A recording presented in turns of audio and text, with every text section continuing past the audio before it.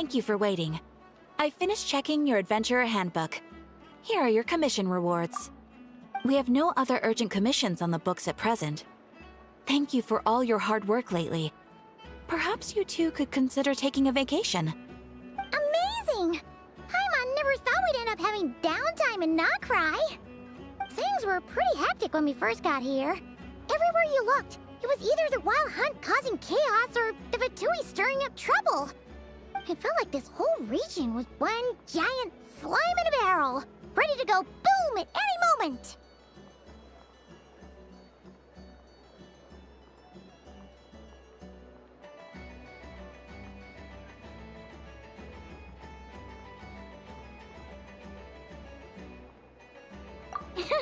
That's right! Another win for Tibet's top duo! Ah, yes. Are you two aware that the Moon Prayer Night is soon to take place? Oh yeah! Lama told us that was coming up soon. Wait, why do you mention it though? Do people in Nasha Town celebrate it too?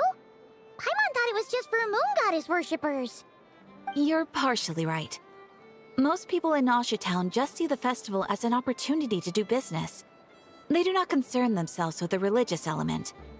The festival was first celebrated by the Frost Moon Scions. On this day, they would wear moon prayer blossoms and celebrate the birth of the moon goddess through song and dance. They would also prepare food and handicrafts and give them as gifts to others. Over time, it became Nodcry's most lively festival. Whew! Sounds like fun!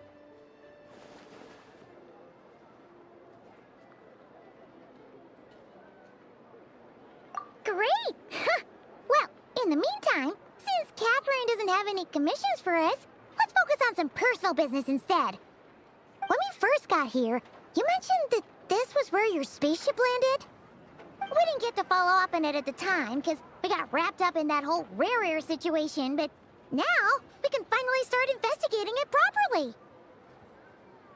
Well, there's a saying Paimon's heard around these parts, which goes, if you lift up a rock, you'll find something you weren't looking for. By that logic, you'll never find what you're looking for while you're searching, but the moment you stop looking, it'll jump right out at you. Could be worth a try though, right? Anyway, Paimon suggests we focus on other stuff we want to do for now, and just keep an ear out for spaceship-related intel as we go.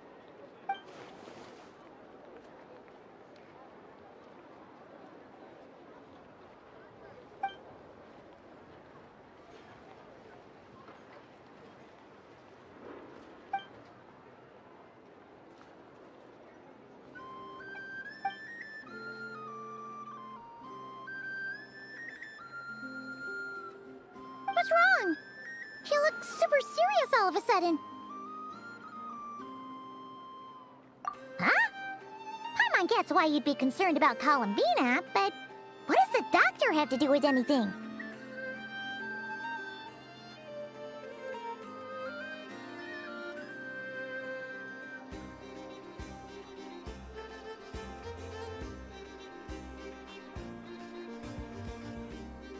Oh, that's true.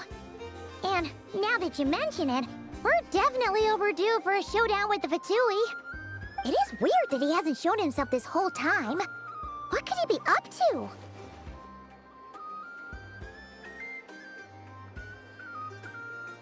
True. Paimon would much rather deal with Marionette anyway. She says the meanest things, but when it comes down to it, she doesn't seem like a bad person. Maybe it's the pressure of being a Fatuse? Especially as a Harbinger. Does she feel like she's gotta act tough to keep up appearances or something? But then, every time we headed out with Rarier, she always wound up having to repair Polonia and her other robots. That's gotta sting. Losing face always hurts more for people who care a lot about their image. She's probably still furious about it.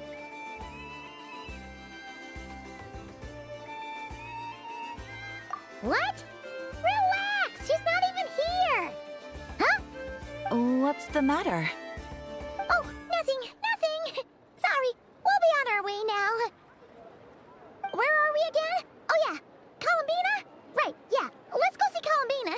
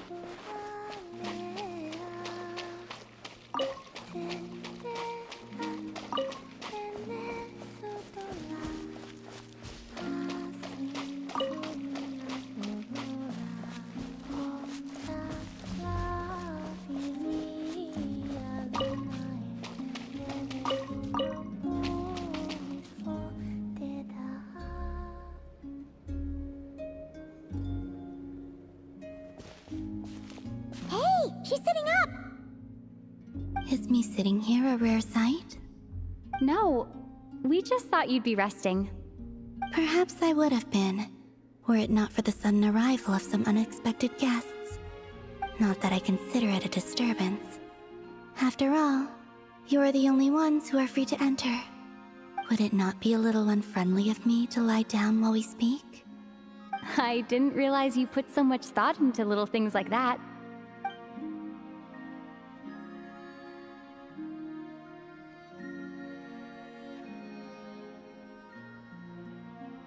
Only sometimes. There have been moments lately where I think about you and your companions. They are warm, mysterious, and cozy memories. Very few of my past memories are anything like that. They say that travelers return home bearing bags full of souvenirs. But my luggage was empty, and I believed it would stay that way. Return home? So, you're still planning on returning to the moon? Yes. This planet continues to reject me, reminding me that I do not belong here. If I remain in Teyvat, there will come a day that I disintegrate. And I don't mean reduced to dust, or turned into food for the flowers. I mean, I will cease to exist entirely. Alright then. Well, we're sure gonna miss you. But it sounds like we'll have to say goodbye. How do you intend to return? The moon prayer night is soon to arrive. On that day, the moon will be closest to Teyvat. The Kuvaki in this land will reach its peak at that time. I merely need to grasp the tide, and with relatively little effort. Oh, Paimon gets it! It'll work like a slingshot! You make it sound like she's gonna get blasted up to the moon. If I did that, I suspect I would crash into the false sky. I will be using a much gentler approach. But I do like the analogy. It's fun. You see? She gets Paimon's sense of humor. In the blink of an eye, the time has come to part ways. It does feel that way, doesn't it? Time seems to fly fastest when you are enjoying it. I have always thought of myself as a wanderer on this earth, and it has never expressed any desire to keep me here. Yet, just as I plan to depart, it tugs at my arm. Is this a gesture of affection? Or is the world mocking me? Oh. Were you hoping I can answer that? Yes. You are a traveler, so you must have a lot of experience in this area. Then, what I would say is, enjoy the moment. That's right! Don't overthink it! Happiness is happiness and joy is joy! The point is to enjoy it, not analyze it! I see. Then what I would say is, even though I am very tired right now, I am still happy. I can't tell from the tone of your voice. Oh, really? You don't think I sound happy? I'm just kidding. I could tell you were in a good mood today from the moment we saw you. Ah, a joke. Albeit not a funny one.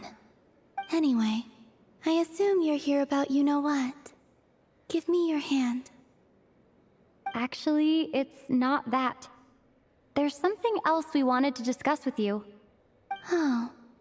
Then, do you still want to give me your hand? Or not? Sure.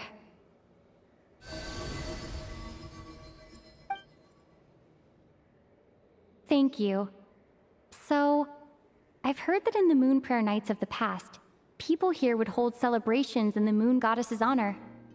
Since you helped so much in our fight against the Reihir of Solnari, I think you deserve a farewell party before you return home. I haven't asked everyone else for their opinions on this yet, but I'd like to invite you to join the upcoming moon prayer night.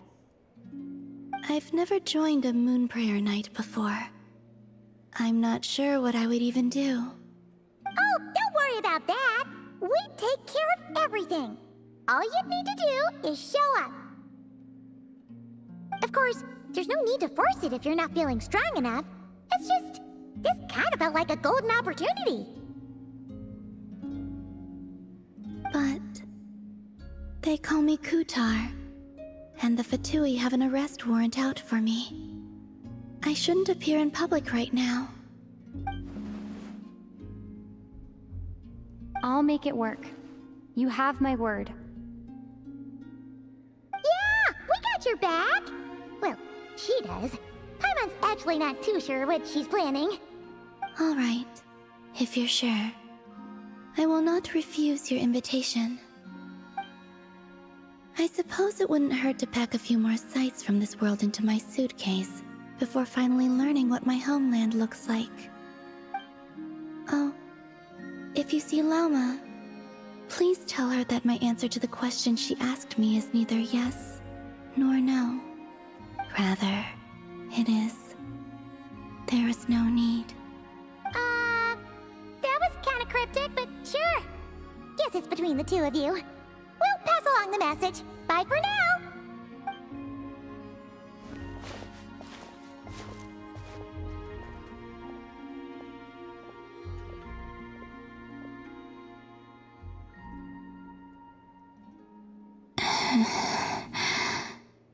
And also, I do not know.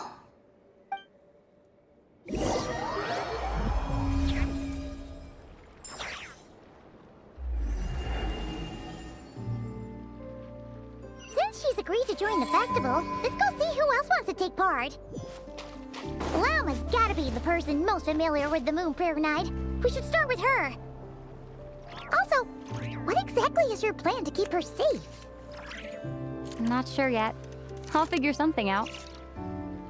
What? Are you serious?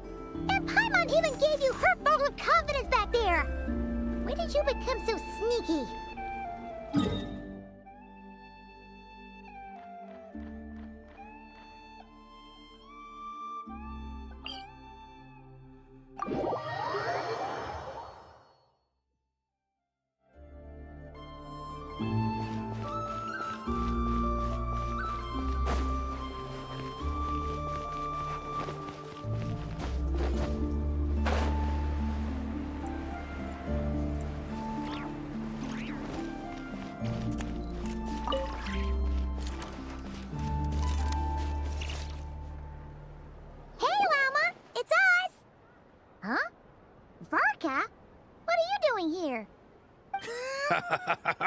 Beats me. I had a bit too much to drink last night, and when I woke up, I was on Hisi Island. Mr. Varka is helping to oversee Nasha Town's preparations for Moon Prayer Night. He is here to go over some details regarding the decorations and custom cloth designs. Right, yeah, that too. What do you mean, that too? Yes. Celebrating this festival is a long-held tradition here in Nodcry. On this day, the crescent moon at the top branches of the verdant crest turns into a full moon, and the moon prayer blossoms bloom with a special radiance. Our people take these to be blessed omens. It's an especially welcome event coming off the back of all that nasty business with Rare. Everyone got put through the ringer recently, and now they're looking to turn their fortunes around. The big shots in town all agree that a big, lively celebration is just what we need to rebuild people's faith in the place. No wonder Catherine said that people weren't so bothered about the religious element. That's right. It's become more of a local custom by this point. The celebrations have little to do with whether the religious stories behind this event are true or not. Even the Frost Moon Scions are eagerly awaiting the coming of Moon Prayer Night, despite now knowing that their past beliefs were founded on a falsehood. That's fair. It's a bit like the Lantern Ride in Liyue. It's a chance for people to enjoy themselves, not debate the existence of the Adepti. Oh, one other thing. We just went to see Columbina. We went ahead and invited her to take part in the festival this time. Hope it's okay. Wait, so... you mean she agreed to it? Huh. That's quite a surprise. Then I suppose that she intends to return to the moon on that day. Oh, yeah! It's kind of a complicated process, but basically, it's like a slingshot. I understand.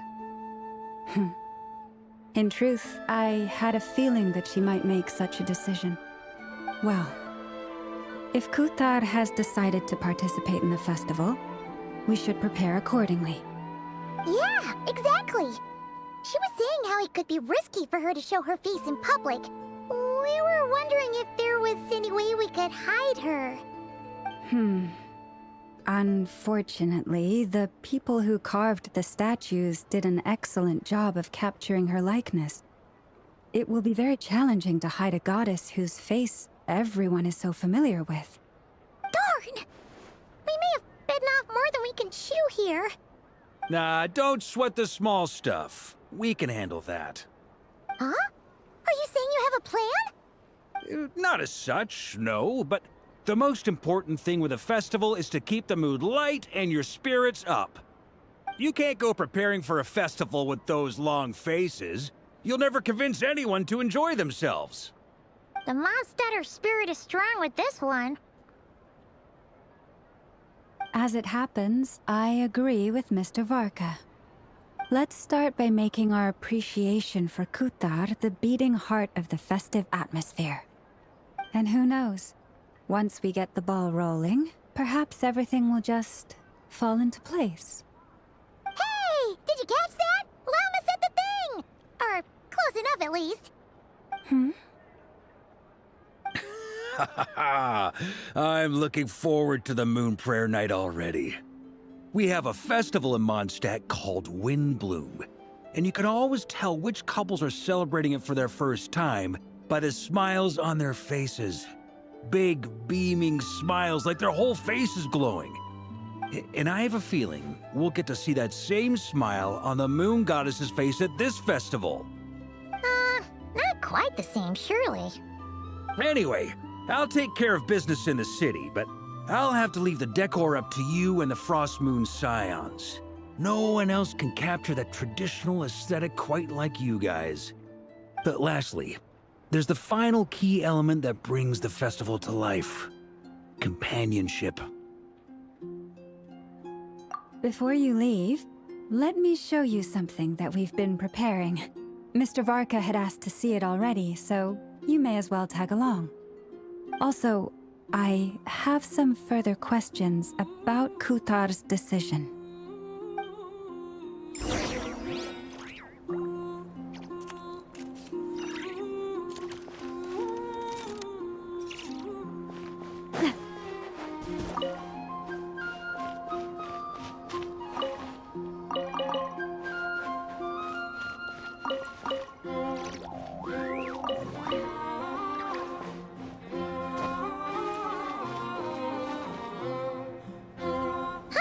What's this? They sure look like they're having fun. I believe so. Kuhenki seem very skilled at playing drums like these, although I'm not sure where they learned it from. Maybe it's an innate talent? In their eyes, they're probably just playing with toys.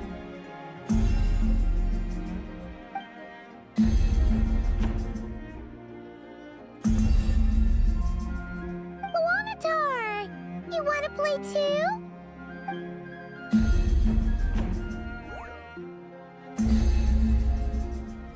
Yeah. She looks more confused than anything. Maybe we can teach her next time if we get the chance.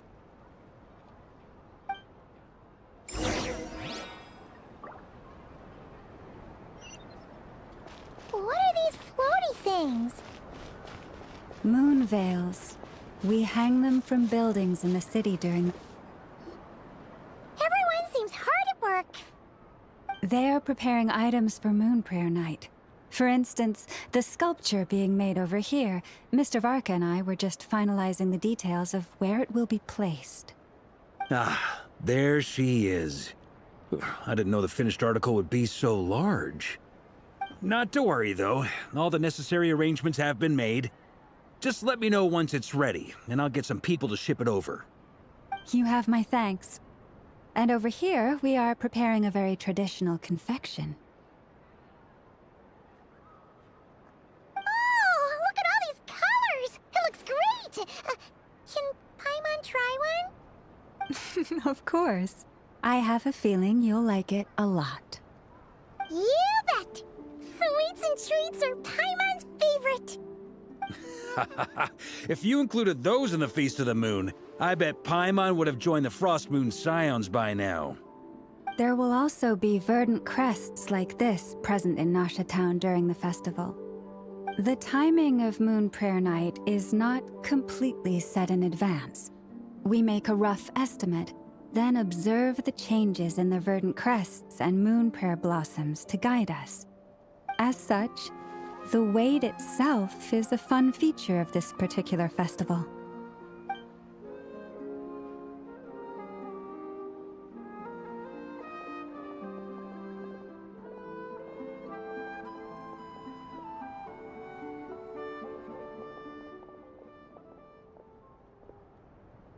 Let's talk here.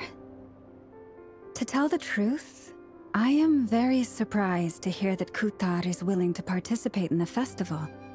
I once asked her if she'd be willing to stay with the Frost Moon Scions. I could introduce her to everyone, and we could be a family to one another.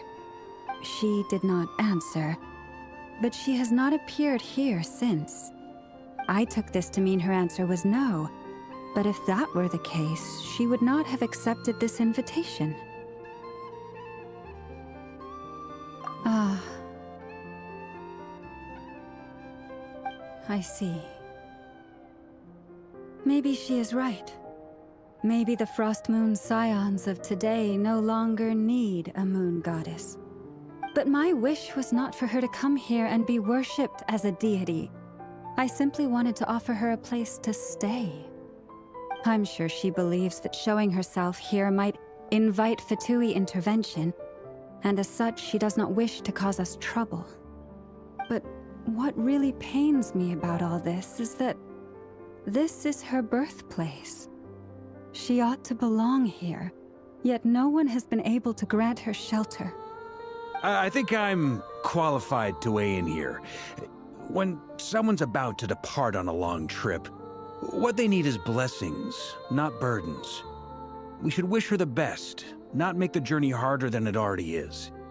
Anyway, she's agreed to attend, hasn't she? All we need to do is simply respect her decision. I see your point. Yes, she will soon depart after all. Our job is to leave her with some happy memories. Besides, who's to say her journey to the moon is a one-way trip? It's not like she can't come back and visit if she wants, right? Paimon agrees wholeheartedly. Festivals are all about having fun, so let's keep it simple. All right, I'm gonna head back to Nasha Town soon. Wanna come with? I'm guessing you have some other folks to visit there. Sure thing, let's go! Bye for now, Wilma! Thank you all. Goodbye.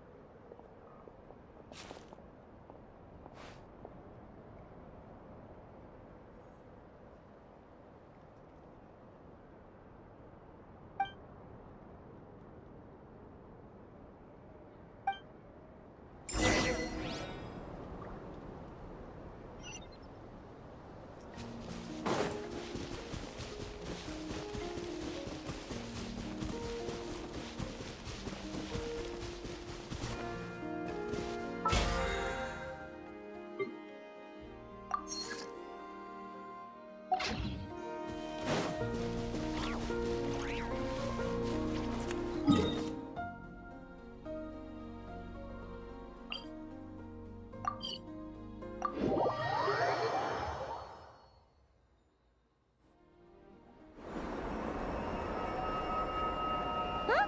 Hey, over there! It's Duran and Albedo with twins! What could they be chatting about?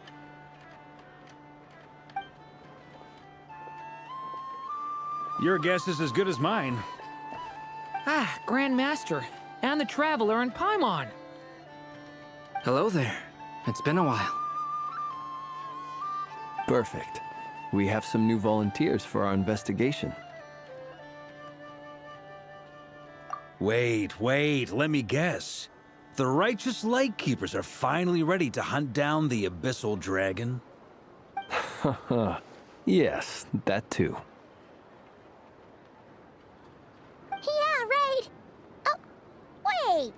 Why does everyone keep saying that too? Well, to be precise, the facts match, but not the causality. Wait, so I guessed right? Half right. Don't act so impressed with yourself. Maybe I can explain. We ran into Mr. Flint's north of Nosha Town. At that time, we just noticed a few abyssal creatures out in the wild, but the strange thing was, I didn't detect any traces of abyssal energy on them at all. On closer inspection, we realized that they were not real monsters, but something akin to reflections in the water, or perhaps a mirage. Huh? What do you mean? Like, you could see them but not touch them? Exactly. It was very peculiar. They roared and tried to attack us, but we could not make any physical contact with them. I think I've heard of things like that happening in Nodcry before, but I don't know much about it.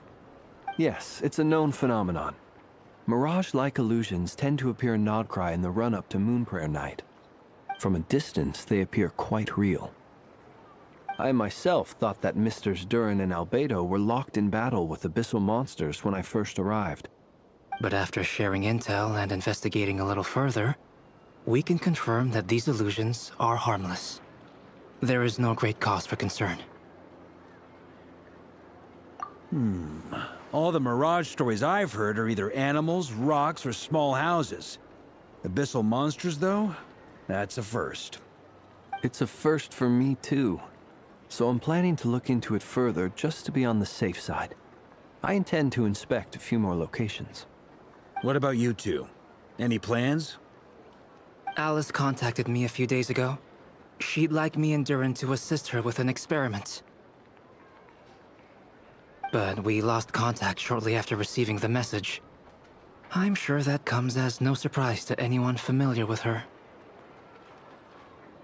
We don't know when the wind will blow, yet when the wind blows, we will know. That, in a nutshell, describes how Alice operates. Yeah, that tracks. Okay. Well, I suggest we investigate this Mirage business in the meantime. It's piqued my curiosity, and I'm pretty sure I know someone who will already be 10 steps ahead of us. Well said. Right? Whatever's happening in Nodcry, she always seems to be the first one to know. Let's go see what she knows. We can invite her and her staff to the festival while we're at it.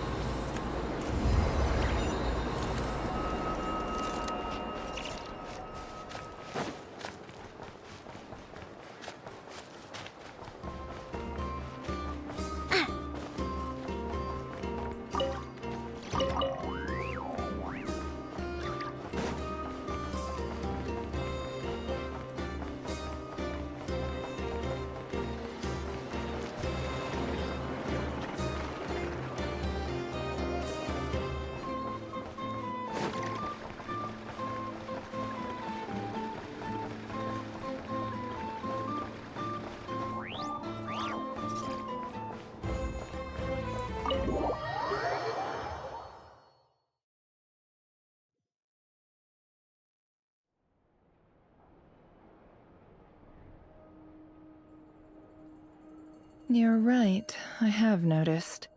There's certainly something a little fishy about this situation. Only a little, though. Records indicate that this phenomenon can occur in the days before and following Moonprayer Night. That said, it has always been a rare sight in the past. The odds of encountering these phantoms are similar to looking up in the night sky, happening to see a shooting star, and managing to make a wish before it disappears. But this time, either everyone's getting lucky, or they're appearing far more frequently than usual. Yehoda's out gathering intel as we speak. In the meantime, let me check off some points of interest. First, the Abyss. The ones we saw seem to be abyssal monsters. Indeed. But we have identified one location where many more of them have made an appearance. And not just monsters, but human phantoms too. Given the scale and nature of the phantoms, it's almost as if someone's last memories are coming to life. Or perhaps the memories of multiple people. Oh. So you mean the phantom monsters are hunting down the phantom humans? Exactly. The phantoms can interact with each other, but we have no means of intervening. In addition, some of the human phantoms would seem to be from the very distant past. This is clear both from the clothing they wear and the stories they tell. They claim to be from Hyperborea, a name which I've heard from Lauma before. If this is true, it means they must be from 6,000 years ago. Did Paimon hear that right? 6,000 years? It sounds like this merits further exploration. That'd be a big help. I'll leave it with you, Albedo. My knowledge of ancient history is non-existent. I used to doze off every time the pre-Knights of Favonius era came up in class. It's quite a miracle that you were able to understand these phantoms' speech, given how long ago they lived. I suppose you're right. But I'll leave the archaeologists to ruminate over that conundrum. As an intelligence broker, my sole interest is in the value of the information I gather. Which, in this case, hopefully means earning myself some good favor with our dear Lady Moonchanter. So calculating. Whew, this intel broker logic always catches Paimon by surprise. Sounds to me like we could split the work up.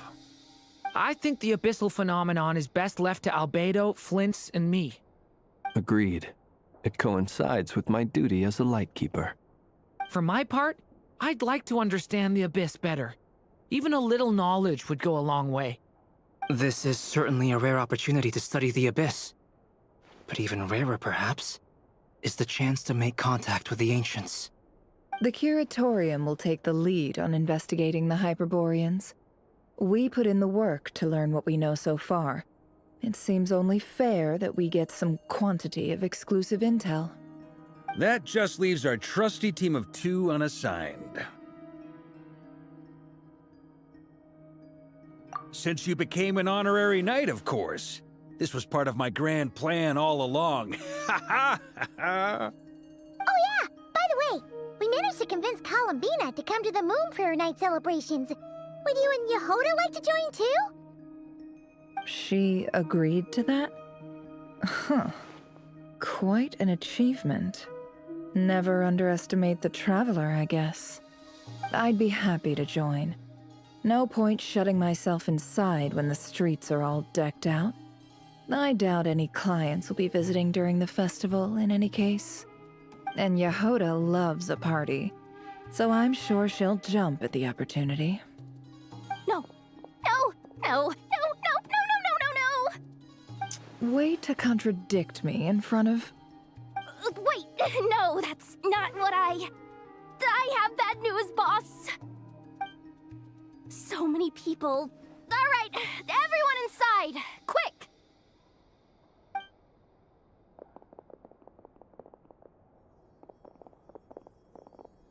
This is gonna sound crazy, but hear me out. I saw one of those phantoms at Star Sand Shoal, and it was some sort of flying ship. Like a spaceship? That's gotta be the one you came to Tibet in. You said you saw the same thing through the moon marrow, right? Huh? You already know about it? Ugh, I thought I was gonna blow people's minds. Turns out I'm the last to find out. Wait. Back up. You came here in a spaceship? Now my mind is blown! What's it like on the inside? Was it like flying through space? I want to know everything! Yep, exactly. Huge discovery. You're the best. Second best intel broker in the world. After your boss, of course. Wow. Really? Well, I don't know if I'm all that, but... I guess that decides where we're heading next. Come on, don't look at me like that. I know the spaceship doesn't have anything to do with me, but you don't want to leave me as the only one twiddling my thumbs, do you? Please? Fair enough. You can tag along. In that case, let's meet back here to discuss our findings once we're done. I wish everyone a productive investigation. You too.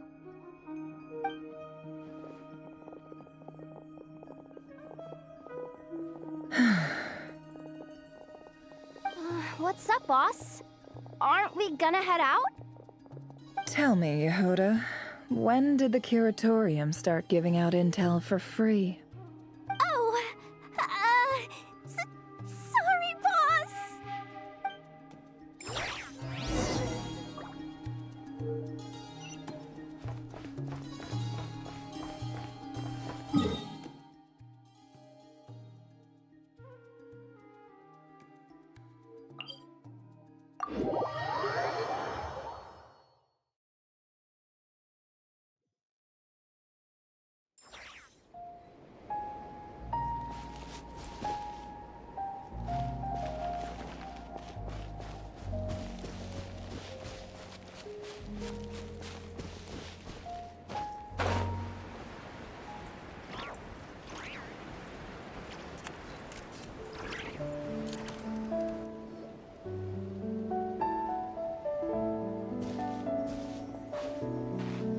Wow, what do you know? Yehoda was right on the money. This Phantom really is your spaceship. But that's so weird. Why would it show up here? Is it some kind of projection? Or a ghost? Like, maybe it no longer exists, but somehow it left an afterimage? Ah, you're already here. Miss Lauma, what a surprise. I thought you were busy with festival preparations. I was, until one of our people informed me that a strange sight had appeared at Star Sand Shoal. No one's ever seen something quite like this before. I thought I should see it for myself. Same here. Oh, so we heard that these things appear around the festival period. Any idea why that is? Unfortunately not. We have very limited information about them, since they can't be interacted with. And no human phantoms have ever made an appearance before now. The most we've been able to deduce is that these sightings appear to be connected to the increase in Kuvaki energy around this time. Yeah, seems like that's all we can do. This is all so confusing. Allow me to lend you a hand.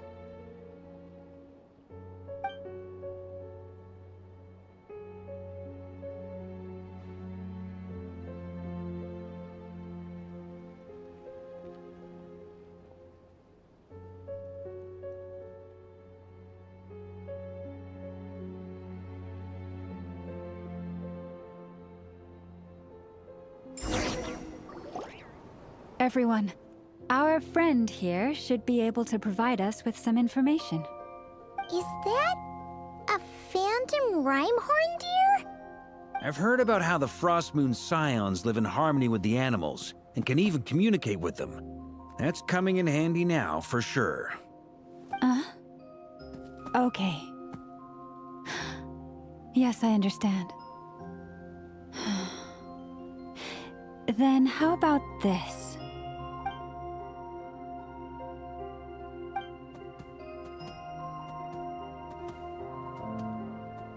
Oh, it's leaving.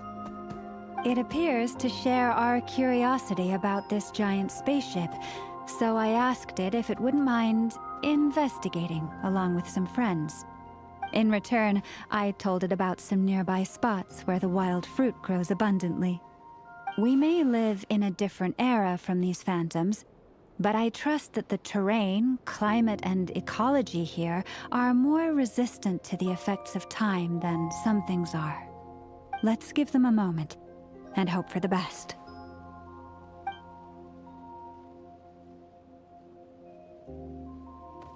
All back together? Must have been a lot of fruit. Indeed. Now let me ask them some questions.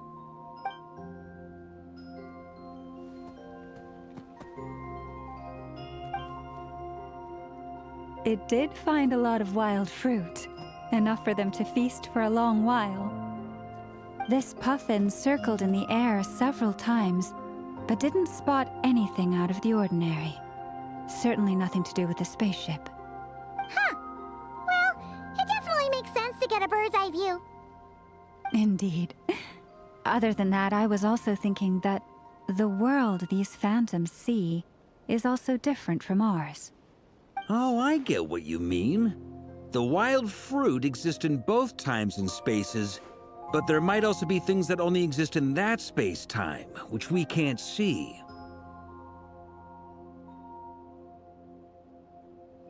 Good point. Great thinking, Lauma. Blunthorn rhinos can use kuvaki to shift great rocks, but this one says it couldn't get that ship to budge by even an inch. The sniffer mole tried too, but despite being a skilled digger, it could not get through.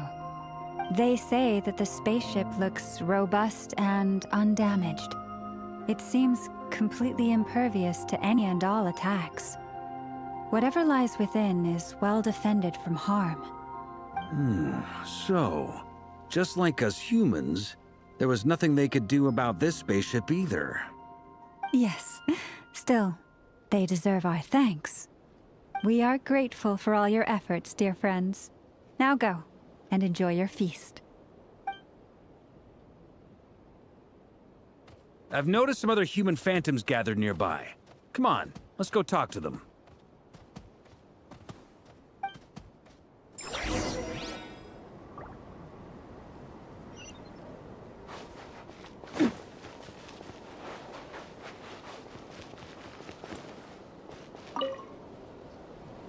What is this thing? I've never seen it move, and there's no way to get inside. Goodness knows. My grandpa says it's been sitting here at least since his grandpa was still alive. What about his grandpa? Did he say anything to your grandpa's grandpa about it? Huh? I don't know. In all likelihood, it was here back then too. Hard to imagine something this huge could move. Guess that means that as far as they're concerned, this ship's been around a long time.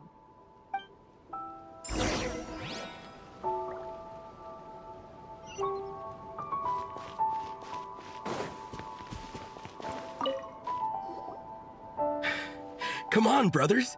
If we can get even a small chunk off of this thing, it's gotta be worth a fortune. Today is the day we strike it rich. Huh? You mean Paimon? Yes, brother, I shall join you. Let's make our fortune. We should go with them. What the? This thing is crazy tough. I can't even scratch it. What's it made of?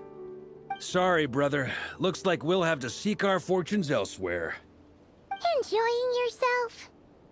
I was just seeing if I could influence this phantom's perception by playing. But nope, no dice.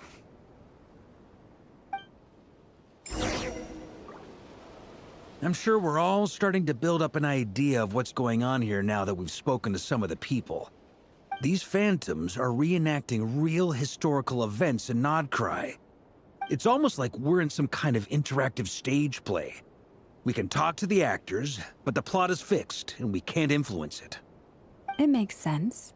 History is set in stone. The objective facts of the past cannot be changed. Paimon totally thought you were just goofing around earlier. But actually, you were doing some serious investigating. Of course I was. Anyway, at this point, I think we're forced to conclude that although the Phantom spaceship is right there in front of us, we aren't going to learn much about it from these people.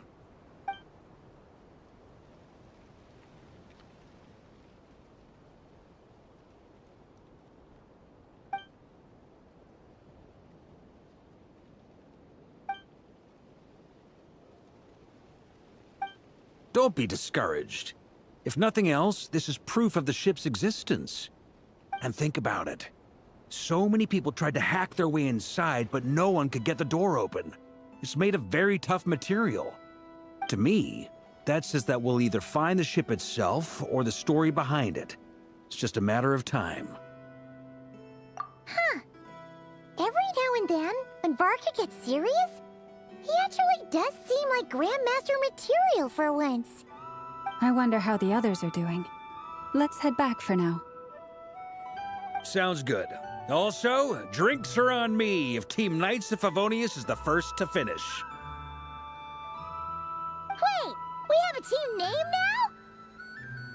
now? Am I in Team Knights of Favonius as well? You're very welcome to join. We've even got a cathedral ready for you. Isn't that technically blasphemy? You wouldn't dare make a joke like that if Barbados was in earshot. Nah, I'm sure Barbados doesn't mind a little harmless blasphemy once in a while.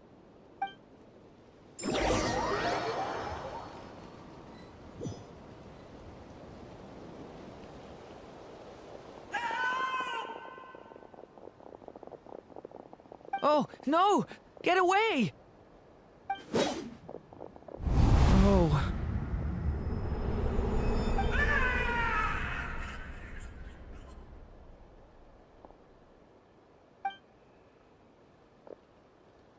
I know it's hard to stomach, Mr. Duran. But as I'm sure you've noticed, there is nothing we can do to intervene in that which unfolds before us. But we have to at least try. And try you have. But are you aware of how many unsuccessful attempts you've made now? I wasn't keeping count. I'm afraid this is the 39th failure so far. Or the 5th if we're only counting this particular victim. There are no indications that these phantoms may be altered in any way. You seem to have calmed down a little. I'll make us a fire. You should rest and have some water. Feeling any better now, Mr. Duran? May I ask a few questions? Be my guest. What exactly are we witnessing here? What happened to those people? My guess would be that we are seeing Nodcry during the Conrian Cataclysm. Would that be accurate? Conria. That is correct. As you know, once the Abyss senses even the tiniest crack, it floods in and spreads like wildfire. There was a time in the distant past when it permeated all of Nodcry, causing immeasurable harm. The people paid a terrible price to heal this land. Then, 500 years ago, the whole of Teyvat suffered an abyssal disaster. Once more, Nodcry was dealt a devastating blow.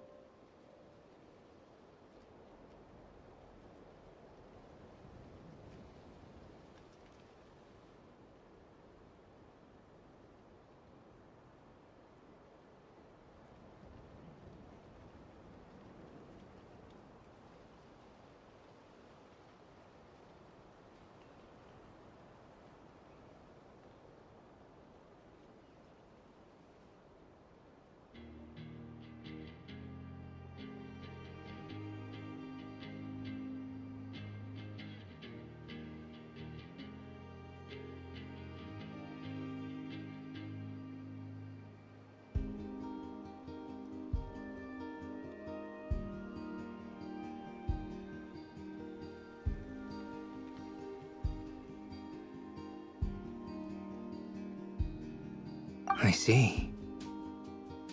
In the face of the abyssal onslaught, all were like grains of sand tossed around by a tidal wave. Be they human, fae, or god. The moment you witnessed is but one drop in a whole ocean of catastrophe. All right. I guess that answers my second question, too. I wanted to know why there's nothing I could do to help them, and that's because what we are seeing is history. That would be my guess as well. As I understand it, history and fate are not all that dissimilar. The latter may be unseen to us, but both are immutable. Yes. Fate was determined long, long ago. I still have a couple of other questions for you, Mr. Flint. You mentioned more than one abyssal disaster that has struck this land in the past. How can you be sure that what we're seeing is from the Conrian incident? And also, how are you able to stay so calm when you're talking about these events? From everything I know about you, you're not cold or ruthless, and you're not indifferent to the suffering of others. Alas, I am forced to show my age. I must be 600 or 700 years old by human measure. Wait, so you... One is not easily moved by history when one has witnessed the truth firsthand. I'm sorry. You needn't apologize.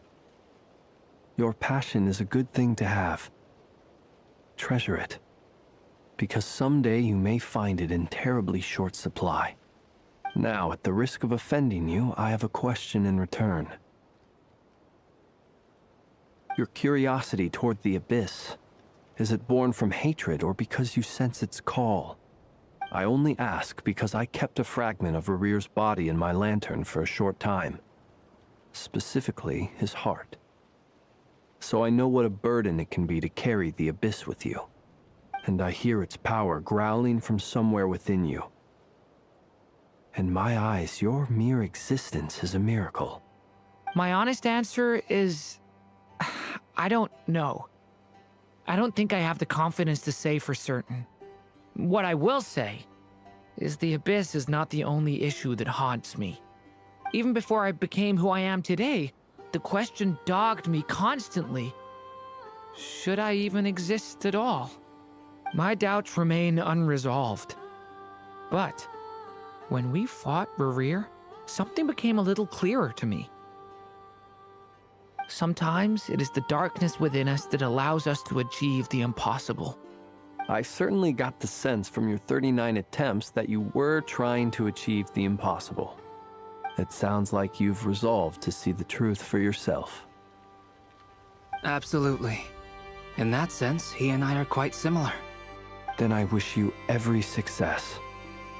I look forward to the day of your transcension. Well, if everyone's caught their breath, I suppose we should head back. Oh, and one last thing. I'd appreciate if you kept our discussion about history a secret.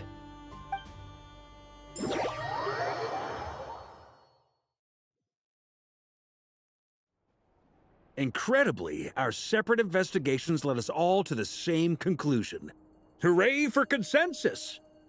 Yeah, but we barely learned anything, though.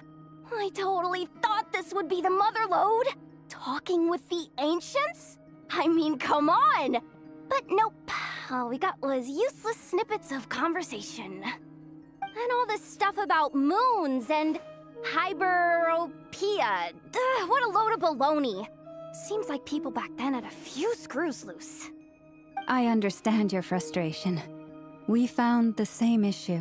Each phantom only showed a very brief moment in time. There isn't much value to be found in these miscellaneous fragments of a civilization's history, no matter how glorious it may have been. If there's a silver lining, it's that these phantoms are harmless to the present reality. They shouldn't get in the way of the festivities. Paimon agrees. And not just because it's the first thing she understood in this whole conversation. You look disappointed, Nefer. Is something the matter? What do you think?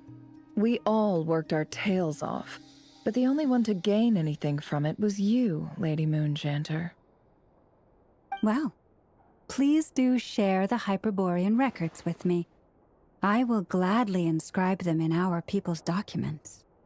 Oh, duh! Yeah! That was it! Hyperborea! Hyperborea. I'm serious. Only an expert in the Frostmoon Scions and their history can turn these records into valuable research material. The alternative is to let them gather dust on the Curatorium's storage shelves until the pages turn yellow.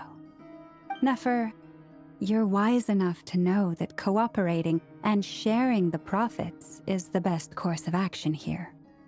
Well, that goes without saying. Sure, let's do that. Huh? But didn't you say we aren't supposed to give out intel for free? Sorry. Shutting up. Now is not a good time to push Nefer's buttons. Anyway, back to Moon Prayer Night. I'm thinking that we should prepare something a little special, aside from the usual decorations and so on. You mean a parting gift? Can't go wrong with food. Although, does food go bad on the moon?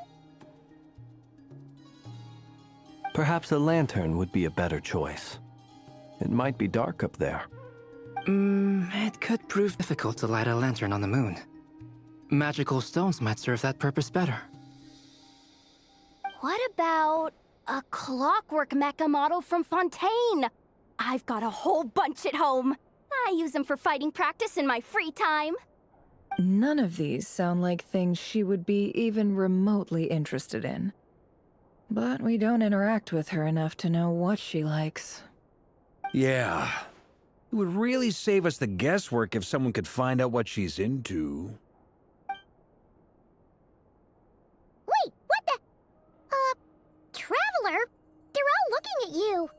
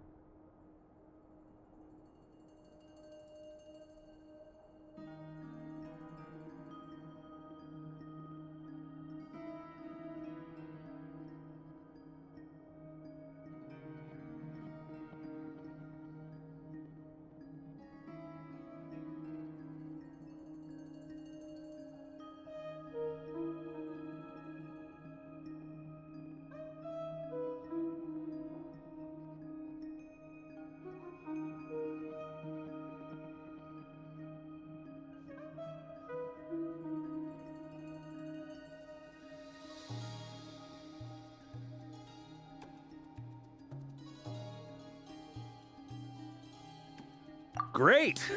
Haha, problem solved. Now, I need to stop by Dory's. Gonna need her help sourcing a bunch of stuff for the festival. Then let's leave it there for now. We all have our own business to attend to.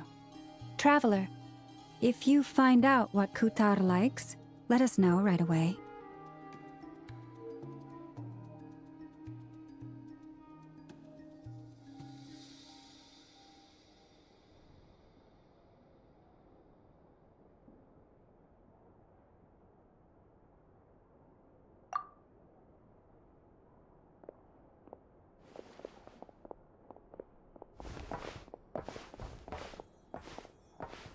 Is something the matter?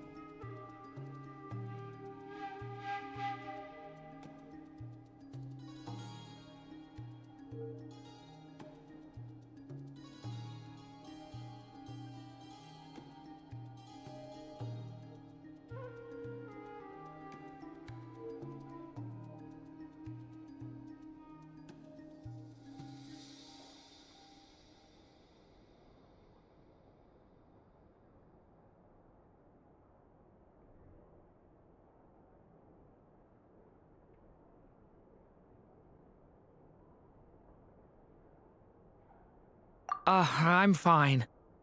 It's just... I'm still feeling a little rattled after witnessing the horrors of the Abyss. But it's okay. This is something I have to work through. I'll be all right. Thanks for your concern. Well, don't put too much pressure on yourself. If you ever feel like something's wrong, physically or mentally, we're here to talk.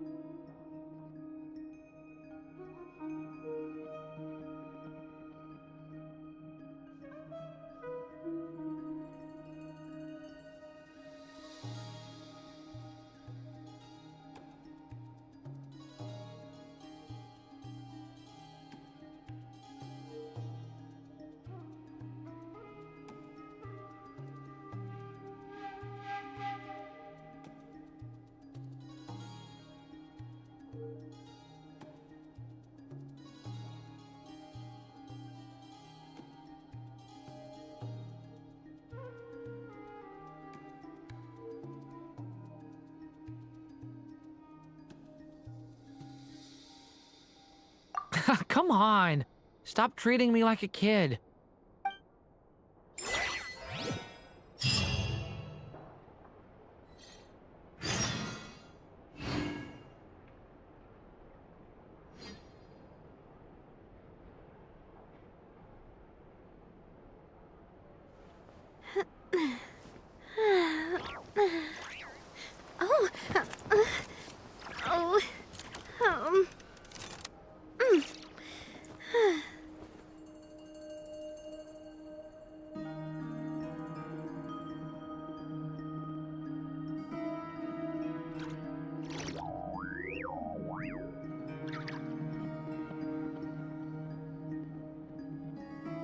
I really want to go traveling.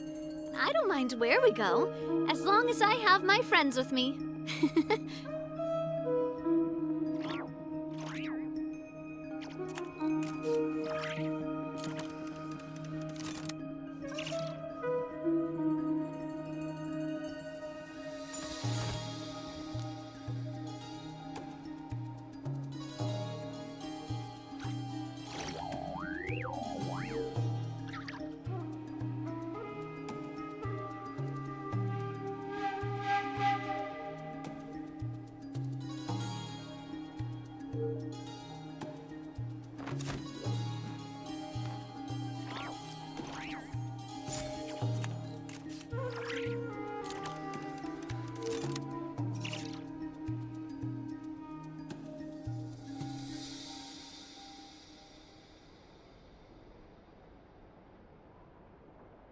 My time with Espina has taught me that carrying an unreliable weapon is worse than not carrying one at all.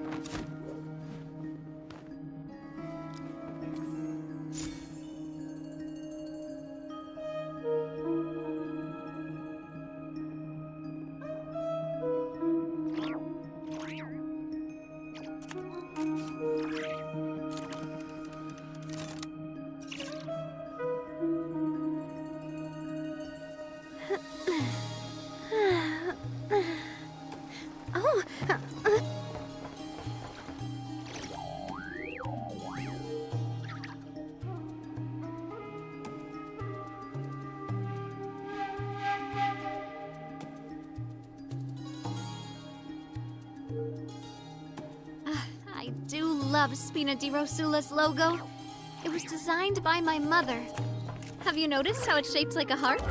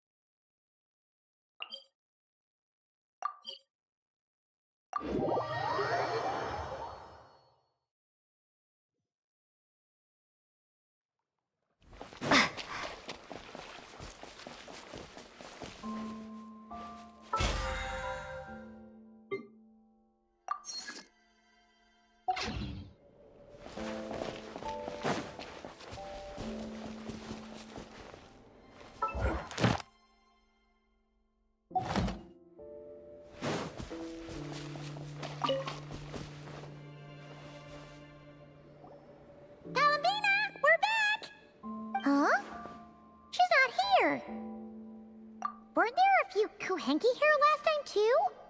Where did they all go? Walkies? For Kuhenki? You're not pets, you know. Oh, well.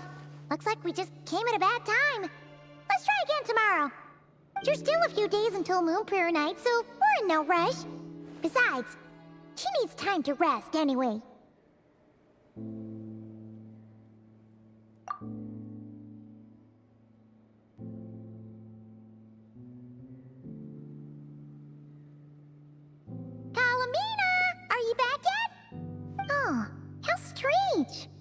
Looks like she still isn't here.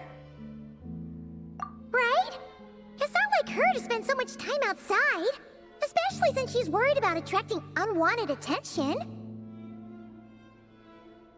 What about Luonatar? Luonatar, you there? Hey! Do you know where Kalambina went? Sorry, didn't understand. But if you know where she is, could you take us to her? Yeah, that's even stranger. What about them? Oh, that's not good news. They change color when Kalambina gets weaker, right? And they look super pale right now. Good idea. She might know what's happening.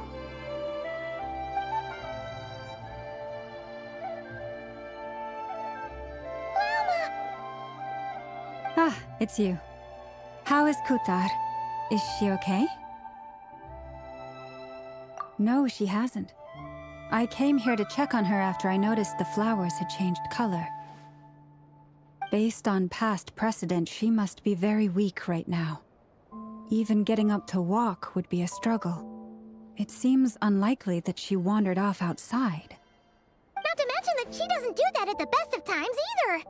So yeah, this is super weird. No. Very few people are in the know about Kutar's whereabouts. And if anyone suspicious had visited, they'd have left some sort of evidence. Come on, let's go to Nasha Town. If anyone has seen her, someone there will know about it. It's not Cry's information hub after all. Makes sense. Let's go!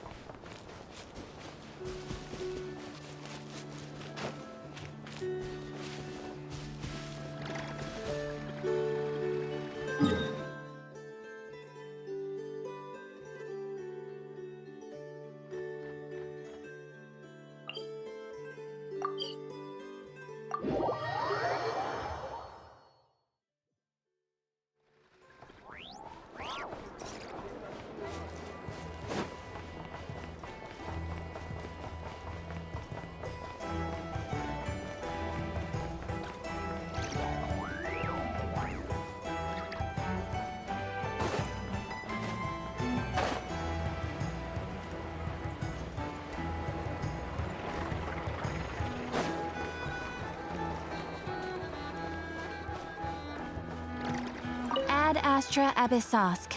Welcome to the Adventurers Guild.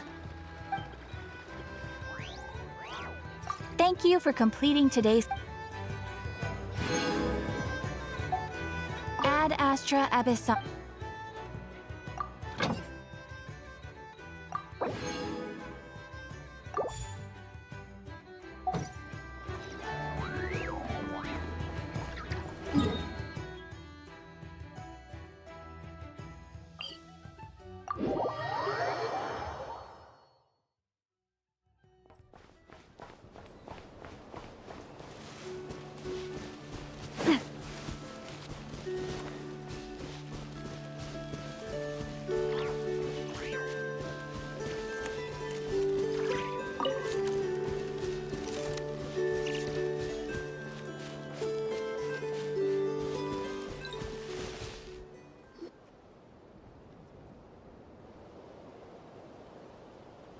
Moment. Is it just Paimon, or is this stall kind of suspicious? It's never been here before, right? No, I don't recognize it. Alas, your free and easy adventure time is over. Now, prepare to face the final boss of Nod Cry. Whoa! Where'd that voice come from? Not sure, but it's definitely hostile. No, not that way. The final boss is right here. The sniffer mole? That's the final boss? Surely not. Also... Okay, the jig is up. I'll stop teasing you. Turn around. I'm right behind you. It seems I've managed to leave quite an indelible impression, even though you've never seen my face. Oh, nothing could make a great mage more pleased with herself.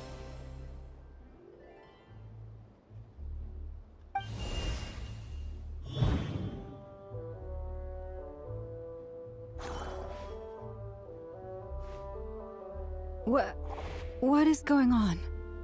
I've heard that all the big shots in Tevat have long, wordy titles that stun people speechless when they make their entrance. Unfortunately, none of them are affiliated with the Hexenzirkel, and we ourselves keep a very low profile. The notorious name-dropping doesn't quite work for us.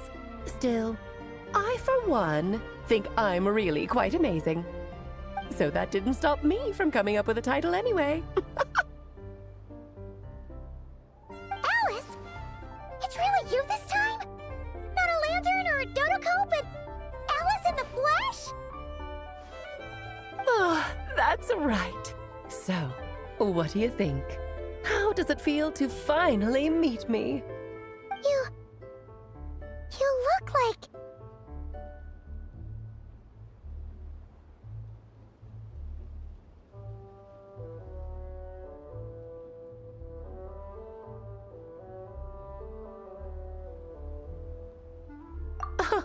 What is that supposed to mean, I'm the mother of Klee, Tivat's #1 cutie.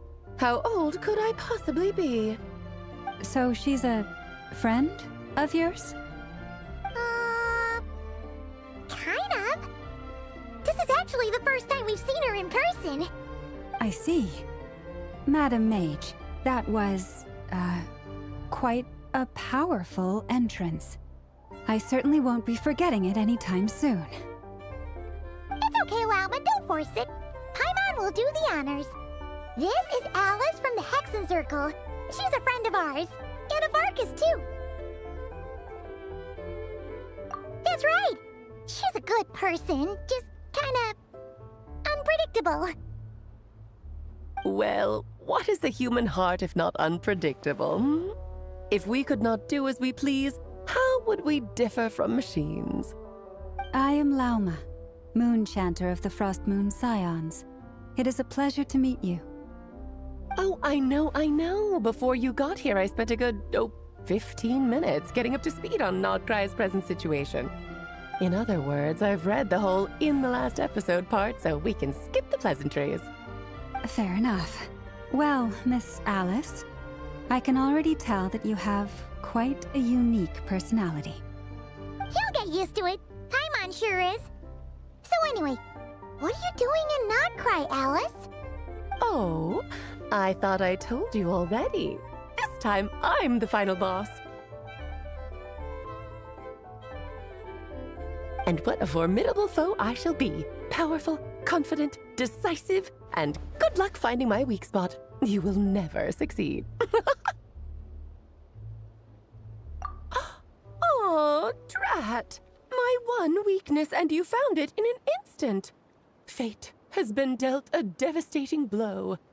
Thus falls the great Dodo King. Why are you playing along with this nonsense?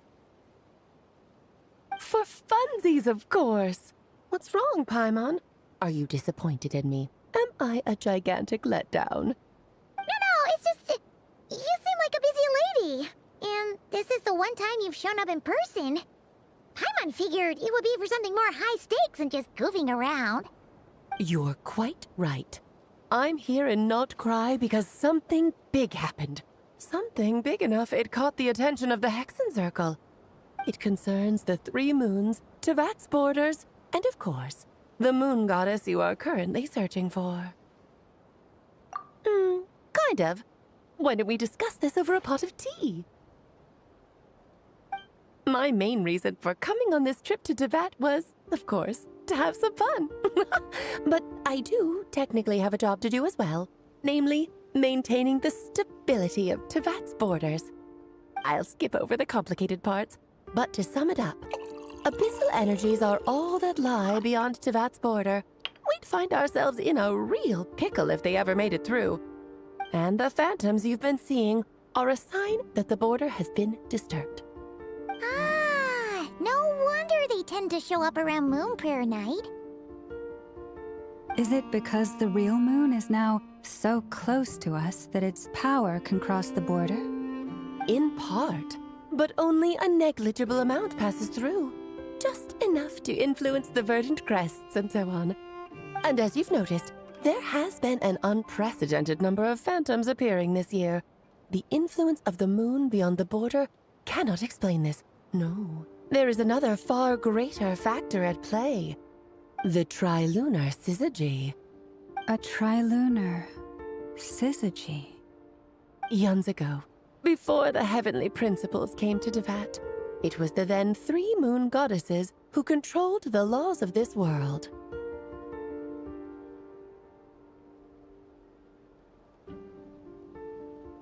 Oh, that's exactly it! The 3 goddesses split these powers amongst themselves, promising never to consolidate them into one singular body. This was meant to keep the world stable. But, fast-forwarding to the present, the eternal moon's marrow is with you, Well, the iridescent moon's marrow, which should never have appeared in this world, has been retrieved. Add that to the presence of a moon goddess in the flesh and... the power of all 3 moons is gathered here in Notcry. There hasn't been an event like this since the War of Funerary Flame. And it's having a noticeable effect on Tevat's borders. Because I wish to give my darling daughter a peaceful, sunny environment to grow up in. Is that a good enough reason? Kinda sounds like you're dodging the question, but it does make sense. Well, that's one reason anyway, and the most important one. The others are a little complicated to explain. For instance, cleaning up after dearest Miss R. Albedo could tell you more about that if you're curious, but right now, I have a more important question to ask you. Why are you collecting the moon marrows? I see. Nicole told me about that legend once. Nicole? You mean Mage Anne? Oh, so you remember. Yes, of course. That was a story about fate, her area of expertise. But back to the story of our dear moon goddess. I'm afraid her intended method of returning to the moon is unlikely to work anymore. What does that mean? She may be missing, but she hasn't gone anywhere. She has disappeared.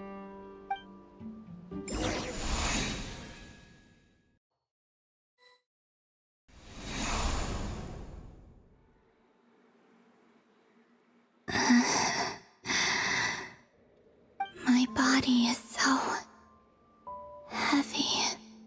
Wait, no. It's my mind that's heavy. My arms and legs are as light as a feather. What's happening to me? I feel drowsy, like I've been asleep for too long. Is it daytime or nighttime? Is the moon out? I think I'll go for a walk.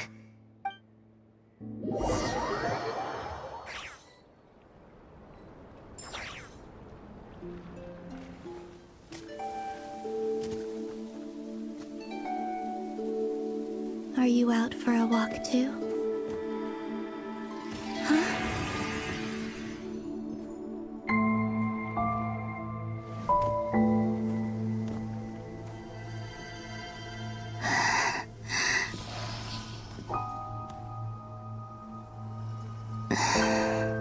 The day has come at last.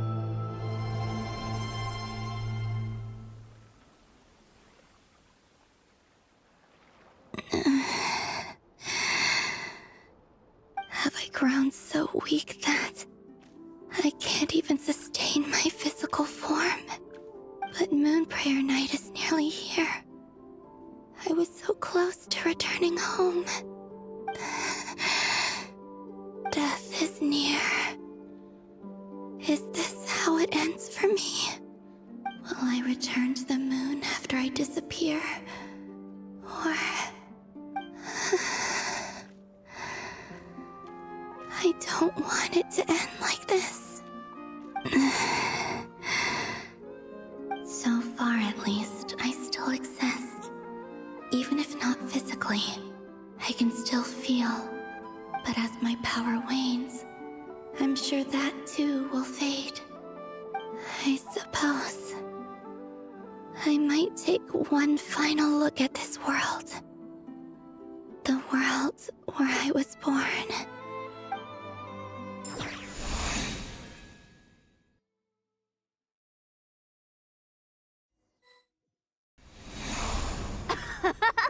Come on! Come on! Wait for me! The Frost Moon Enclave. How much it has changed since I was born. These decorations, they're so heavy. It's times like this when you kind of wish men could be priestesses and acolytes. How fascinating. I've I've never had the chance to be privy to people's private lives in this way. In the past, people would get so solemn and serious the moment I showed my face, like they were frozen stiff. Karina, Lametti, it's time to eat. Coming! I want to watch them a little longer.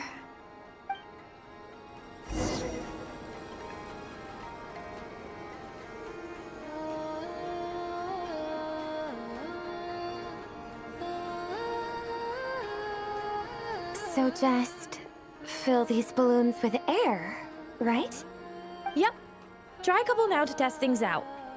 The rest can wait till Moon Prayer night. Think fast. Rita! Teasing an acolyte of the Frost Moon Scions? Surely that's a punishable offense. Take this!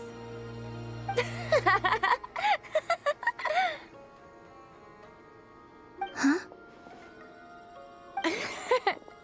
Alright, enough horsing around. Lady Lauma gave us a task. We should get back to it. The task is just to check that the balloons don't leak, right? Doesn't matter if we fill them with air or water. Yeah. Okay, you got me there. And you got me there. But still, we can't use all the balloons before the festival even starts. We won't use all of them. And as long as Lady Lauma's trusted acolyte doesn't snitch, this can stay as a little secret between friends. A couple more can't do any harm, right? Oh, you menace. Then, think fast! Is pumping a balloon full of water really so much fun?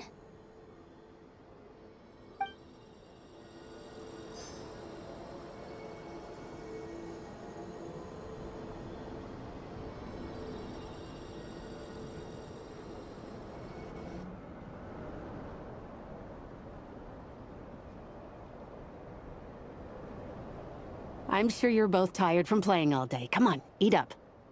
A plain, humble meal. That has always been the way of the Frost Moon Scions. Huh? How come Lametti got a midsummer berry dessert? Oh, I always get Lockaberry. I don't mind sharing. You can have a bite of mine if I get to have a bite of yours. They're sharing food? I've never shared food with anyone before. Even at the Harbinger tea parties, everyone just ate off their own plate. And when I couldn't finish my food offerings from the Frost Moon Scions, they'd leave the leftovers out under the moonlight for the animals to claim. Hey! That was 2 bites! Oh, then you can have another bite of mine. Oh, you too. Oh, don't fret now. Here, have some of Granny's too. So this is what it means to be family.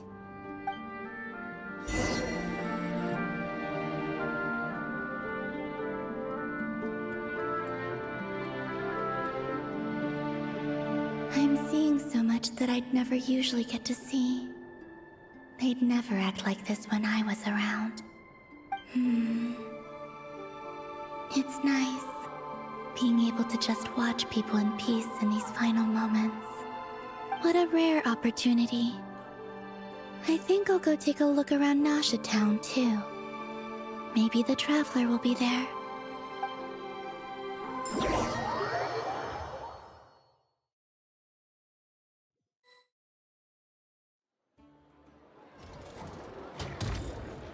After the War of Funerary Flame, the Moon Goddesses were no longer recognized by Tevat. They lost the whole foundation for their existence. That's why the Moon Goddess's strength is fading. She cannot withstand the world's rejection of her.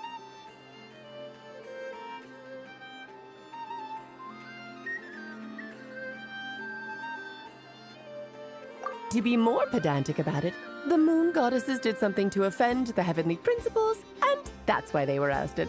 Something of a recurring theme in Tevat's history.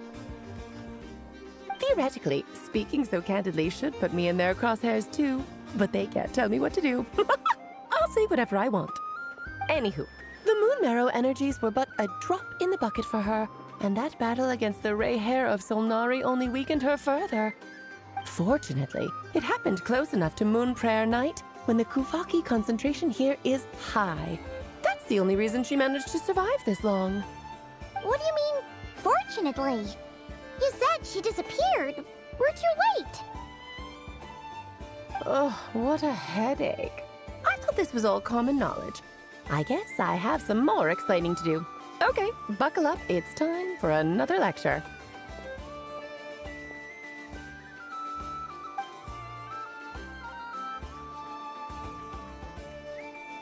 Now, I said earlier that the moon goddesses lost the foundation for their existence.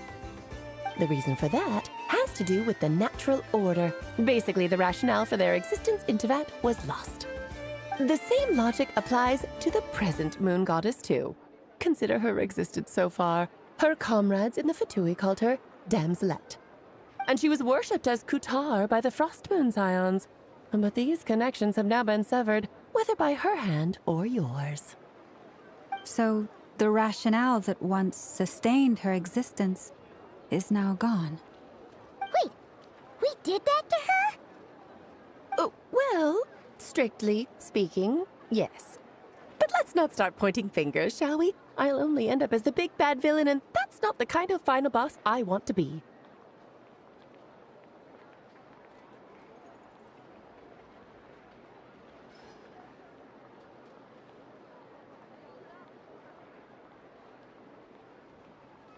Of course I do. I'm only the greatest mage in the whole entire world. Now, if you wish to find your moon goddess, there are two problems we need to solve. Firstly, we'll need to strengthen the connection between her and Teyvat, at least enough to sustain her until Moon Prayer Night. Strengthen her connection? But does that mean I'll have to rally all the Frost Moon faithful behind this? I'm afraid a bygone faith and a former home won't be of any help to her now. Do you know her name? Her name? Oh, yes. Names are very important things. A name is a fundamental concept that anchors one's entire existence. Then your first job is to find it. As a moon goddess, I'm sure she must have a name she identifies with. Neither Columbina nor Kutar is her true name, and she's never really accepted either of them. So, finding out her real name is enough to sustain her existence? Yes, I know it sounds like a small step, but every journey begins that way. So for now, that's all we need to focus on. The second problem is with her plan to use the moon marrows to return to the moon. Unfortunately, piercing through the false sky will take an enormous amount of power. Given her current condition, she won't be able to provide anywhere near enough power, even if she recovers her physical form. But no need to fret. Nicole's the expert in this field, and I'm sure she'll figure something out. Wait, Mage N is going to help us out too? That means we've got 2 Hexencircle mages on the case. This is turning into a pretty big deal. Actually, this is more of a side quest for me. Like you said, I'm a busy lady, so I can't stay for too long. I'll have to return to Teyvat's border soon. That's the upside you get for looking out for my little Klee. Hopefully that will incentivize you to carry on keeping her company in the future. Anyway, jokes aside, you'd better get moving. It will take quite a miracle for the moon goddess's consciousness to hold out till Moon Prayer Night. Oh, I suppose I might as well tell you where Nicole is before I leave. Off you go now. Time to meet your new friend. Oh, yes, and a little suggestion. Don't forget to mind your heads.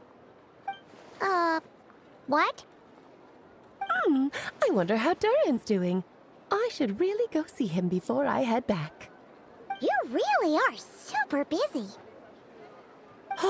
I most certainly am. There's so many children I have to keep tabs on just in Mondstadt. Durin, Albedo, Venti, Varka.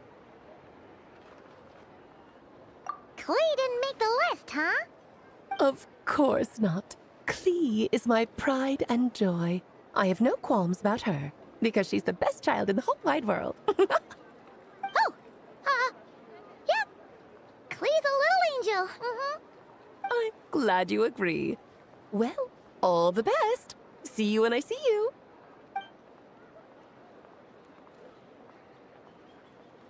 She left in a hurry. Yeah, she didn't pack up her stall. Should we handle it for her?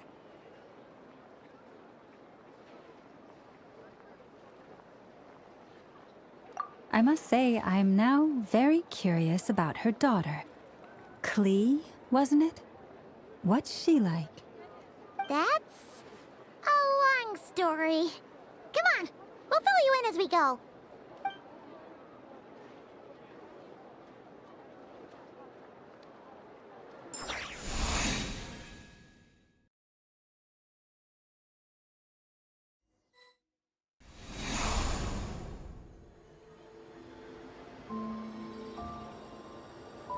What a lively place. I've never experienced Nasha Town like this before. Hey, you old geezer! Your hammer's rusted through! Who are you calling old geezer? Are they quarreling? I'm looking right at him! You've really gone downhill since giving your daughter free rein in the workshop. Can you even swing a hammer anymore? It shouldn't take you days just to fix a single chair. You might as well use that hammer to massage my back for all the good it's doing. Don't run your mouth, or you'll get a back massage that'll put you in bed for the rest of your life. Look, the materials haven't arrived yet, all right? You know how busy it gets in the days before Moon Prayer Night. I'll bet you send all the materials to your little princess. Blood's always thicker than water, huh? All right, you've made your point, Uncle Koski. As soon as the materials arrive, fixing your chair will be the #1 priority. And Dad, if you've got time to chat, why don't you lend me a hand, See? Lolka knows what the score is. I guess they're friends. But the way they spoke to each other was so ugly. Then again, it wouldn't be the first time I've seen something like this. Columbina! Sing outside my door in the middle of the night one more time, and I'll unscrew your vocal cords. You hear me? Oh, Sandrone. So that was her way of trying to be friends with me. What a pity. I won't get the chance to say any ugly things in reply.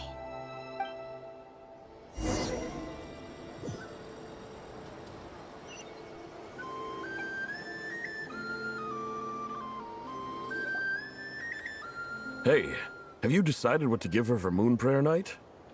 I sure have. She's gonna get the surprise of her life when she's least expecting it. Then I'll whip out the ring and pop the question. The surprise of her life. What a fun turn of phrase. Cool, I get the picture. You can spare me the gushy details.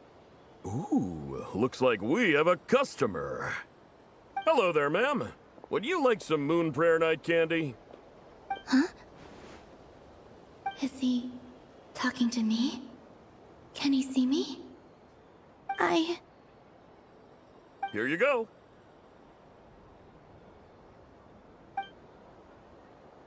Oh.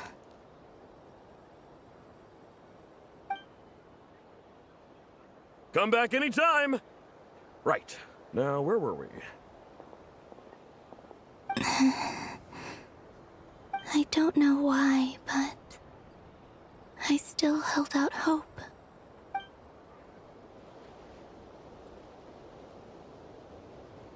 The most important thing right now is to find that mage. This name thing seems super important too, but where do we even start looking? I'd better go pay the Fatui a visit.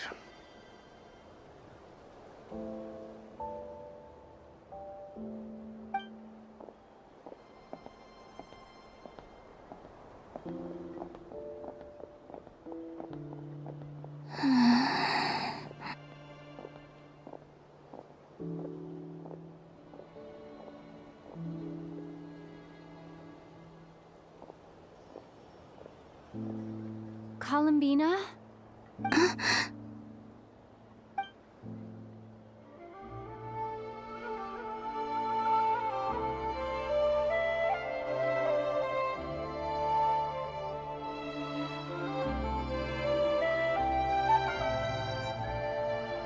Traveler? Let's go! This is no time to be spacing out!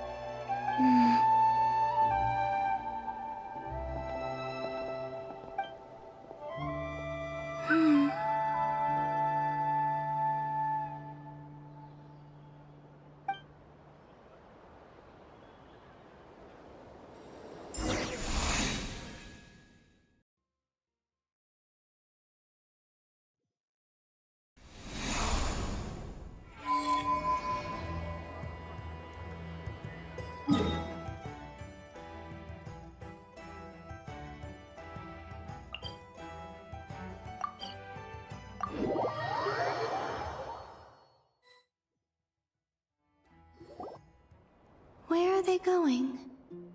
They mentioned a mage and... a name? So, Mr. Varka, are you acquainted with this Nicole? Or should I call her Mage N? Not really. We've never met, though she has come up in conversation. From what I've gathered, Alice kinda took Nicole under her wing. Taught her how to speak in a more ladylike fashion, that kind of thing. Huh. Hard to imagine Alice as an etiquette coach. Yeah, Alice is a larger-than-life personality, I'll give you that. But then again, that's why she's able to draw such an eclectic mix of people into her inner circle. If I remember correctly, being an interesting person is actually one of her main entry requirements. So, if you ever wanted to join the Hexenzirkel, I'm sure you'd both be eligible to apply. Hey! Don't go around making promises on Alice's behalf! I wouldn't dare. I'm just trying to paint a picture of the Hexenzirkel for you. Okay, sure. Anyway, since none of us have ever met Nicole, how are we supposed to find her? We can't just go up to every woman in sight and ask, "Hey, are you Nicole?" Maybe something she's wearing will give it away? Like, a wind bloom pinned to her chest or something. Wait a minute. Alice never said Nicole was from Mondstadt. Oh, true.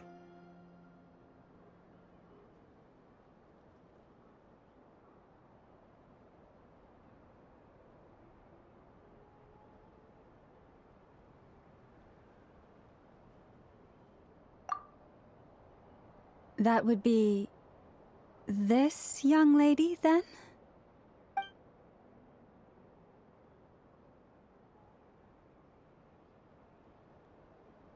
Hey there! Sorry to disturb you, but... are you Miss Nicole? Varka, Knight of Boreas of the Knights of Favonius. Alice might have mentioned me before. Ah! Have we got the wrong person? Sorry. Well, this is awkward. When I shook my head, I meant, no, Alice hasn't mentioned you before. Huh? Where is this voice coming from? My apologies. For certain reasons, I am unable to speak. This is the only way I can communicate with you. It might take some getting used to, but I hope you can understand. Hey, it's fine. I'm more shocked by the fact that Alice never speaks about me. I mean... As for you two, we have crossed paths twice before, but it is nonetheless a pleasure to finally meet you.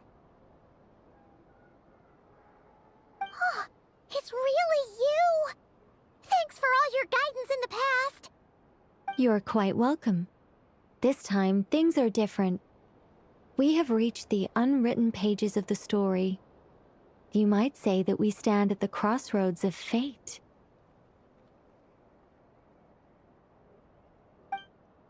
Now then, allow me to formally introduce myself. My name is...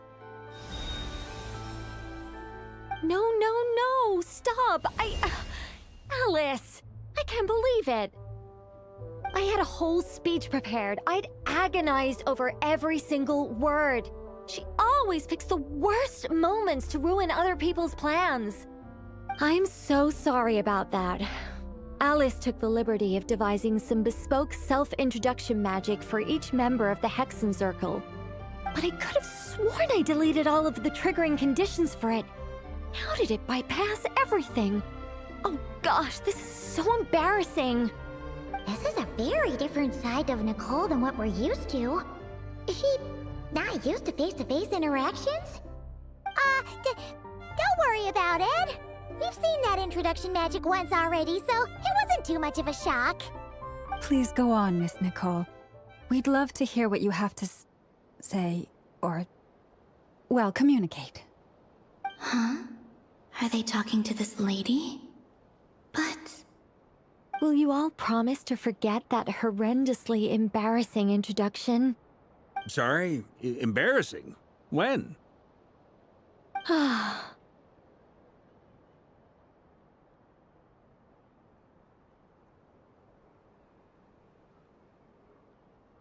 Yes, my name is Nicole, and I am one of a very few angels who have retained both their preferred form and their power. The Traveler and Paimon should be no strangers to this concept. There is another of our kind in Natlan. They call her the Lord of the Night. All right! Paimon remembers her. Yes. Well, I have retained more of my power than she. It's because I don't have a long-term duty to fulfill. To be more specific, no. We'll be here all day if I get into the specifics. Moving on. If I'm not mistaken, you are here because you wish to learn how one might reach the moon beyond the sky. That's right. Is that something you can give us any guidance on? Yes, I do know a way. It began with the Hyperboreans, who lived after the War of Funerary Flame. Blank looks. Maybe I should start with the background of the war. Or maybe not. It shouldn't be an issue. I'll fill in the gaps for you when we have more time. Anyway, after that war ended, the three moons retreated to beyond the false sky. The Hyperboreans were humans I once aided. They accepted the civilization and creations bestowed upon them by the angels. But despite accepting many blessings of the angels, many among them still held on to their faith in the moons. They were reluctant to accept the new order. Even after the War of Funerary Flame, they sought to contact the moon goddesses beyond the sky and receive their guidance. But all three had passed away by that point.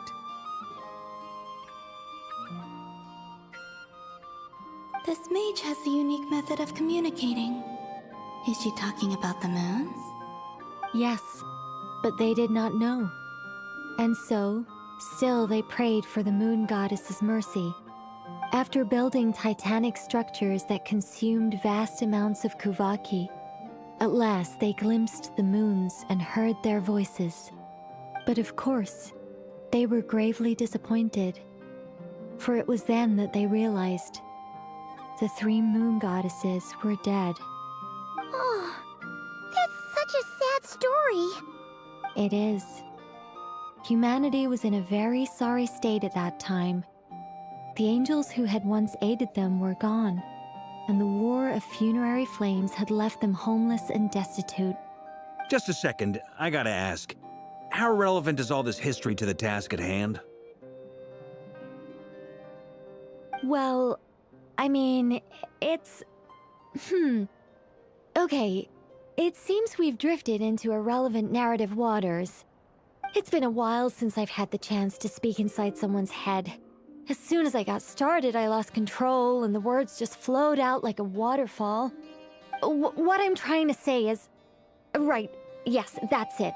The relevant part is the ritual created by the Hyperboreans. The fact that they bypassed the false sky and saw the true moons implies that they successfully built a connection between Tivat and the outside world. Which means, with enough Kuvaki and a sufficiently stable connection, it should be feasible to send one person over the border. Okay, so they built some kind of portal? Oh, yes. A portal. Yes. Is something wrong? You sound disappointed. I just didn't expect you to summarize it so well. It turns out I could have said all that in one word, if only I'd managed to think of it. No, please, it's fine. This is invaluable knowledge. I'll be sure to record and preserve everything in writing. Oh, really? Well, in that case, I suppose I could backtrack and add some more detail. I did gloss over a few things so far. Whoa, whoa, whoa, time out. Let's summarize what we've got first. The Hyperboreans were the last ones to use this method, right? So we somehow need to find whatever structure they built and make sure there's enough Kuvaki to power it up. Luckily, we have the moon marrow of both the eternal and iridescent moons, so we're all good for Kuvaki. Which means the key issue we need to focus on is finding the place. Am I right so far? Yes. Although I expect the structure is long gone by now. That said, what if we could take advantage of the phantoms to travel back to a time when it still existed? Well, travel back isn't quite accurate. It's more like we'd be creating a handshake between 2 points in space-time. We wouldn't even have to pick a time when it still existed. It could just be a time when it still appeared in phantom form via projection, or we could project our own phantoms, fold them together, and... You look lost. Was that too hard to follow? Yeah, things got a little, technical there. Paimon's brain is reaching capacity. All right. Let me think about how to put this more simply. Okay, got it. Over the next few days, I'll search for phantoms that we can use. Once I find one that meets the criteria, I'll let you know and we'll regroup. By completing certain rituals, specific individuals will be able to enter the phantom and make it to the Hyperborean structure. If everything checks out and it looks feasible, we'll just need to wait for Moon Prayer Night, and we can send the Moon Goddess back home. I'm really skimping on the detail here. Is this making any sense at all? I think so. For now, we'll just wait to hear from you. Yes. Basically, yes. Great. Counting on you. In the meantime, we'll focus on finding the Moon Goddess's name. My name? Are they looking for a way to stop me from disappearing? Excuse me, Miss... Go on, Miss Nicole. This conversation was a little all over the place. I didn't catch your name. I am Lauma, of the Frost Moon Scions.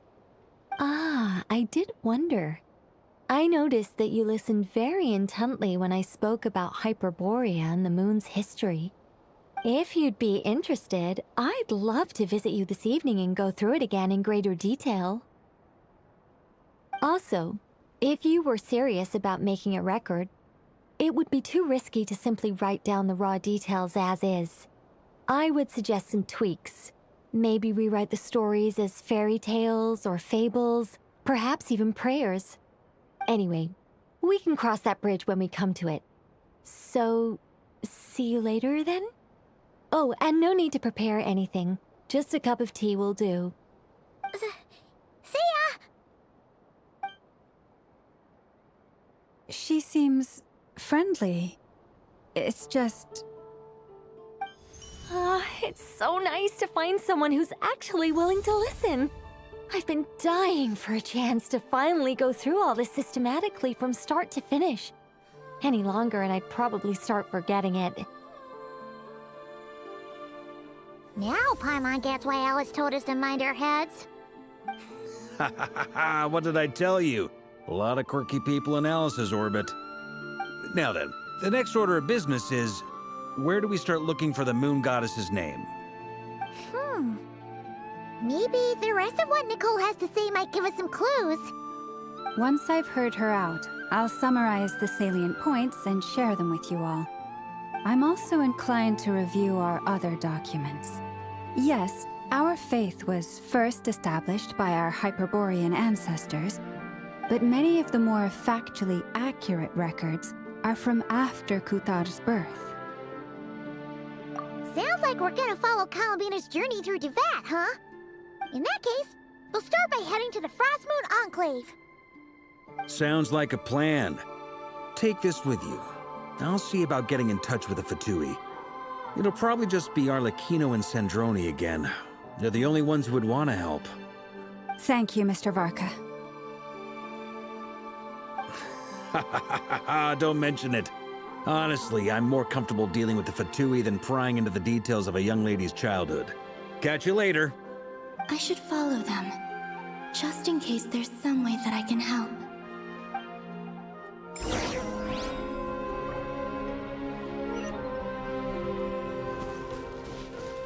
Someone needs assistance. I'll catch up.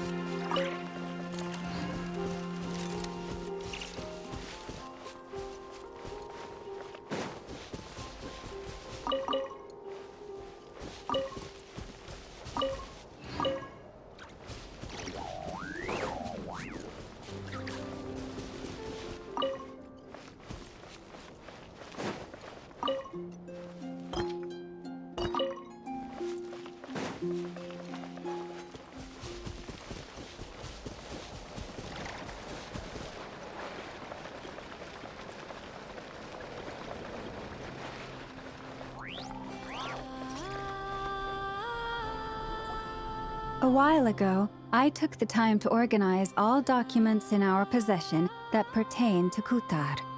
What you see here is the material I consider reliable. You're saying there's unreliable material too? Yes. Most of the information we have was transmitted through an oral tradition. Inevitably, some of her stories were mythologized and deified over the years through countless retellings. That's why I organized them into reliable and unreliable. There's no sense seeking answers in history unless we can ensure the veracity of the historical record. Makes sense. All right, let's take a look through.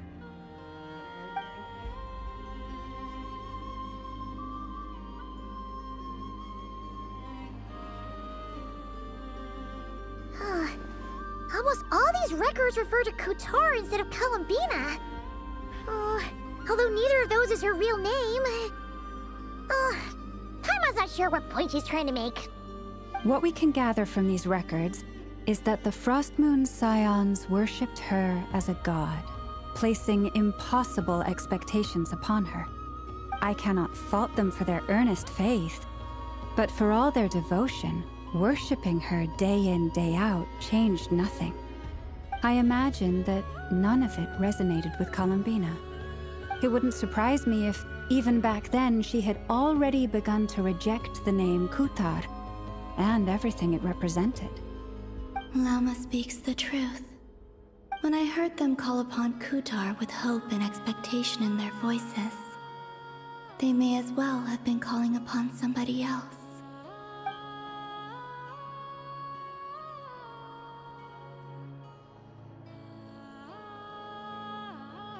Well, that's a bit complicated. I looked at the level of detail, perceived authenticity, prose style, and how realistic their portrayal of Kutar seemed to be. Amongst the Frost Moon Scions of today, only I know of her existence, and I alone have spoken to her face to face. As such, I know that there are certain things she simply would never do. That being said, I have sensed some changes in her lately. Changes?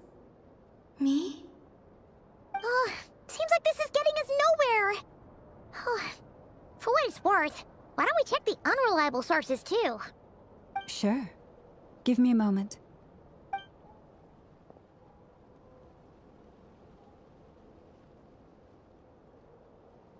Exerting but a fraction of her divine might, Utara sheared a great mass from the snow-capped mountain and cast it into the sea, upon whose surface shone the mirror image of the moon. Thus was formed the island of Hisi. Yeah, right. That doesn't even begin to pass the sniff test.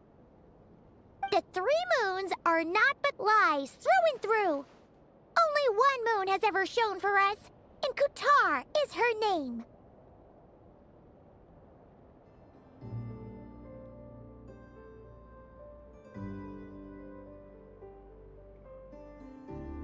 The vast majority of ancient texts are filled with fanciful tales like these. I trust you understand my criteria a little better now. Utara did not speak, merely gazing into the distance in silence. And where her gaze landed, this was her prophecy. Clearly, whoever wrote this text never even met Utara. Otherwise, they'd know that her eyes are always closed. What about you, Traveler? What are you reading? Come on, let Paimon see. The child wished to build a wooden nest with which to shield a fledgling bird from the cold. But being so young and lacking in strength, the child could not snap the branches from the trees. Utara was passing by. Upon seeing the child, she summoned forth a Kuhenki, who built a beautiful nest for the child. I remember that. Not knowing the meaning of Utara's divine intervention, the child dared not to respond, and thus ran home to call their parents. But Utara was gone. The Moon Chanter declared the event a miracle and took the nest as a relic, placing it on high for all to see. The child was named as one favored by the goddess, and was greatly respected amongst the people. Yet, no further miracles were bestowed, and this matter was forgotten in but a few years. Huh. Any thoughts after reading that?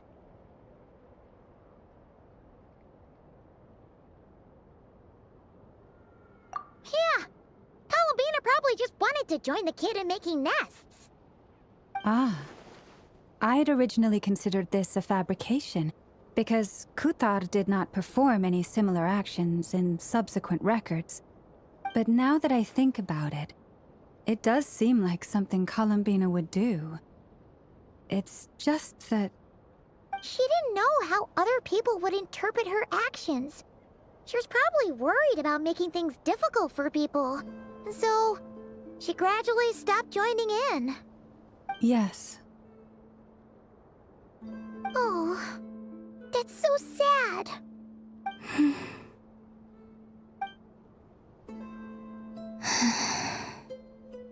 And now, I can make no such gestures of warmth, even if I want to.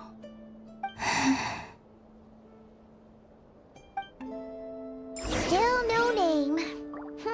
That's a bit of a shame. But we did learn some interesting stories. That's gotta count for something. Barca said he was gonna set up a meeting with Arlecchino and Sandrone, right?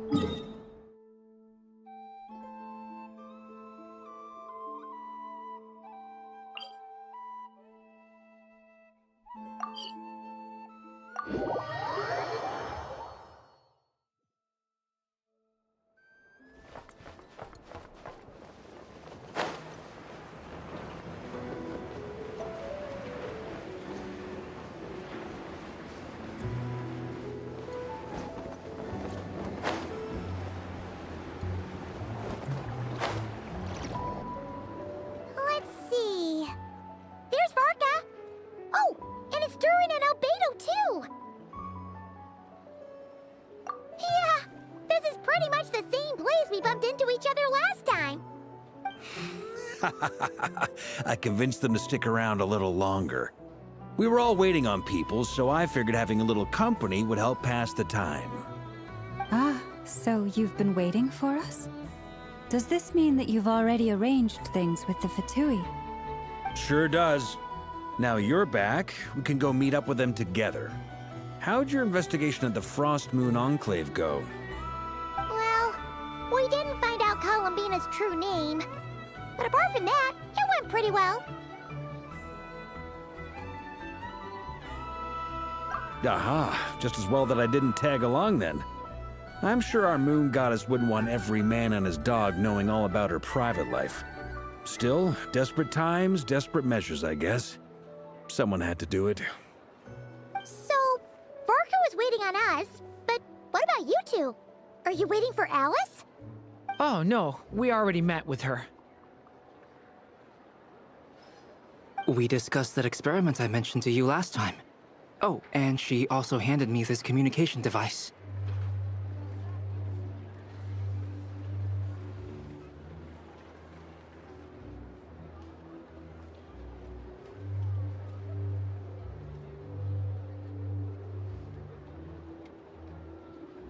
That's right. I understand she informed you about the relationship between the phantom phenomena and Tevat's borders, yes? She wants me to help her with some more experiments on that front. She said that she'll contact me through this device with more information. Ah, I see. Following instructions and making observations. Pretty common research method. Takes me right back to Albedo's lab. Wait, then who exactly are you meeting? Someone you know. Albedo's met him too. But I don't think Miss Lauma or the Grand Master have been introduced. Introductions are overrated, especially in cases like this. It's you! So, it's not like the Academia has prohibitions against going abroad. Also, I applied for leave. I've been writing to Hat Guy since obtaining a human form. I've already brought him up to speed on everything that's been going on in Nodcry. Hat Guy? Turns out, I actually have heard that name before. Oh?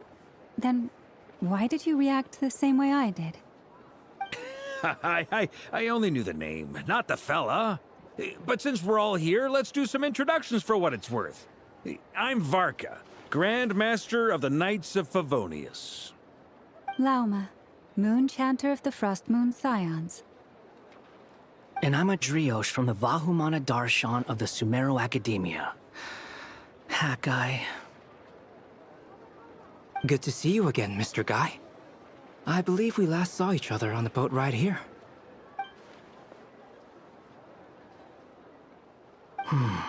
Mind you, the only reason I came here is because there's someone I want to look into. Who's that? The Doctor, also known as Dottore, second of the Fatui Harbingers. From the tone of your voice, it sounds like there's bad blood between you.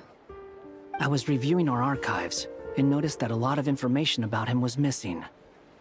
Left a bad taste in my mouth. That's all there is to it. Dottore, or Zondique, as he was then known, once studied at the Academia, but he got kicked out before he could graduate. So the Harbinger's #2 man is a college dropout? Ah, how embarrassing for them. Last we heard, he was planning something. We actually heard that a few times before, even coming to Nodcry, but we haven't seen a trace of him since we got here. He only appears when something interests him. For all we know, he might have left already. But the fact he did something here at all is worth noting. It'll fill a couple extra lines in his file. Why does it sound less like a file you're writing and more like a criminal record? Anyway, we were just about to meet 2 of the other Harbingers. Want to come along? You might learn a thing or two about him there. Sure. Even though they're Harbingers, well, they're old acquaintances of ours, so, you know, when you talk to them, try to be I got it. The Frost Moon Scion's relations with the Fatui remain tense. Forgive me if I do not attend. In that case, we'll continue assisting Miss Alice with her experiments. Good stuff. Everyone's having a fruitful time. All right, we better get going. I'll lead the way.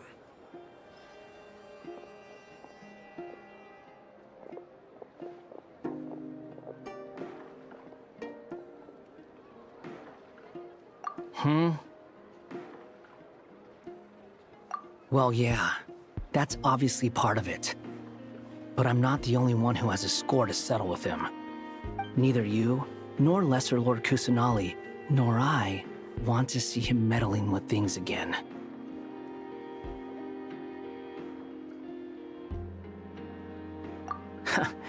What's the hurry?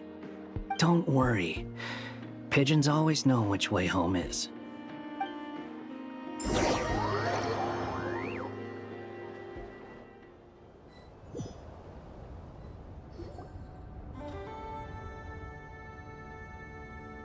You made it.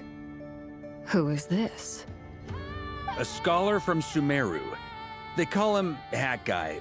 He's an old friend of the Travelers. Wait, this is the academia representative you wrote about? He doesn't exactly look the part. I believe this will prove my identity. You'll notice it bears the seal of the Sanctuary of Surasthana. Well, what do you know? So it does. All right then. My mistake. It's fine. I expected as much. What? So as I mentioned in my letter, the Academia's got its eyes on Dottore. But this matter remains top secret. Apart from those assisting in the investigation, the fewer people who know, the better. If anyone asks, I'm here in Nodcry to pursue my personal academic interests. Gotta say, Barca, you did pretty well to keep all this under wraps for so long. Sounds like you got in touch with the Academia about this way back. You flatter me.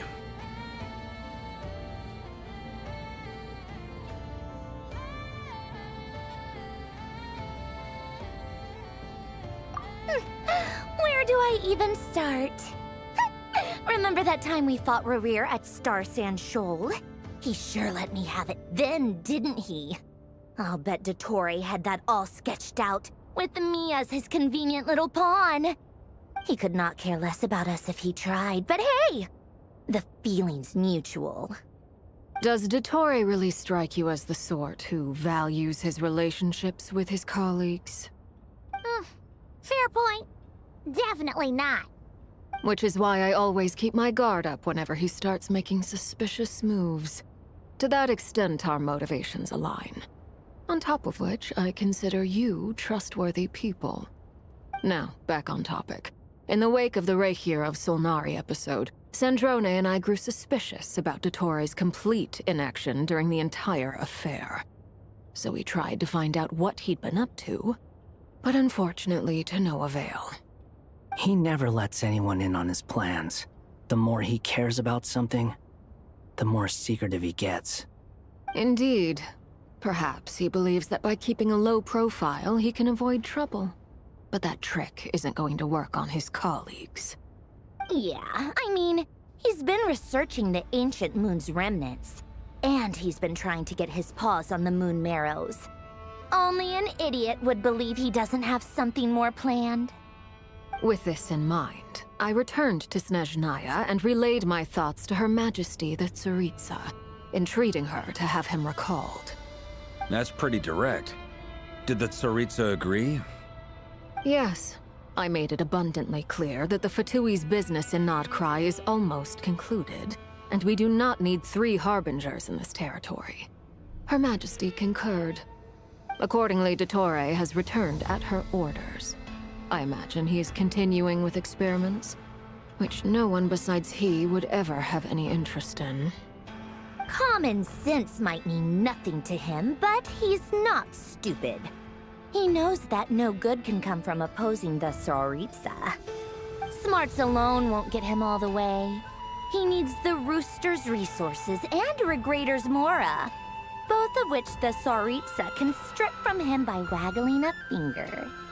But doesn't he have a track record of publicly following orders while going against them in private? He probably has it down to a fine art by now. Wouldn't put it past him. We worked together on a research project once. Only briefly, but it was enough to show me that we're fundamentally different people. He has no interest in doing things methodically, stage by stage. His thoughts jump all over the place, and the moment his curiosity is satisfied, or he gets the results he wants, he disappears. The only similarity we share is that, once we set our minds on doing something, we will see it done, whatever it takes. Well, we definitely saw some of that in your battle with Rerir. You got so competitive. Ugh, do not remind me. Then I believe we all concur. Dottore will not simply give up. Fantastic. Now this is turning into a whole day of unpleasant memories. Ugh. Are you talking about the moon marrow stuff? He also strikes me as the kind of person to disregard experimental regulations, ruin all the equipment, and go way over budget. Then leave the first person he can find to deal with the fallout. Exactly. This one time, he was running some high-temperature experiment and the substance exploded. But does he care? No. He orders his subordinates to open the device so he can observe the results, which causes the gas inside to leak out. That gas was poisonous! If I hadn't been there, who knows how many people might have died? And after all that, he left, while I was still cleaning up after his mess. What a waste of time, he said. Waste of time? The nerve! He wasted my time! You've been bottling that up for a while, huh? Hat guy, I must say, you seem awfully familiar with internal Fatui affairs. Especially when it comes to Dottore. Thank you, Lady Harbingers, for providing such valuable information. I have no other questions for now, so I'll be on my way. Wait, what? You're just gonna leave? You're welcome to join if you want. Ugh. Just when Paimon thought he'd finally mellowed out. He makes quite the impression. I'll say. I've met tons of headstrong people, but not many of them would join me in bad-mouthing Dottore. Anyway, back to the main agenda. Barca, you said that Columbina has gone missing? Or rather, disappeared. Yeah. We're working on building a connection between her and this world. The simplest method is to find out her real name. I've actually asked her that question before, but she said she didn't know. Considering our relationship, I doubt she was lying to me.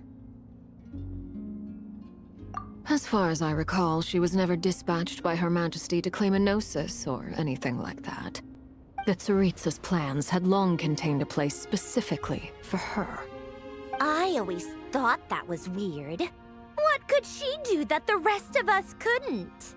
Knowing what we do now, it's probably something related to Kavaki, right? More than likely. When she first arrived, Columbina would often go to Her Majesty and ask when she could start the task assigned to her. But Her Majesty always gave the same reply. The time has not yet come. So she spent her days in Snezhnaya doing basically nothing. The Tsaritsa has summoned a beautiful blind maiden to be a harbinger, giving her the third seat by virtue only of her enchanting voice. It was a dumb and stupid rumor, but the reality of the situation made it hard to refute. And what happened after that? I imagine she stopped caring. She no longer seemed to care why she had been recruited, and Her Majesty never gave her any missions, so she just continued to sing in the flower garden. For my part, I was busy. So busy, in fact, that watching someone be that idol had me fuming. But still, I got the sense that she had long been used to a life of other people claiming she was needed when she wasn't. I just felt that having a place to stay would cost me something eventually. And so I waited quietly for the day that I would have to pay the price. And on the other end of that spectrum, you had me. Someone once told me that I had the lousiest work and the toughest luck. That's a good way of putting it. I forget who said it, but those words have always stuck with me.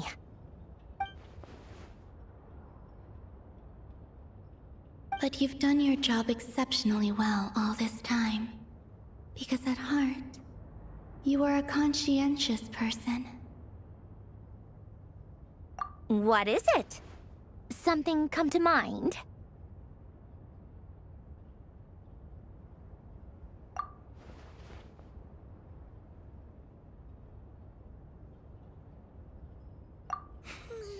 That makes sense. Nothing screams you are needed like your name shouted from across the town. Well, good luck with it. But if you ask me, Colambina is still the most shoutable name. I'm just so used to it now. After all the arguments we've had, I can't be bothered trying to remember another name for her. Nor I. Sandrone. Harlequino.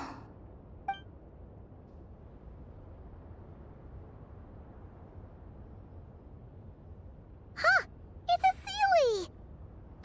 Does that mean Nicole has news for us? Ladies, I thank you for your hospitality. If the chance ever comes up, I definitely owe you both a drink sometime.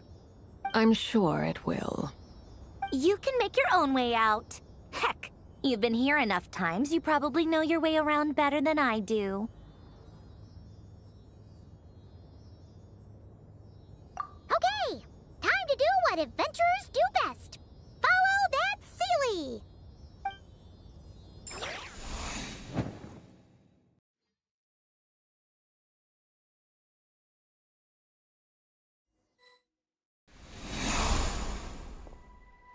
Here you are.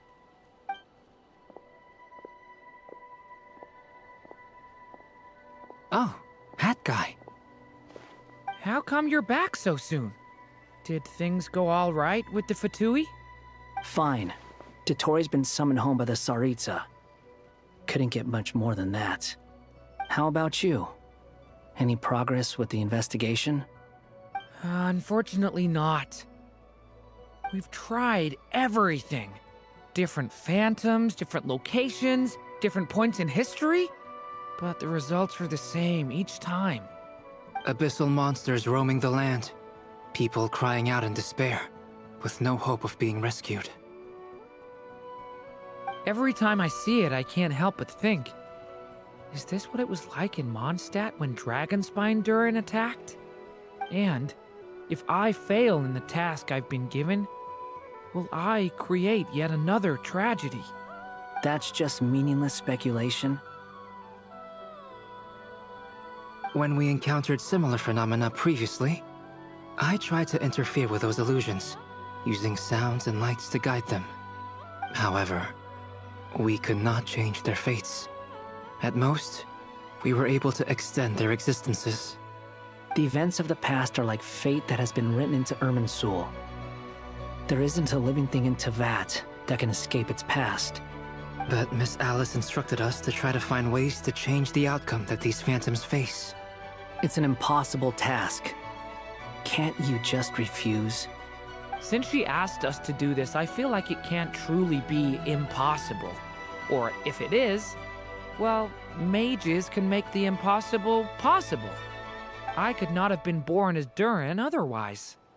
But you also said that your past 39 attempts were fruitless. That's true. But you're still going. Yes. After this many futile attempts, surely you realize that you're not doing this because you still believe what some mage told you. It's because you want her hypothesis to come true. It's something you wish for deep inside. So, think for yourself about what you want to do. As long as you don't believe it's futile, it isn't. Yeah.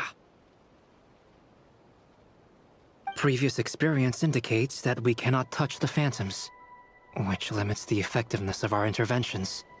If we want to clear this hurdle, we need to break this rule somehow. Same thought here. Following the same rules means repeating the same failures. Reducing ourselves to mere playthings of fate. So you mean we need to figure out a way to make contact with them despite knowing that we can't? Yes, and I suspect that's something only you are capable of. Everything in Teyvat is logged in Irminsul, but the withering that once occurred in Sumeru was a sign that the Great World Tree was being corrupted.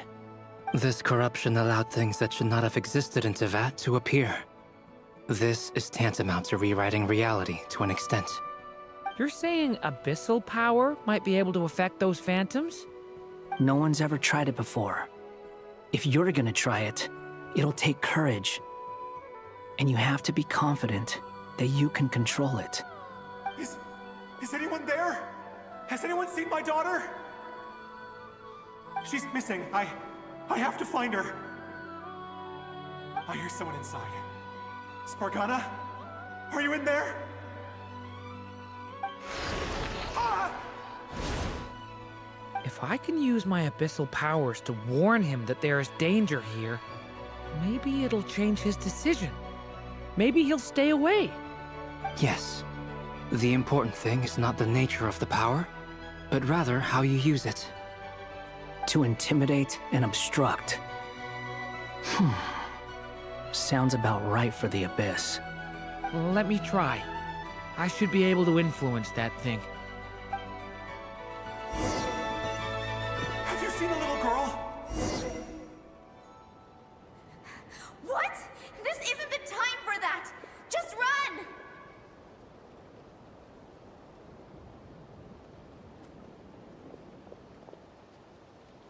I hear someone inside. Spargana? Are you in there?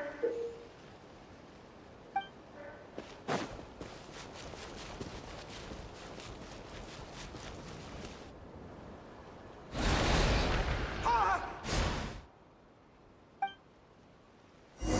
Have you seen a little girl? What? This isn't the time for that!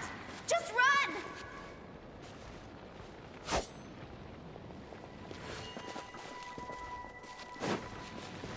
I hear someone inside. Spargana? Are you in there? Thunder! Ah! Have you seen a little girl? What? This isn't the time for that! Just run!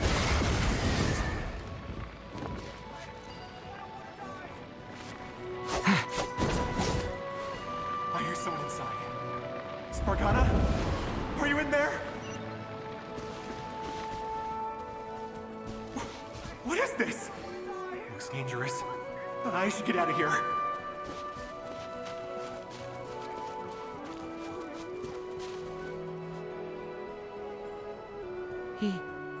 He really left.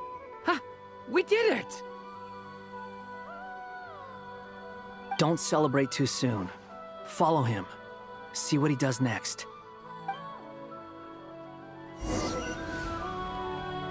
Monsters approaching from the front. You need to stop them and create an opportunity for him to hide.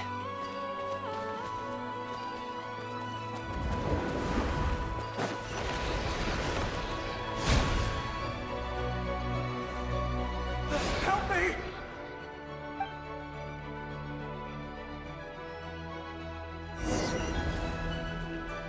Monsters approaching from the front. You need to stop them and create an opportunity for him to hide.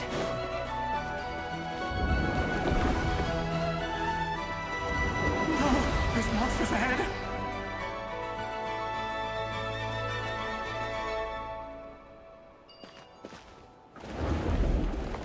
Wait, is that the barrier I saw earlier? Why is it appearing now? It's as if someone's controlling it.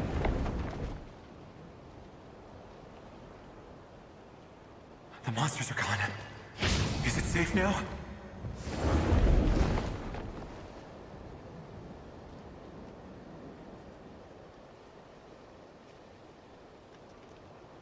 The barrier's gone too. How odd. Anyway, I guess I'll keep going. Quickly, let's keep up.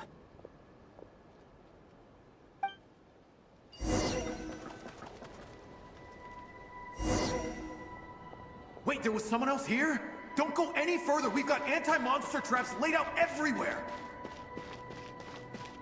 But my daughter must just be up ahead. I have to go. This way's blocked.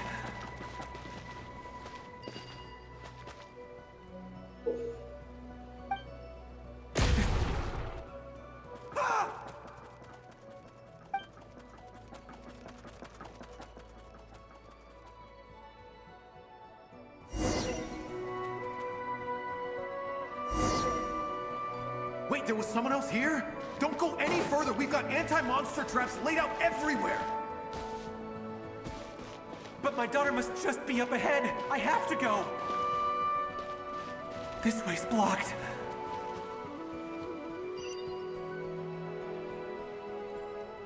We might be able to use the explosives over there, but we need to take care not to hurt him. I'll use the barrier to keep him at a safe distance. This barrier seems to be helping me somehow.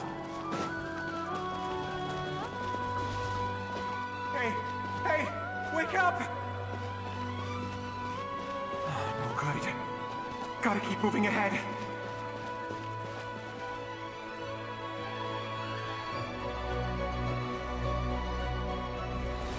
So many monsters! There's still a chance, Durin. Use the traps.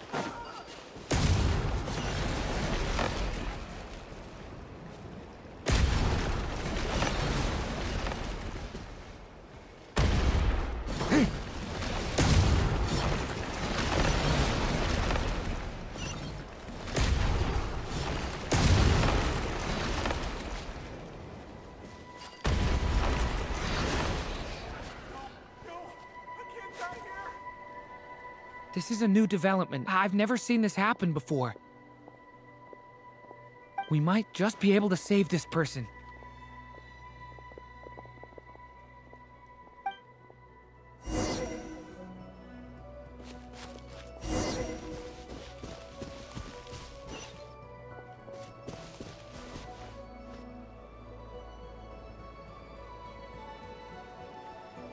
Hello there.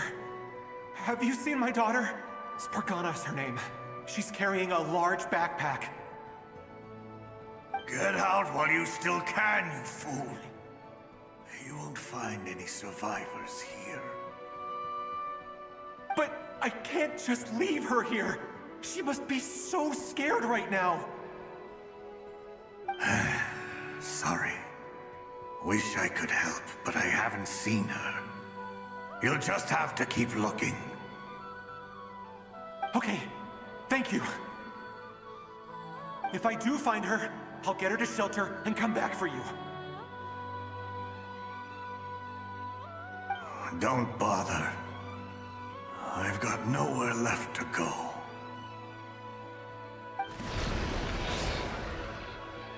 What's that noise? Monster! No, if he goes inside, he'll be walking into a trap. Let's try this once more. This time, we have to stop him.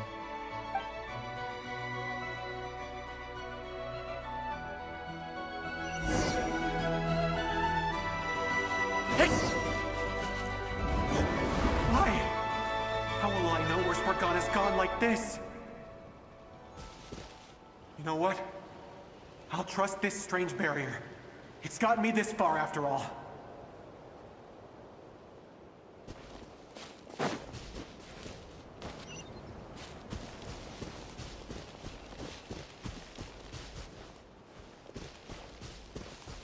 Spargana, are you there? What? Hey! Let us out!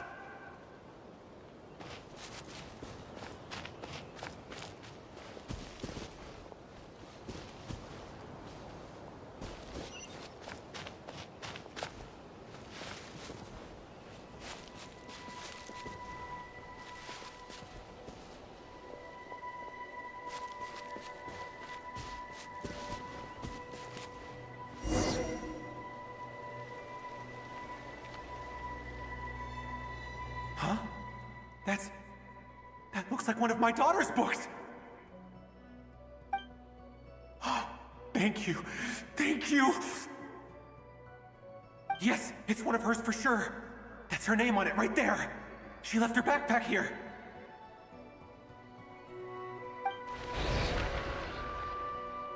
Durin, just like last time. Use the explosives.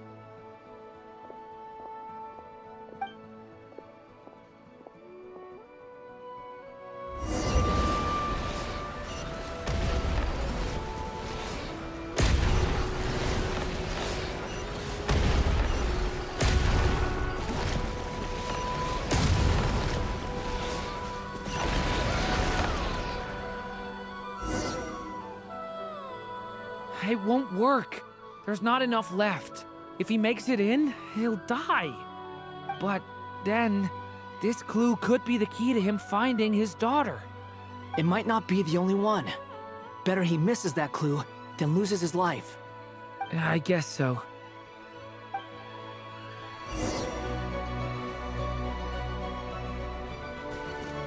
Stop him, Durin. We can't let him get any further in. That's my daughter's book! She's passed this way! Why? Why won't you let me go in? I've searched and searched and searched just for this! But how will I find her without any clues? I no longer have anywhere else to go.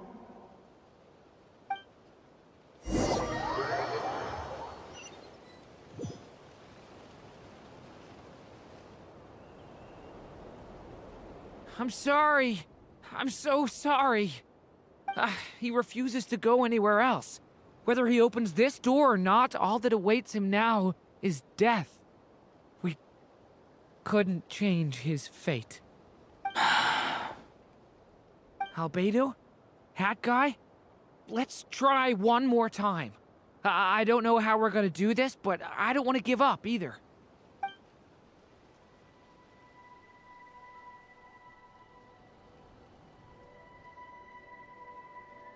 Why am I here? What's going on?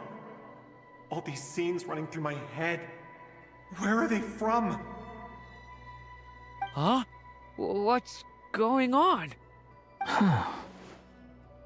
His reactions have changed. How many times have I... What's happening to me? Huh? Wait. Who are you? You can see us now? I feel like I always could, but that I only just realized you were there. I'm sorry, I don't know how to describe what I'm feeling. But you were the ones guiding me using that marked barrier, right? I haven't done anything yet, but those monsters, those deaths, they feel like memories. Like things I really did experience. I won't find my daughter. In fact, I'll ultimately die trying to find her. Isn't that right? Well, no, it isn't. Yes, it is. Even so, we're trying to find a way out of this. You've not seen my daughter either, have you? It seems she really isn't here.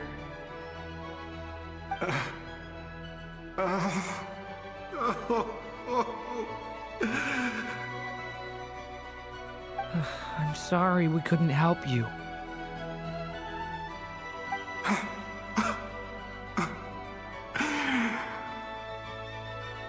I'm just tired. Maybe this is destiny.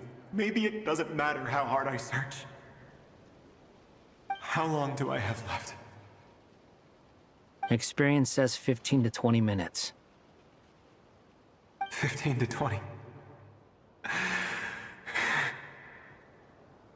Thank you for all your help. Let's rest a while. You look exhausted too. Now's not the time for you to start pitying us. It's not pity. I'm just realizing that I've only got 10 or so minutes left. You know?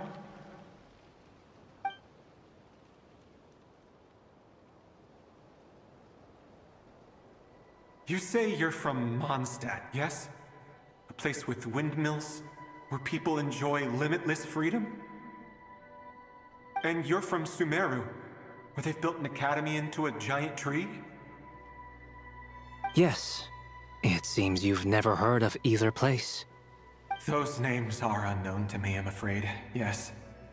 Have you heard of Hyperborea? I have, but I heard that it was destroyed in the distant past. I see. That was where my ancestors once lived. What about Delphi Pytho?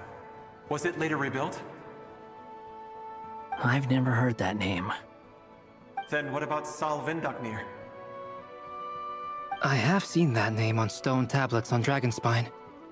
But I'm afraid the only things left of that place are its ruins. I see. Sure enough, there was no way to turn this around, huh?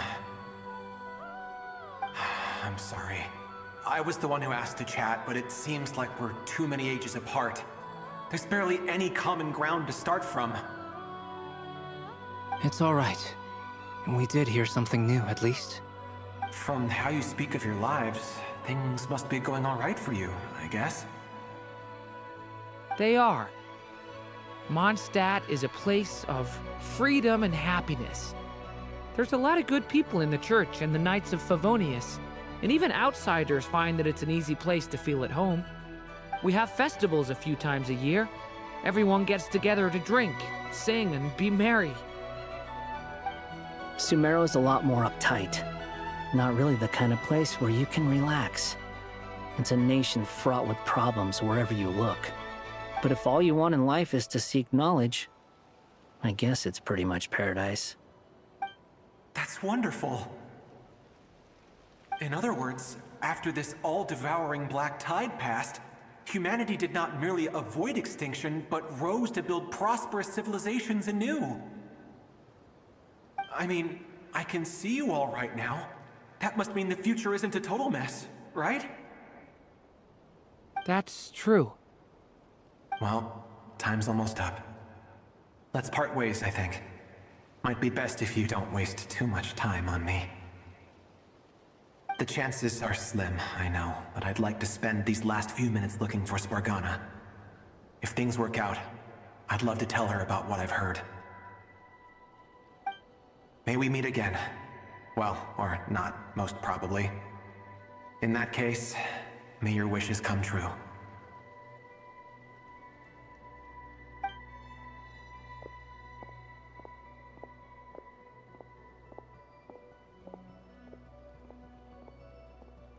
He's gone. In a few minutes, he will meet the end that was his to begin with. The ending of this tale did not change, but I believe that we've just made the most progress we have yet. May your wishes come true. If only it were so simple. Hat guy, Could I ask you a question? You've never talked about your past. It seems complicated, and it weighs heavily on you, too. Would you be willing to tell me about it? I mean, sometimes it's better to get things out in the open. Take that guy we try to help, for instance. At least he said goodbye with a smile, right? I know about Albedo's past. Our experiences are very similar, and he created me. As for you, you're my first friend, and you've witnessed every step I've taken. But by comparison, I know nothing about you. Either way, I mean, we're still best friends. But if I knew more about you, I might understand your thoughts a bit better. I've told you about myself. I'm a student at the academia. And what did you do before that? Prepared for the entrance exam? All right. If you really don't want to talk about it, I won't press you any further. I was a puppet built from the branches of a white tree, using technology left behind by the Conrian schools of mechanical engineering. A white tree? You mean an Irminsul tree? Yes. A branch of Irminsul that was once connected to the main tree. So you had a human creator too? Yeah. But my creator abandoned me after deciding that I was a failure. After that,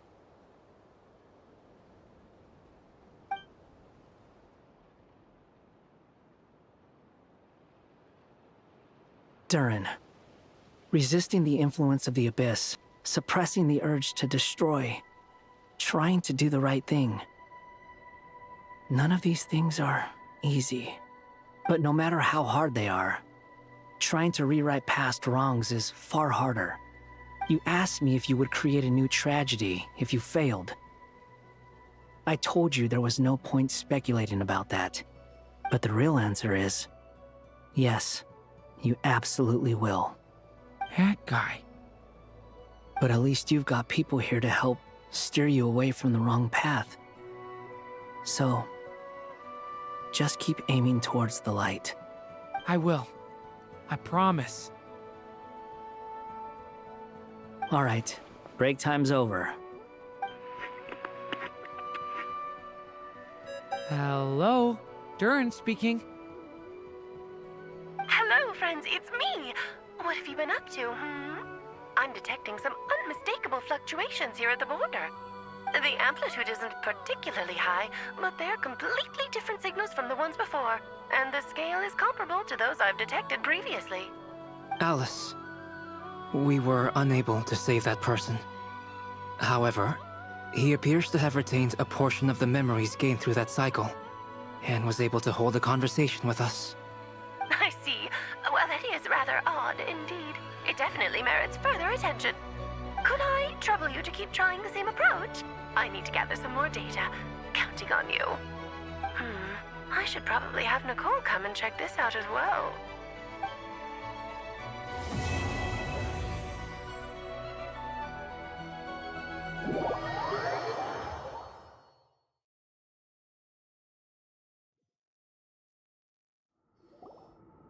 There you are.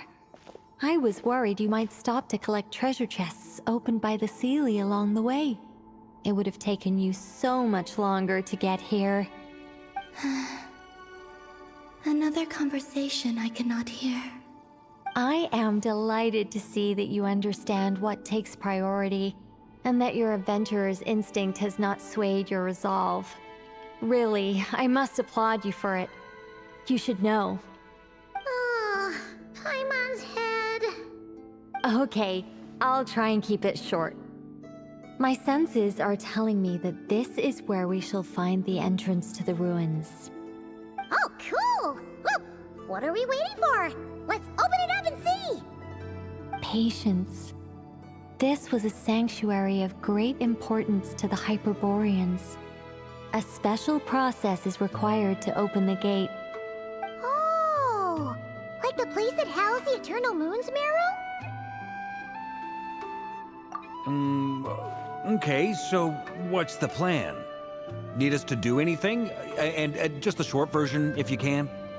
Ah, all right then. I was planning to start with some background on the invention of these techniques. Are you sure you don't want to hear it? It's quite informative. Remember what you were saying about priorities?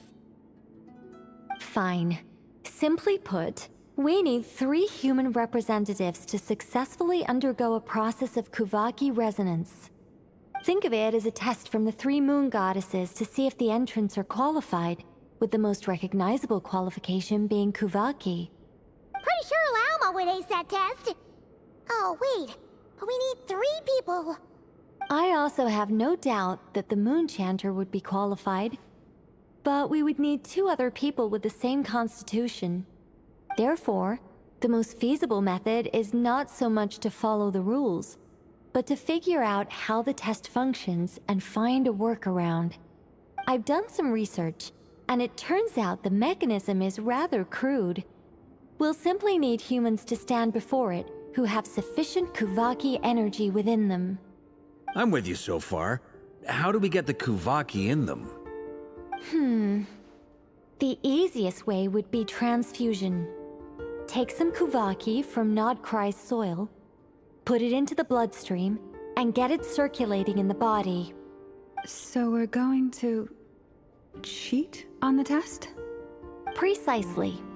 There are other methods, but this is the simplest one. Cheating the system is much easier than trying to hide from it. Huh? Ah! Sorry? Does the idea of cheating upset you, Miss Lauma? No, that's not it. I suddenly had an idea. Ooh, what is it? It's about Moon Prayer Night. I figured out a way for Kutar to join in the festivities. Huh? But as Paimon said, we need to have our priorities straight. Let's get back to the test. I'll follow up with Nefer on the festival arrangements. Oh, okay. Anyway, is this really the best method we have? A Kuvaki transfusion sounds dangerous, no matter how you slice it. If you think that's dangerous, wait till you hear the other methods. I'd be more than happy to go through them if you'd like. There are several. No need, we're good. Let's go with this one. Very well. Kuvaki transfusion it is. Now, I should mention that the risks can be greater or lower depending on individual compatibility. It would be rash to simply infuse the Kuvaki and hope for the best. If the body rejects it, the reaction can be quite severe. The symptoms are similar to another condition that some people living here suffer from, known as congenital Kuvaki sensitivity. So, before we execute our plan, I will perform a simple test of my own to see who is compatible and who is not. Once that is done, we will have to complete the resonance process as rapidly as possible. The participants must remain stationary while the Kuvaki circulates and bonds with them, and they mustn't eat or drink anything. What? No eating or drinking? That's some hardcore fasting. They'll all be monks by the time they're through. 3 days. Oh, that's so long! And we still need to find 2 more people who are not just compatible, but also willing to volunteer. Fasting? What are they talking about? Really? Don't you want to think this through? Haha, count me in too. 3 days without food? I can handle that. Miss Nicole has made it clear that this is the easiest way. The way I see it, there's nothing else to discuss. It's time to step up.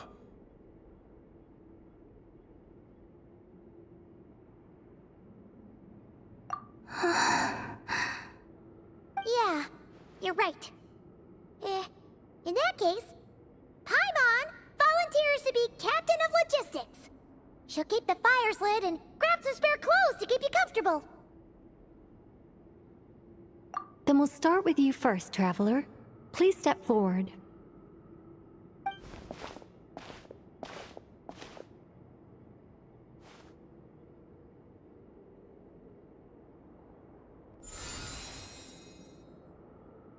How's it going?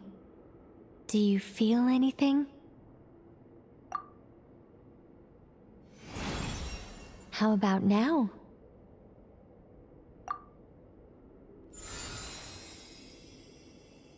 And now?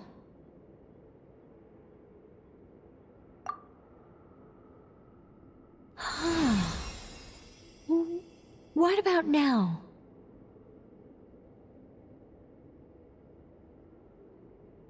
You guys, it's not a competition, you know. All right, I'm officially impressed. Even as a descender, you can withstand far more than I imagined. It's like I summoned a giant stone titan to arm wrestle you, and your arm hasn't even moved an inch. In my last attempt, I infused 5 times the amount of Kuvaki required. Yes, safe to say, compatibility won't be an issue for you. You're eligible to join. You're next, Mr. Varka. Sure, here goes nothing. All right, I'll start where we left off. 5 times the required Kuvaki dose. Whoa, whoa, whoa, hey, wait a minute. How's it going? No, not great. I kind of want to puke. Feels like I've been drinking too much. A few bottles of wine, then a big stein of Dark Horse, with some hard liquor from Liyue mixed in. You think this is funny? I just lost to a young lady in an arm wrestling contest. I'm never gonna live that down. My apologies. I'll lower the concentration and try again. Oh. How's it going now? I'm not as dizzy as last time, but I can still feel it pulsing around. In that case, you wouldn't be an ideal choice, Mr. Varka. Let's try someone else. Okay. Let's go ask some of our other friends then.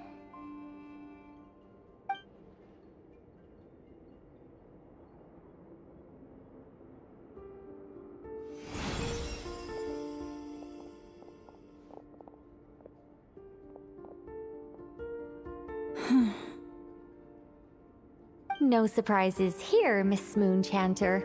You're perfectly compatible. You may join.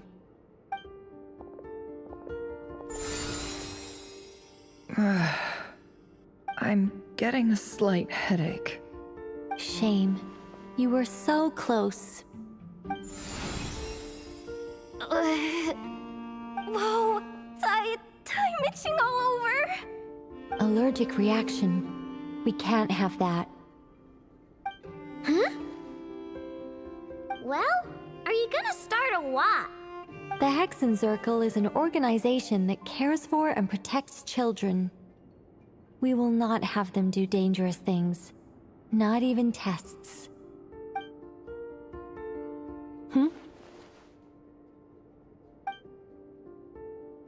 Is something the matter? The candidates have to be human. I guess that rules me out too. Huh. Everyone except the Moonchanter got beaten. Guess I don't need to feel so bad after all. I mean, looks like this isn't gonna be as easy as we thought. Perhaps I could ask for volunteers among the Frost Moon Scions. I'll see about talking to some trusted Lightkeeper colleagues. Itlua springs to mind. In fact, I think we had some former Frost Moon Scions join our ranks recently. Can you give me the scientific explanation for how the test works? I can probably make some kind of test bot. Then we can just zip through Nasha Town, going up to people and pressing a button to check their status. Wouldn't that be way easier? No. Wow! No elaboration for once. How about I contact the Knights of Favonia's garrison in the Wave Chaser plane? Shame that Lohan's already left. And that guy's even tougher than I am. Strange. The Moon Goddess is clearly revered by many people. So why is she on the brink of disappearing? She mentioned that the world has rejected her from the very beginning. And when we fought the Raker of Solnari, it seemed like she exhausted her power for our sake. Also, Paimon's not sure revered is the right word for how people feel about her. Gratitude, certainly. For my part, anyway. It's basic reciprocity. She helped us, so she deserves our help in return. Yeah. Even though she looked like she didn't care, she still saved a ton of people, including me. A review of the relevant data leads me to conclude that Miss Columbina is a good person. Yep, you bet! They really think so? I'm super surprised that Columbina isn't her actual name, though. I think it really suits her. It's light and graceful and... yeah, just a really pretty name. I know, right? Unfortunately, that's not our decision to make. Columbina. That was the code name the Fatui gave me. But it also came up in the song I heard when I was born. But... is that really all there is to it? What do I truly think of my own name? Is there anyone left who will still call me by that name?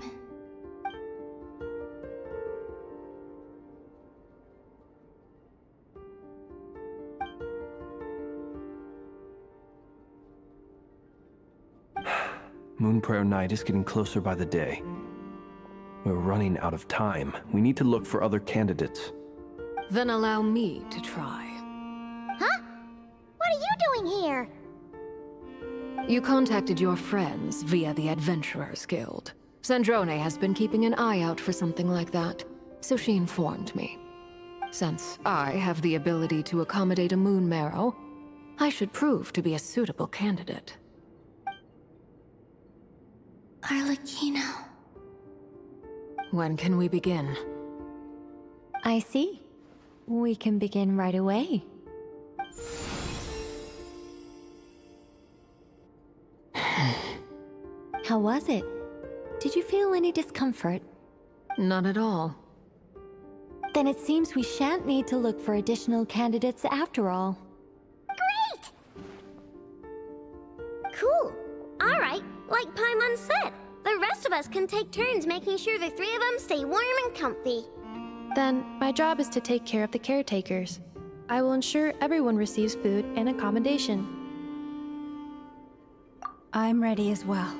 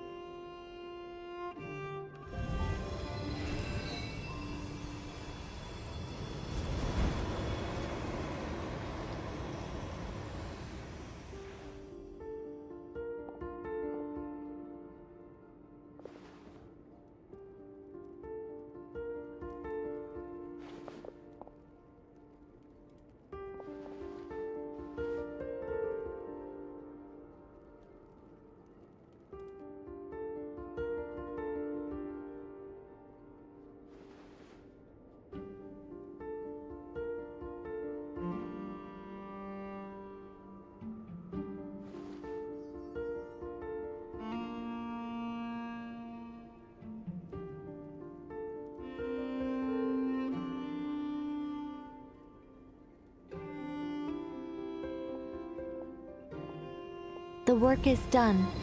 The sacred scroll shut. The stars grow dim, the people silent. The white sun sets, the silver moon rises. O path to the temple, appear now before us.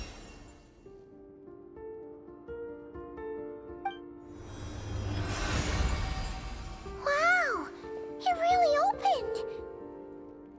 So that's what all this is about. They've been trying to open this gate. Come, let us enter. It might be best to eat something first. Take care to chew properly and swallow slowly. It will give your body time to readjust to the digestion process. They will head in soon. They will need to enter this gate.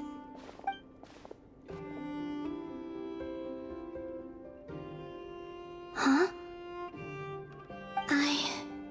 cannot pass through. Is it because I have no physical body? It has been 3 days. My strength has all but completely faded. Can I really hold on until Moon Prayer Night?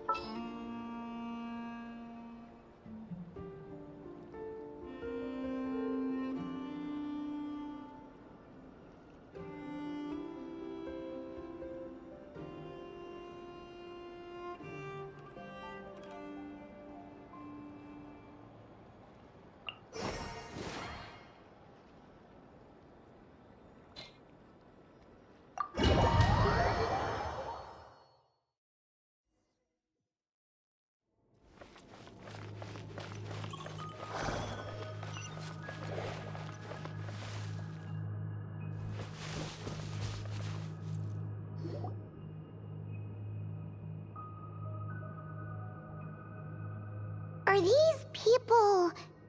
Judging by their clothes, they appear to be phantom Hyperboreans from the distant past. That could mean they have some clues about the moon goddess's name, right?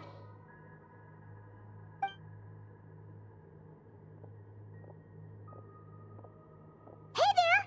Could you tell us what the moon goddess's name is?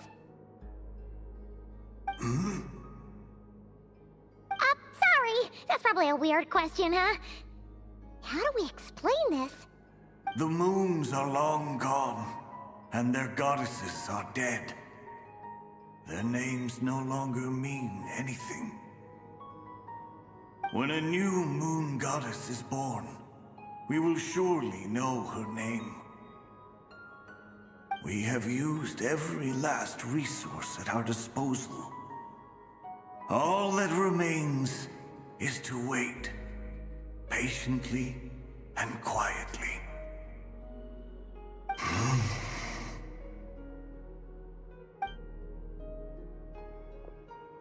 Were the people of the past all this devout?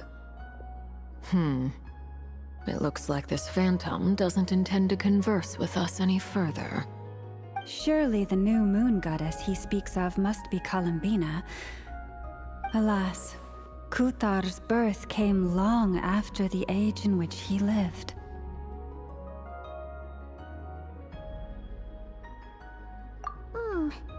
But, maybe if we find a phantom from a more recent age, they might know Columbina's real name. True. Keep an eye out. We should be able to tell which era they're from by the clothes they wear. Yeah, you've been pretty talkative this whole time. What changed? Oh, nothing. I'm fine. You all make good points. When the Hyperboreans speak of moon goddesses, they mean the three from truly ancient times. I can't imagine they would know anything about our current moon goddess. There once was a time when the moon goddesses blessed them greatly and protected them from harm. So, when the war between the gods and dragons plunged the world into chaos, it seems they looked once more to the moons for help, praying for a new goddess to be born. Yeah, that checks out.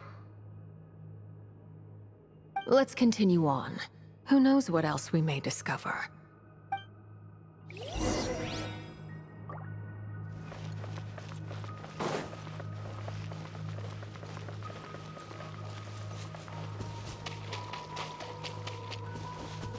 There's a door blocking this path! Not a problem. Try this.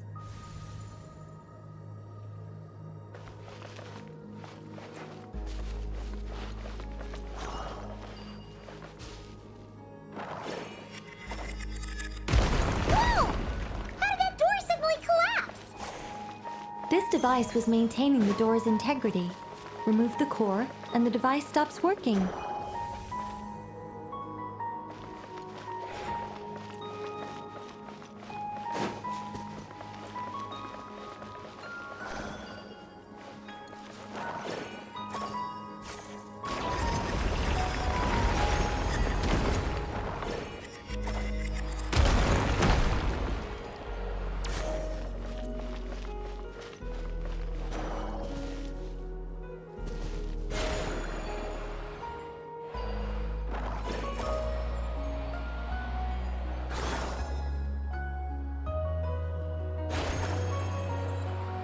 Is this our destination? Impressive. More precisely, this is a device that will help us reach our destination. Let's go. We still have a long distance to cover.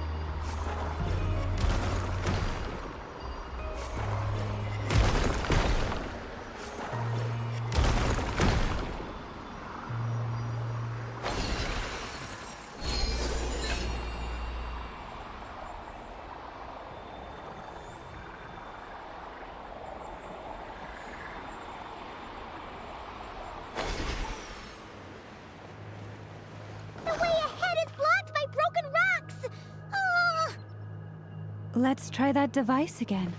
Remember the door from earlier?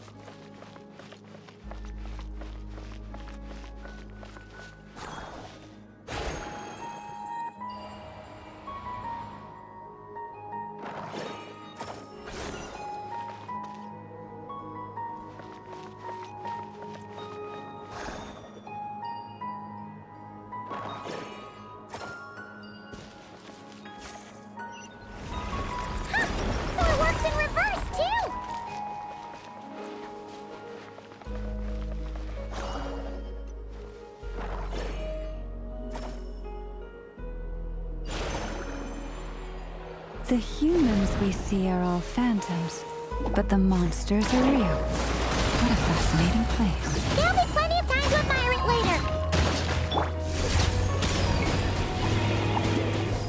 Pyrotechnics! Not cool! Watch out! Coming at ya! Attack! That's the way! Into the shadows.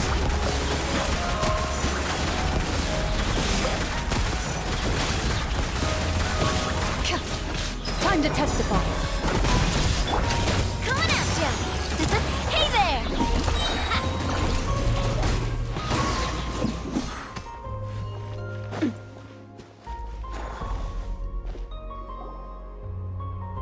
Ooh, there's a whole bunch of artwork in here. Seems pretty old. Nicole, this is probably your area of expertise. What do all these paintings mean? Let me see. To understand these murals requires some knowledge of the history surrounding the War of Funerary Flame. I shared a little of this with Lauma before. Yes. I think I follow. The dispute between the Moon Sisters, the transformation by Nibelung. Oh no, it's no trouble. I'd be delighted to share the tale again. Alright then. Tevat's 3 moons and their goddesses were brought into being by the will of Nibelung, the then ruler of Tevat. But when the heavenly principles came, they changed the world completely, down to its very foundations.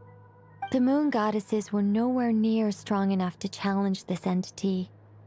But the heavenly principles did not view them as heretical entities that had to be removed.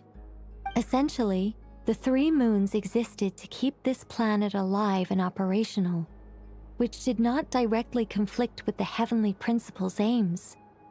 Nevertheless, the inherent precariousness of this arrangement would soon be revealed. Nibelung returned, yes. He did, and thus began the War of Funerary Flame, a battle for dominance between Nibelung and the heavenly principles. Discord would soon emerge between the 3 moon sisters. One would voice the opinion that they should follow Nibelung, for it was he who first hung the moons in the sky. Another would argue that taking sides in the conflict would only bring the world closer to ruin. There was no telling where it would lead, especially since their creator had returned, bearing the perilous power of the abyss. Nibelung would eventually discover their disloyalty. He had all 3 imprisoned before transforming the moons into weapons with which to fight against the heavenly principles. What? Weapons? Yes. The very moons that had once defended the planet became instruments of death and destruction, striking terror into the hearts of all living things. And although the heavenly principles and the 3 moon sisters had once been at peace, it now seemed that the moons posed an unacceptable threat to Teyvat. It is possible that the heavenly principles did not know of the goddess's imprisonment. If so, the weaponization of the moons would surely have been viewed as an intentional breach of the peace agreement. Regardless of who knew what, when, the heavenly principles shattered 2 moons and flung the other beyond the skies. Whether the goddesses managed to escape Nibelung's captivity after his fall, nobody knows. But this much is certain. From that day on, the moons no longer belonged to Teyvat. The rejection slowly drained their power until eventually they passed away. So that's the full story. You say the moon ceased belonging to Teyvat from then on. Why then would Columbina be born here? That is perhaps due to the lingering connection between the Frost Moon, which was not shattered, and this world. You could see it as the 3 sisters' dying wish. They never desired war. All they ever wished for was to protect this land. I see. If the final fate of the 3 goddesses is as you say, then Columbina faces the same grave danger. Our investigation has yet to bear fruit. We must hurry. Yeah, you're right. Let's keep going.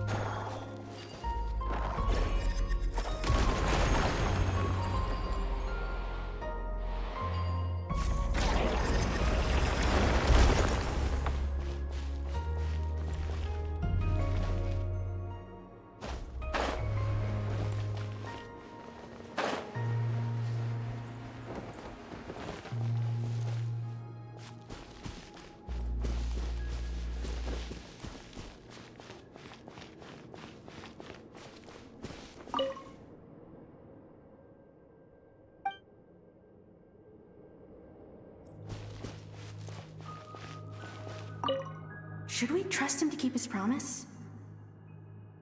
We have to. There's nothing else we can do.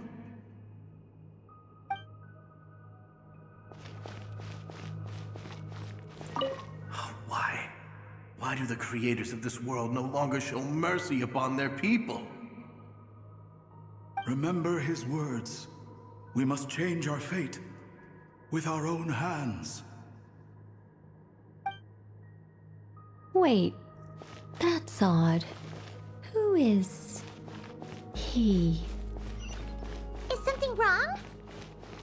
No, not really. It's just that over 30 possibilities emerged in my head, so I can't be sure who he is. It's been too long. My memory isn't as sharp as it once was. Okay. 30. Wow. Impressive.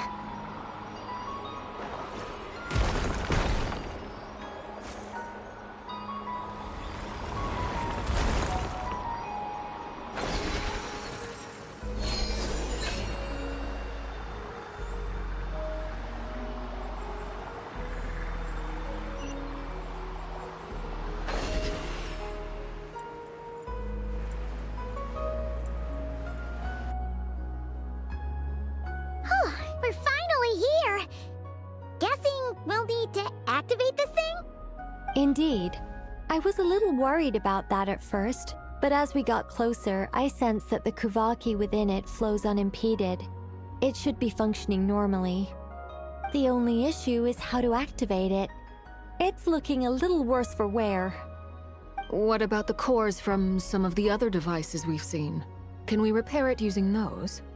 In all likelihood, yes. I imagine that would have been the Hyperborean's backup plan.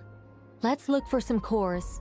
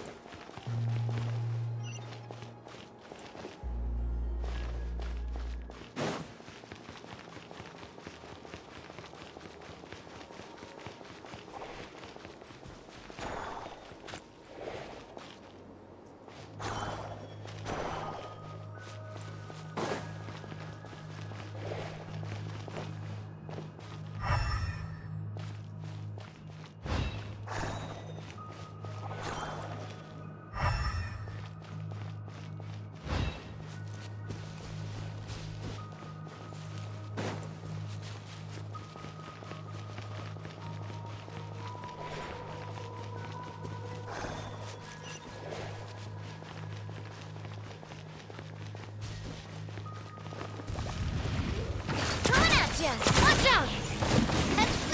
I must leave no stone unturned, as a good knight should.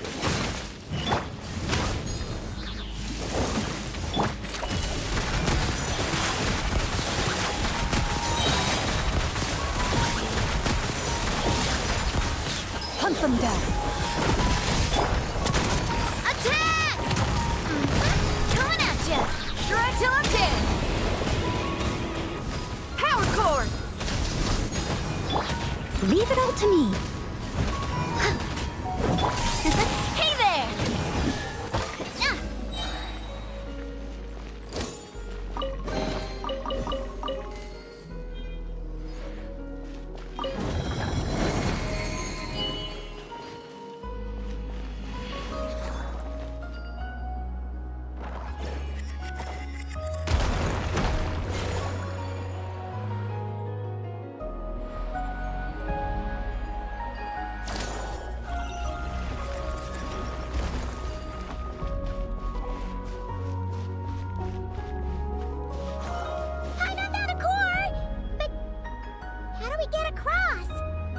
Walk up, then jump down.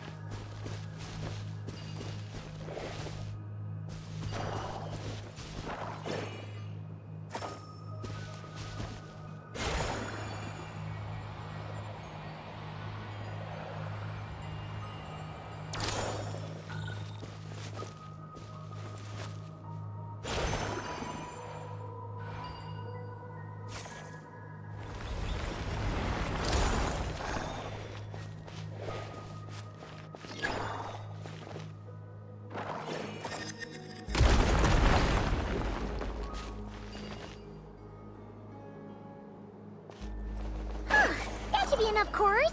Let's head back.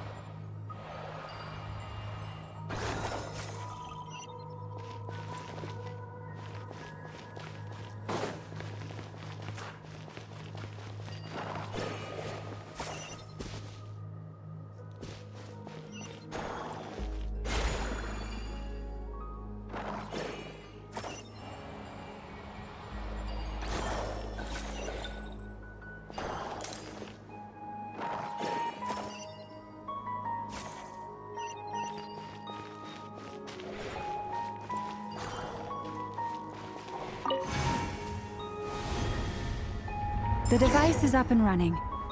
It's hard to believe that the ancients were capable of constructing such things. Paimon sees our destination! It's right up ahead! Yes, let's go.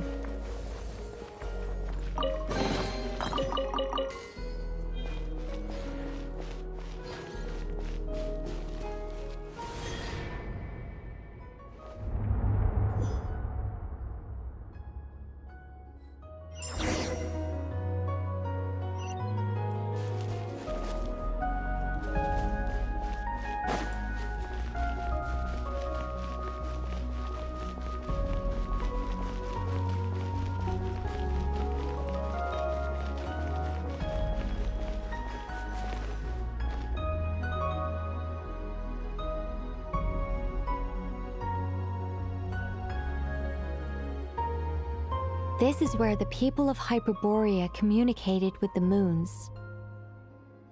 We need only place the moon marrow upon this platform on Moon Prayer Night, and we shall be able to open a portal to the moon and send our moon goddess back home.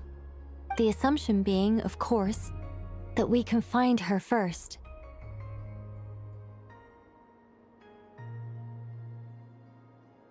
That's right. You want to know if it's safe there, don't you? And yet, she has no choice but to return. You know this. Oh, that's not the only issue here. This is the end of the line, right? We've explored everything we can.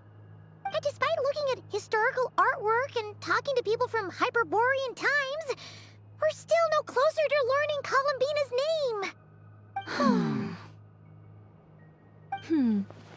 If it's not too much trouble, could you tell me exactly what Alice said to you about finding her name? Oh, sure. What she said was... Then your first job is to find it. As a moon goddess, I'm sure she must have a name she identifies with. Neither Columbina nor Kutar is her true name, and she's never really accepted either of them. Is it not also possible that she has never had a true name? Not at any point in history? That would be a hard pill to swallow. But at this point, we may have to accept that that is the truth. No one knows how she came into being, and she certainly doesn't have parents in any sense that we're aware of. Perhaps she was never granted a name at all. But does that mean there's no way to get Columbina back?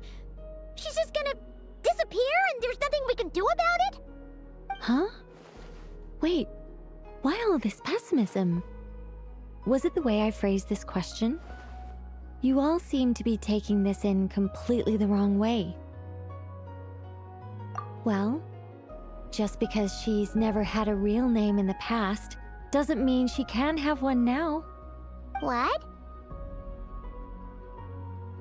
Think about what Alice said again. She never once said that you'd have to find a new name, did she? Are you saying what I think you're saying? Yes. Names are anchors that connect us to the world. If she doesn't have one already, then all we have to do is create one, no? It's like... yes. Traveler, when you first arrived in Teyvat, do you think you would have turned around if someone behind you shouted, "Hey, Tumaini!" But what about now? I understand what you mean. Life is a long journey. Even the friends and family by our side can change over time. When people call you by different names, what matters isn't so much the words themselves, but what they symbolize. And of course, whether that resonates with you. Ether. So, close your eyes and picture the moon goddess in your mind. If you were to call out to her in this moment, what would you say?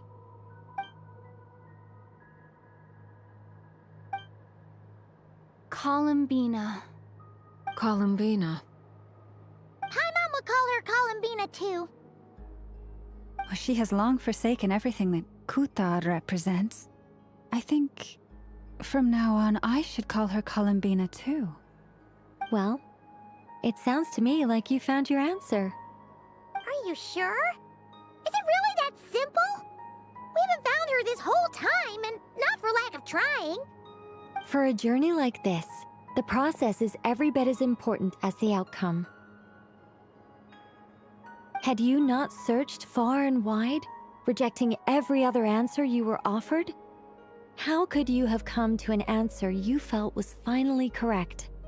Oh, it all makes sense now. This has Alice's fingerprints all over it. Are you suggesting that Mage knew from the start that Columbina never had a real name to begin with? I can't say for sure. But I can definitely imagine her chuckling in satisfaction somewhere right now, saying, "Ah, what fun." Llama, your antlers! You should hurry. The festive moon has begun to rise. Do not worry, for when you called the name Columbina just now, I could sense that the power within was enough to summon back the moon goddess. The power within what? The name? Yes. So, the thing is... What's wrong now? This is so annoying. I really want to explain how that whole thing works. Starting from the founding principles of Tevat and... Oh, I could talk about this for hours. But... Deep breaths, Nicole. Deep breaths. You're an angel. A sober, sensible, solemn angel who has her priorities straight. Okay then. Sorry for asking. Clearly a bad call on Paimon's part. Anyway, you all need to hurry. Last thing, remember how it felt when you called out that name. Then it is agreed.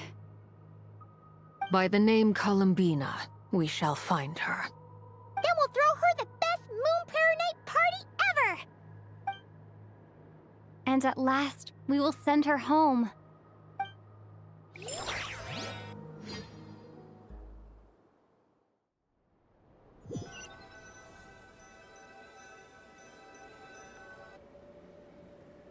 I can barely move anymore. My consciousness is fading away. Have they come back out? I'd love to see them one more time.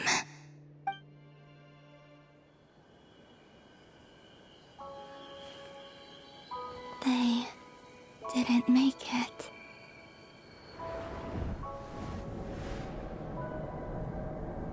Could you tell me your name?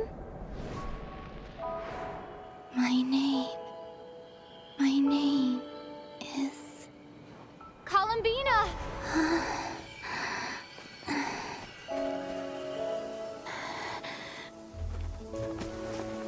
Columbina! Are you here? Columbina! That's the name you gave when we first met. And it's what I've called you ever since. Columbina. It's a fine name. I have many fond memories of Columbina, and so do all of your friends.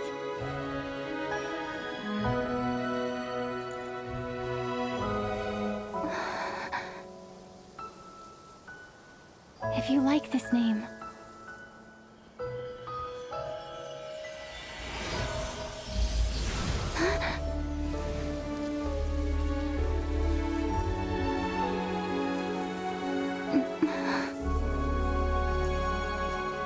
looking for me?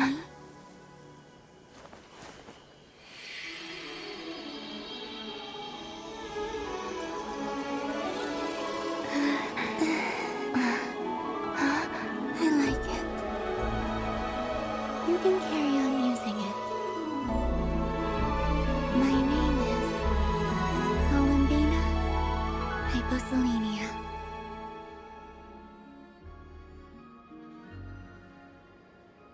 Columbina Hyposelenia. That's a wonderful name. I never thought that Columbina would become my real name. But after I met you and my other friends, the things that this name stood for slowly began to change. It went from being a Fatui code name to something my friends call me.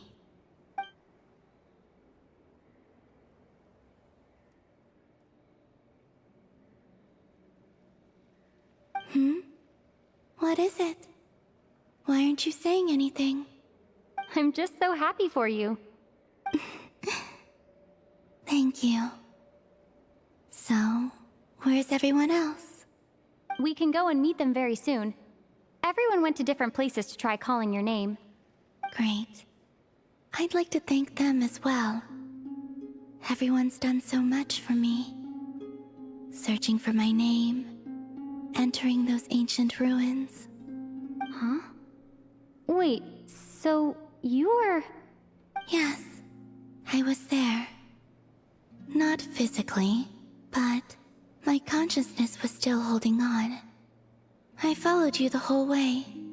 Starting from when? You turned around and called out my name while you were in Nasha Town. Do you remember?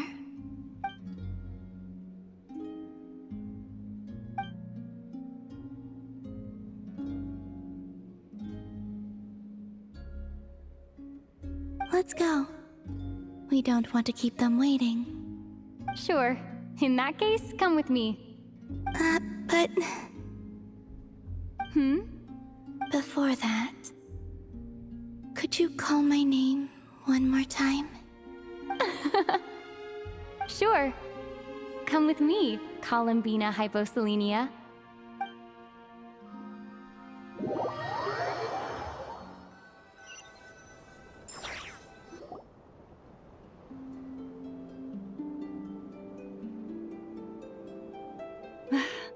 Columbina! Oh, this truly is wonderful. Llama, I can't breathe. Ha-ha! Just in time for Moon Prayer Night. It's good to have you back, Miss Columbina. Yeah, we were worried sick. Thank you, my friends. With your help, I now have a name that belongs to me. Columbina Hyposelenia. Where's the second half from? You added it yourself? That's right. It means... born beneath the moon. Yes. And by extension, it can also mean born beneath this world. A fine name.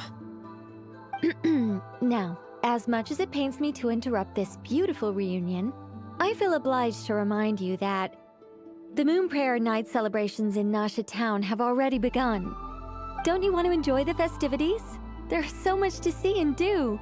And some of the ambient lighting and entertainments were sponsored by the kind souls in the Hexen Circle. Nicole? Why have you turned into Dodoko? So you're Miss Nicole. Thank you for helping us, and for helping me find my name. It's nice to finally hear your voice. You're quite welcome. Guiding lost people to hidden treasure is what we Seelie do. And if you ask me, spiritual treasures are far more precious than material ones. Chests are all well and good, but this was what it's all about. Ah, so satisfying. Anyway, I had to go help Alice. It seems like she ran into some trouble. That's why I couldn't be here in person. But don't worry, we're with you in spirit. We'll be celebrating right along with you. Keep an eye out for the Hexen Circle's festive stalls in Nasha Town. I think you'll like what we came up with. Alice said she even managed to rope B in this time. The Frost Moon Scions have also prepared various attractions. I believe Aino, Ineffa, and their crew are setting things up as we speak. On that note, Nefer, about that request I made. It's all in hand. Yehoda is on site to ensure that everything goes off without a hitch. Wonderful. In that case, Traveler? Huh? Come on, Columbina. It's time to celebrate the best Moon Prayer Night ever.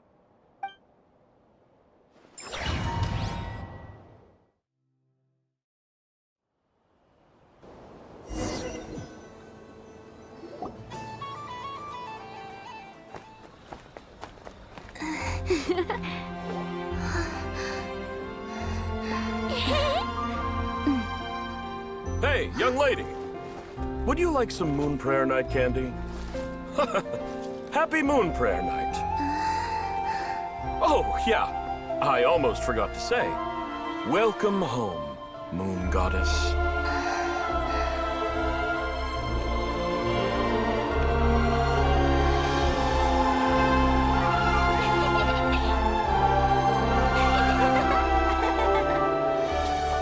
Welcome home, Moon Goddess. Welcome home, Moon Goddess. Welcome home, Moon Goddess. Turning Nasha Town into her home is a festive gift. A rather brilliant idea. Perhaps this is what Nodcry, Columbina's home, should have been like all along.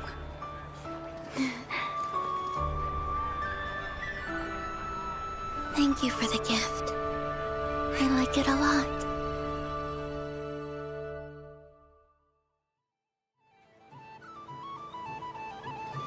This feels like the surprise of my life. I do.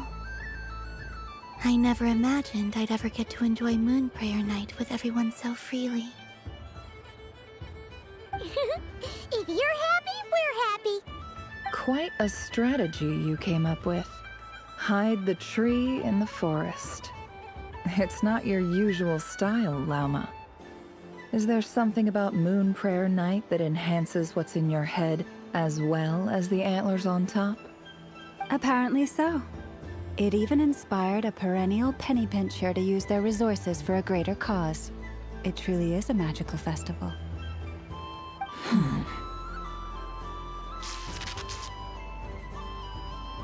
I see it now. This bickering is actually a sign of a strong relationship. Huh? What's everyone doing here? Oh!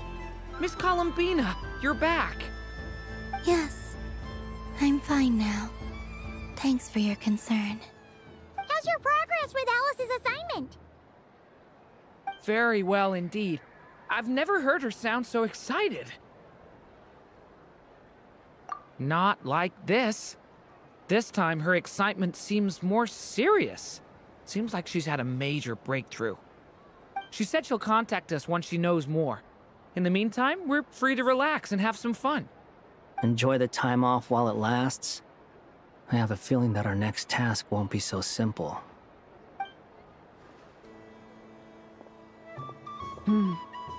I should go. I still have a few things to attend to at the Frost Moon Scion stall. And I think I'll take a look around.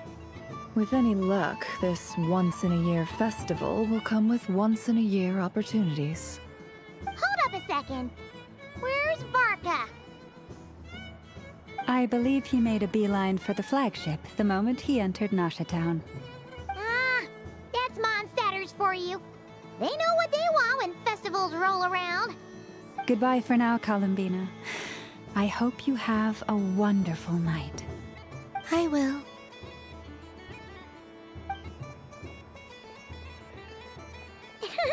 Well, in that case, don't just stand there. Get out there and have some fun. You'll definitely get a warm welcome at every stall. Oh, also, take this map with you. It's a guide to the festival.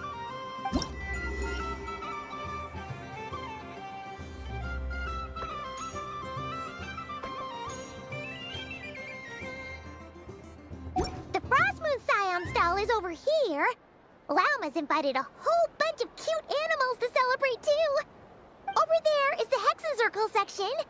Alice seemed more excited than anyone about this festival, so she insisted on making it a grand affair. Oh, and then there's the Nasha Town local specialties, including... Actually, forget that. Better if you go check them out for yourself. Thank you. It looks like a lot of fun. You're not coming with me? We'll be around. But don't you want to browse by yourself for a bit first?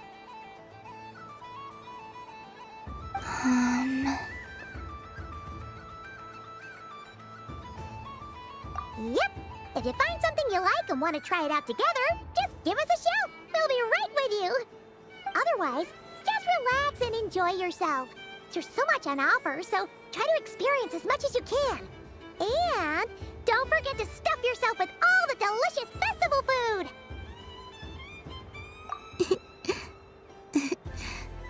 All right then. Off I go. Where should I go first?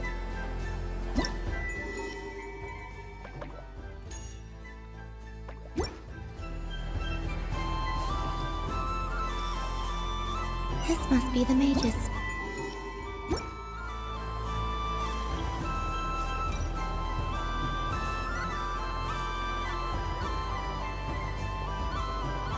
Dodoco's Whirligig! Come check out Dodoco's Whirligig! Ah, welcome home, Moon Goddess. Might I ask what this is? Ah, it's a very special amusement sponsored by the great mage herself. Ride on a soft and furry Dodoco and embark on an unforgettable adventure. I say that, but I'm just following a script here. Who is this mage, anyway? And what the heck is a Dodoko? I'd like to ride. No problem. But, are you by yourself? Is that not okay? Oh, no, it's fine. It's just that each Dodoko can accommodate 2 passengers. Would you like to bring a friend along? My friends... That should do it. Now, we just need to get everyone else to draw something on it too. But we gotta keep it a secret from Tal and Bina. Traveler.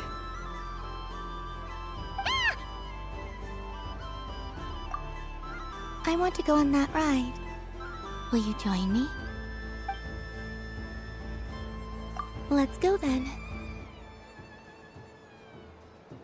Don't worry. Paimon will do the rounds. You go have fun.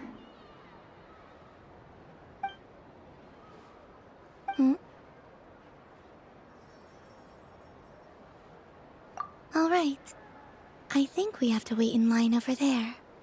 Please take your seats. For safety reasons, you mustn't try to leave the ride before it comes to a complete stop. All right, you're all set. I wish you both a wonderful journey.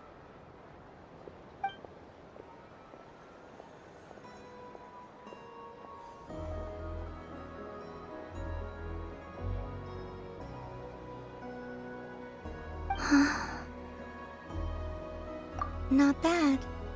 It reminds me of riding a moon lane.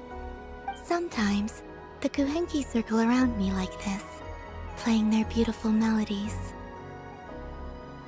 Yeah, I'm going to miss them.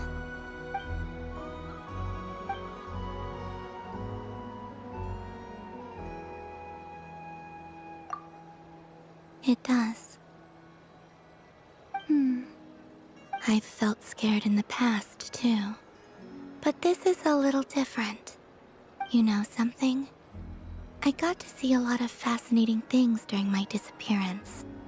I saw how the Frost Moon Scions act around their families. So different than how they used to act in my presence. And I also saw how they interact with their friends. It made me curious at first.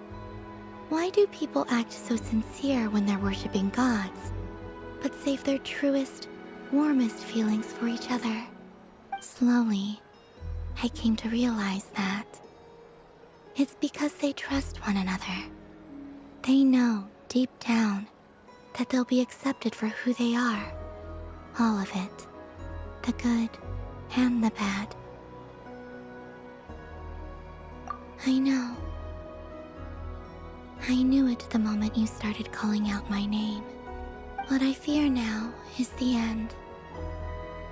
I fear losing all this the very night I have gained it.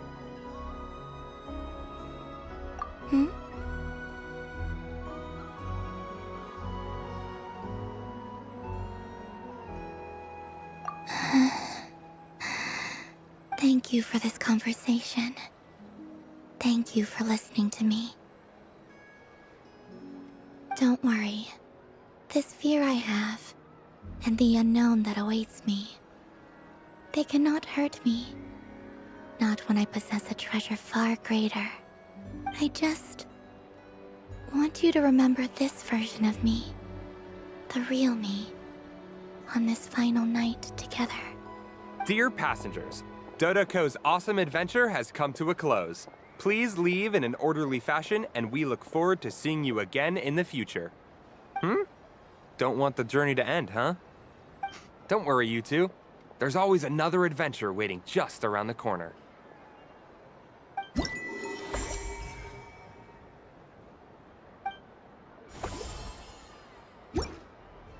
So this is the Frost Moon Scions area.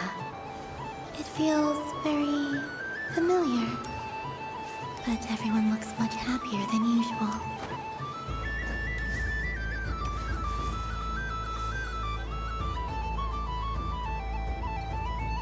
I wish for a never-ending supply of laka berries. What a humble wish. Probably written by a child.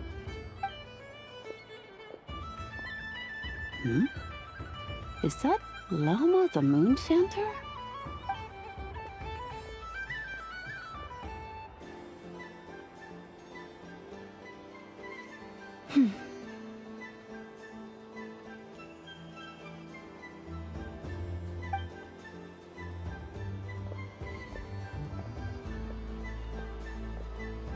I wish that the long plume ibises would stop biting me. Oh dear, poor Lauma. All right, I'll write that one down for you. I got it. While everyone else is celebrating Moon Prayer Night, you're as busy as ever. I don't mind. It's rewarding work. A good kind of busy. My antlers are at their heaviest tonight, and the Kuvaki waves are especially strong.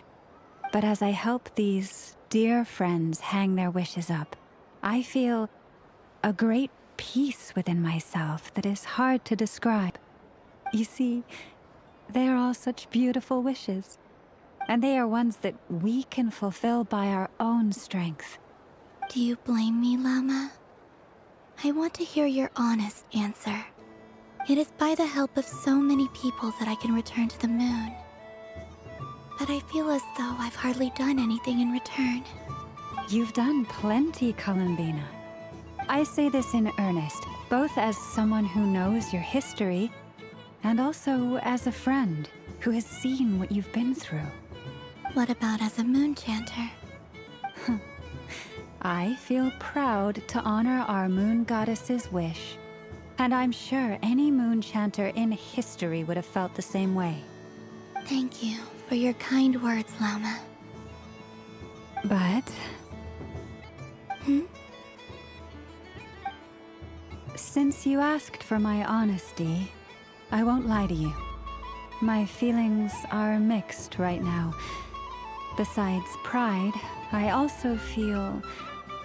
I suppose it's a reluctance to let go. Once you return to the moon, we will be far apart and separated by a false sky. I'm sure those of us left behind will gaze up at that sky, yearning for the moon once in a while, just as you used to do. I will miss you, Lauma. I will miss you all. I hope to stay in touch.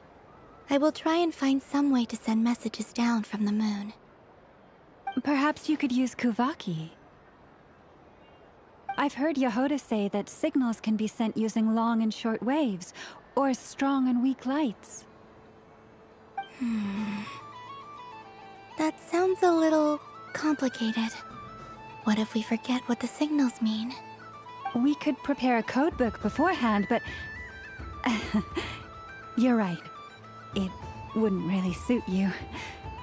Still, whatever happens, I believe that you will find your own unique way of communicating with us. And now that I think about that, my heart feels lighter. Because you trust in me? Yes. I have faith in you, and in the power of truth. In my experience, the truth tends to be difficult. But that's what makes it stand out from what is false. So I'm confident that your thoughts and your love will shine through the curtain of lies. We will know it when we see it. Thank you. Now, could you help me hang up my wish? Is this? I wish that all who dwell in this moonlit world can find a place to belong. And I wish that I shall one day see my friends again. It's 2 wishes. I hope that's not too greedy of me. Not at all. And I think you speak for us all with the second one.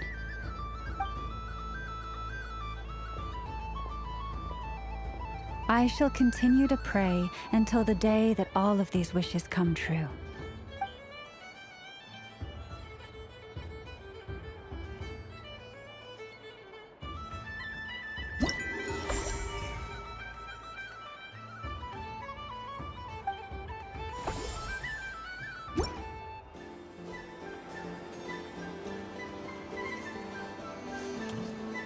What's this?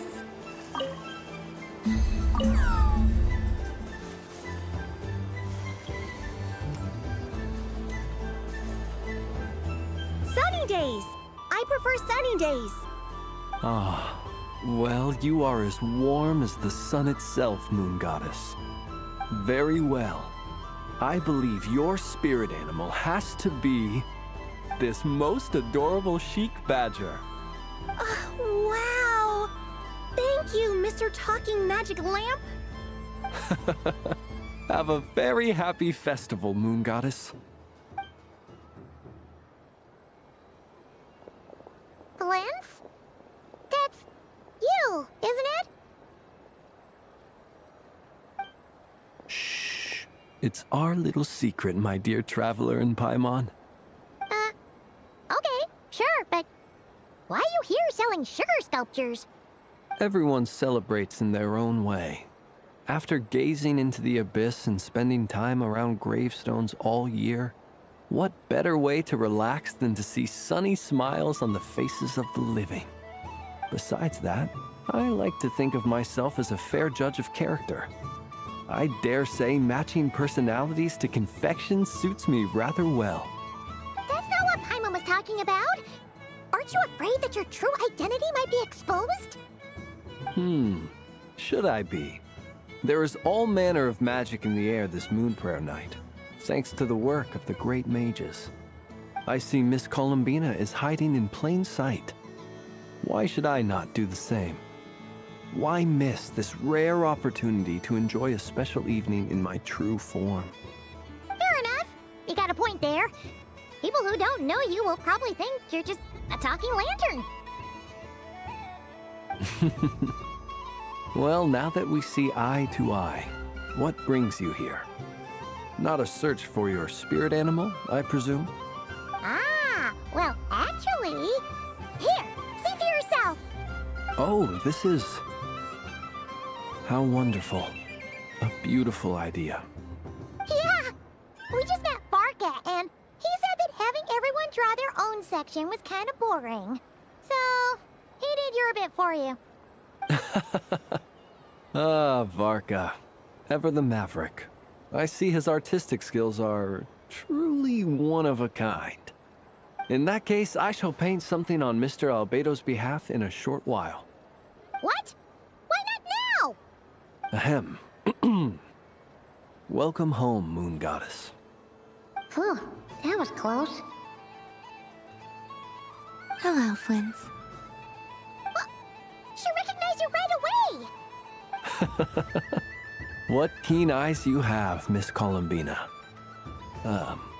Especially considering they are shut. I did not see you. Rather, I sensed you. I can sense the fluctuations in Kuvaki all around me. One would expect no less of the Moon Goddess. Might I interest you in some candy? Yes, please. Excellent. I shall make some for you right away. Something the matter, Miss Columbina? What about my spirit animal? All the other children carrying sugar sculptures are talking about it. Wait, is she taking the test seriously? Ah, my apologies. How could I neglect that? You are quite right, Miss Columbina. Every one of us has a magical creature living in their heart. Would you permit me to help you find yours? Yes, please. Do you prefer the day or the night? Night. Which of the 4 seasons is your favorite? Winter. Think of a perfect day. What is the weather like? Sunny, rainy, or perhaps cloudy? Rainy in the morning, sunny at night. What kind of answer is that? Forests, lakes, and open seas. Which do you prefer of these? I like them all. Imagine you opened your very own shop. What would you sell there? Moonlight, I think. Wow! Paimon would totally shop there. It wouldn't cost anything. You'd just need to visit. Aha! I believe I know what your spirit animal is. Here, for you. Oh, it's a Kohenki! Indeed. A free-spirited being with a deep love for all things here in Nodcry, who selflessly lends her aid to as many people as she can reach. It is the perfect fit for you, Miss Columbina. Thank you.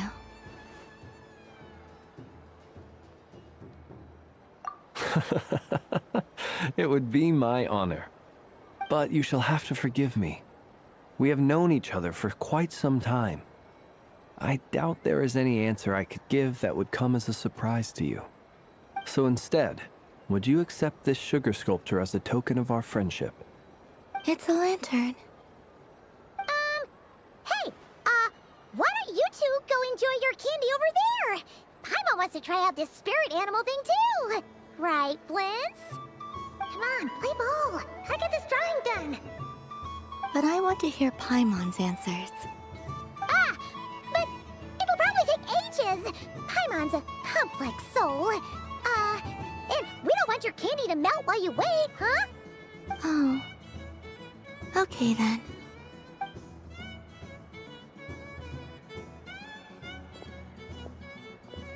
Phew. Nice excuse, Lady Paimon. That was some quick thinking. Yeah, no thanks to you. A little help next time.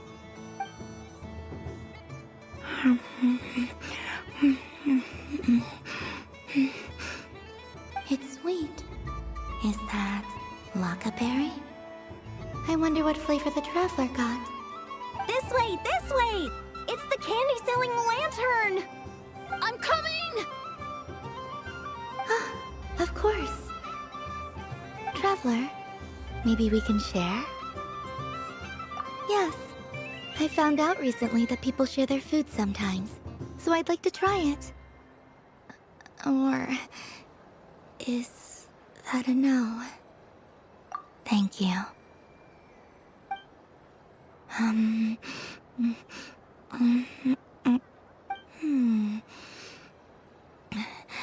Yours is a little more sour than mine.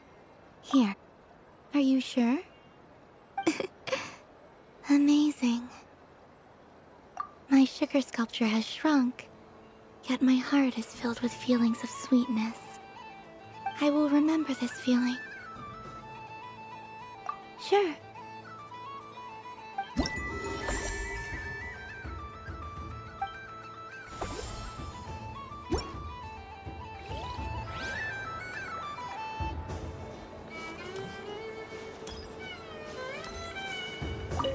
Yes. May everyone's wishes come true.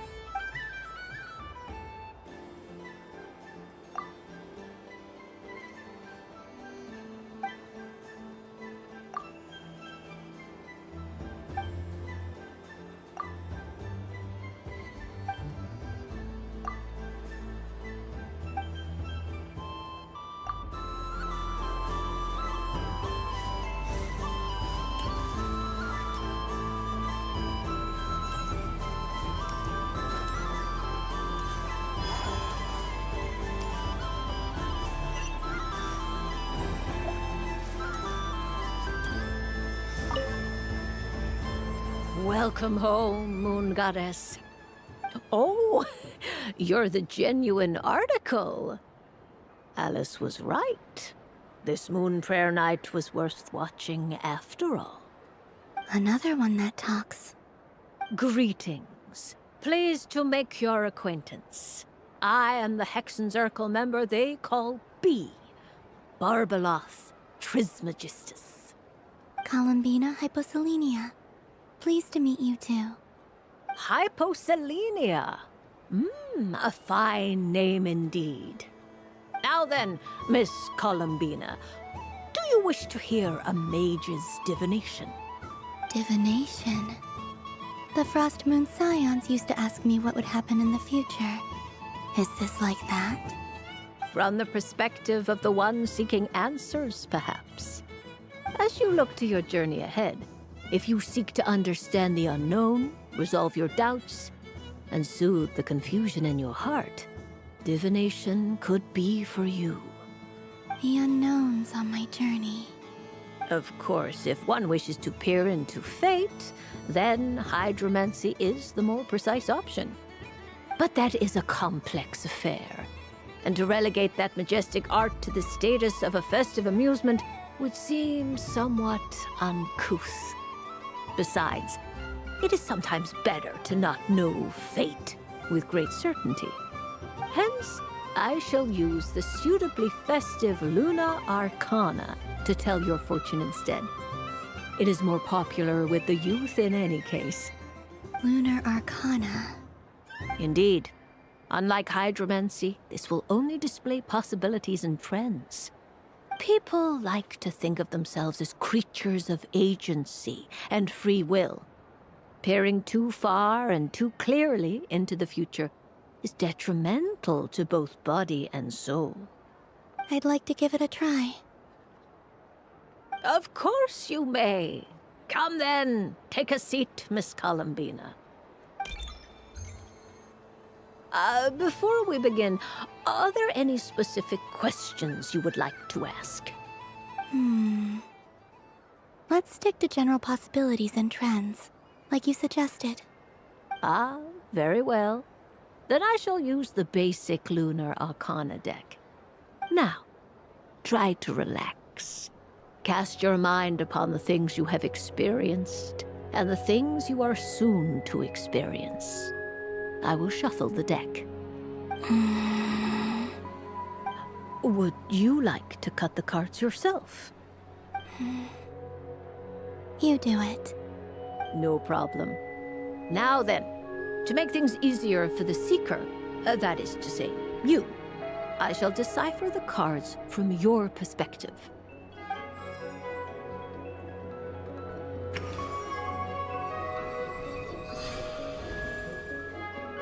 Please, draw the first Lunar Arcana. This represents destiny and is the foundation for the divination as a whole. Now, draw your second card.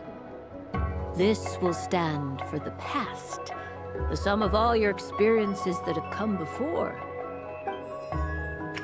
And now the third Arcana. This is the present, your interpretation of the current moment. Finally, the last card.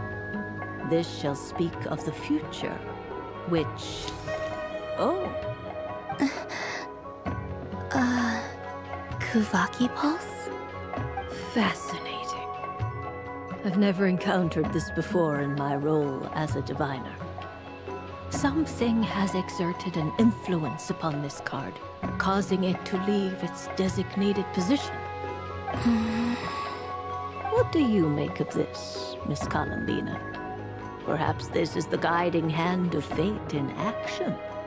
Of course, if you wish, you can choose to deny the validity of this card and draw the future for yourself.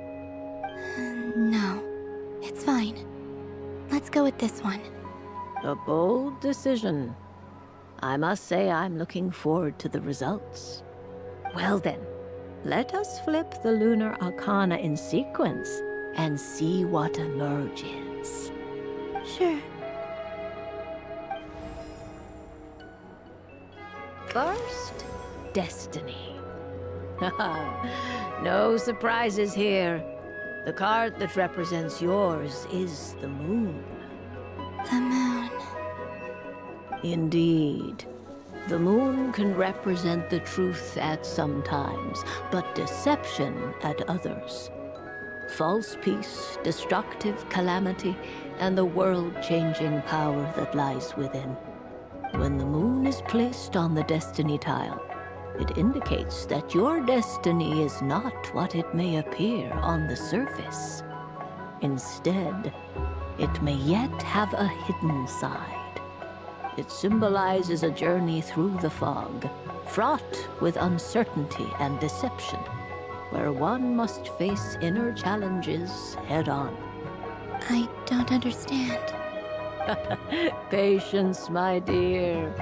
This is but the first card, which serves as a basis for the interpretations that follow. Our divination will only grow clearer from here on out. Now then, flip the second card, the one that speaks for the past.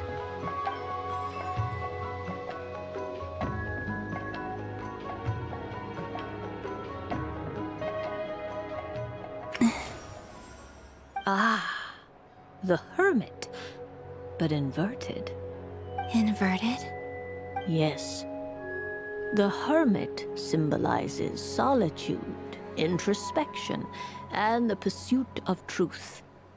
When inverted, it represents isolation, truth out of reach, and a path that leads one astray. Combined with the moon as one's destiny, the Hermit inverted represents a choice you made to stand alone in the past. It was a choice made not out of fear or arrogance, but for reasons that others could not perceive. You fumbled through the darkness without a guide, but you did not find your way. Rather, you went astray. More than once, it would seem. Is this about how I became Kutar despite not wishing to become a god? And how I joined the Fatui because I yearned for a place to belong? I suspect only you know the answer to this question. All is not lost. The past is in the past, and so it shall remain. Shall we look into the present now?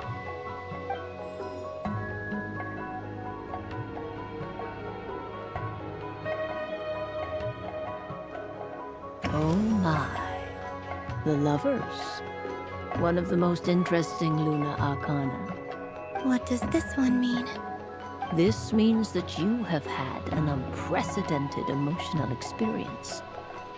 The joy of finding your soul becoming intertwined with that of another. A precious and wonderful thing indeed. It's true. I've made a lot of friends recently, and they are very good to me. I like them a lot. That sounds lovely. I am most delighted for you. The Lovers can also represent important decisions, perhaps related to a parting of ways. Now, if I were to guess... Yes. My return to the moon. I understand. Parting with friends is never easy, Columbina. But rest assured, this is not the end of your journey. There is always another story waiting to be told. The future always lies ahead. The future. Well now, it's finally time to flip this most mysterious of cards. Why did it appear? And what does it wish to tell you? I'm ready. Very well. Flip this card and see what lies on the other side.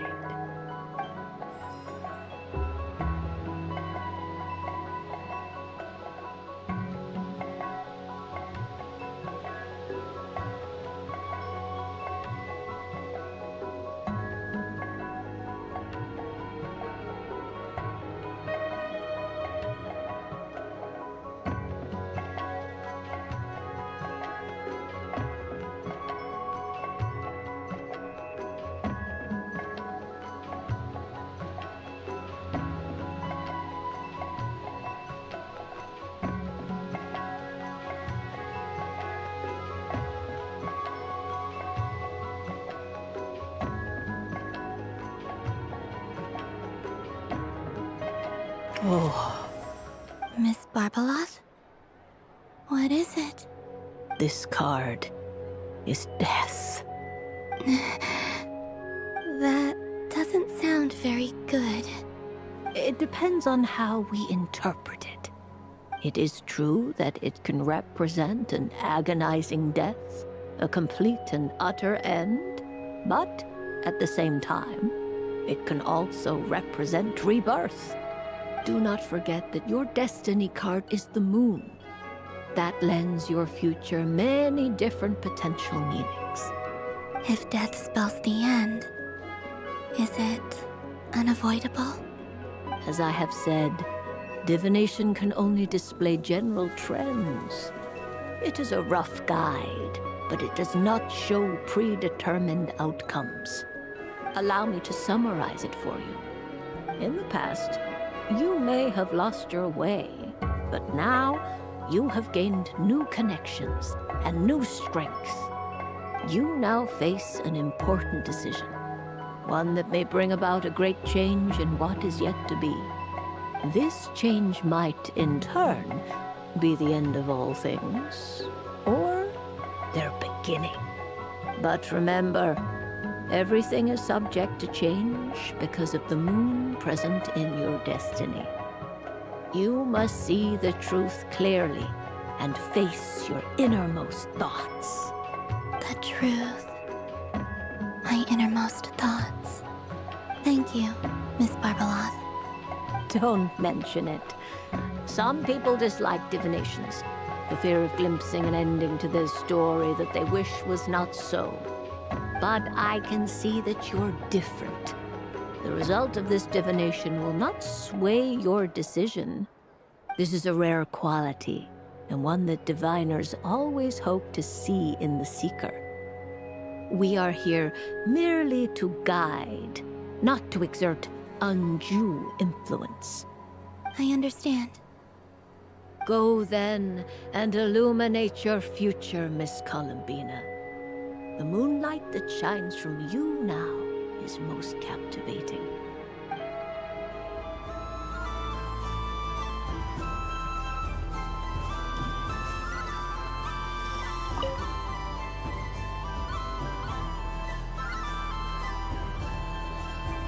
I wouldn't say it's unfair, exactly.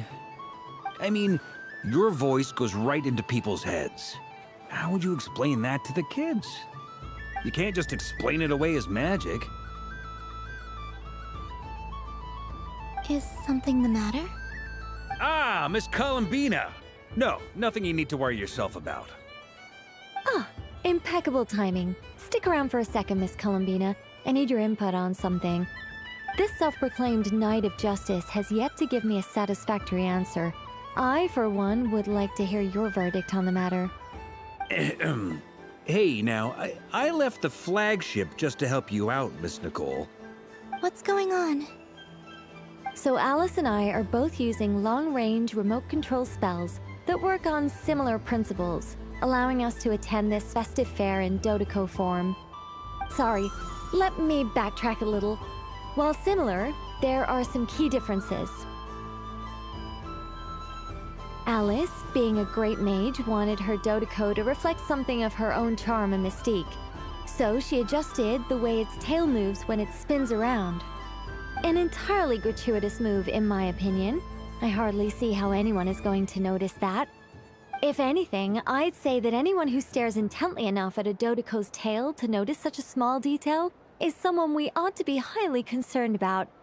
I only say this to emphasize that my question has nothing to do with tails. Now that we're clear on that, why is Alice's Dodoco permitted to interact directly with the children celebrating Moon Prayer Night, while mine is not? Your voice speaks directly into people's minds. See? Exactly what I said. Miss Nicole? Ugh, I can't stand it. I know that probably makes me sound like a whiny child acting out in front of their parents. And it's a little embarrassing now that I think about it. But hey, I said it now, I can't take it back. That would be even more embarrassing. Also, don't go reading too much into that analogy. It was off the top of my head. I'm actually an awful lot older than either of you. Miss Nicole, are you saying that you'd like someone to play the game you've prepared? I'm not so invested in that. It's just something cobbled together using items I borrowed from Alice.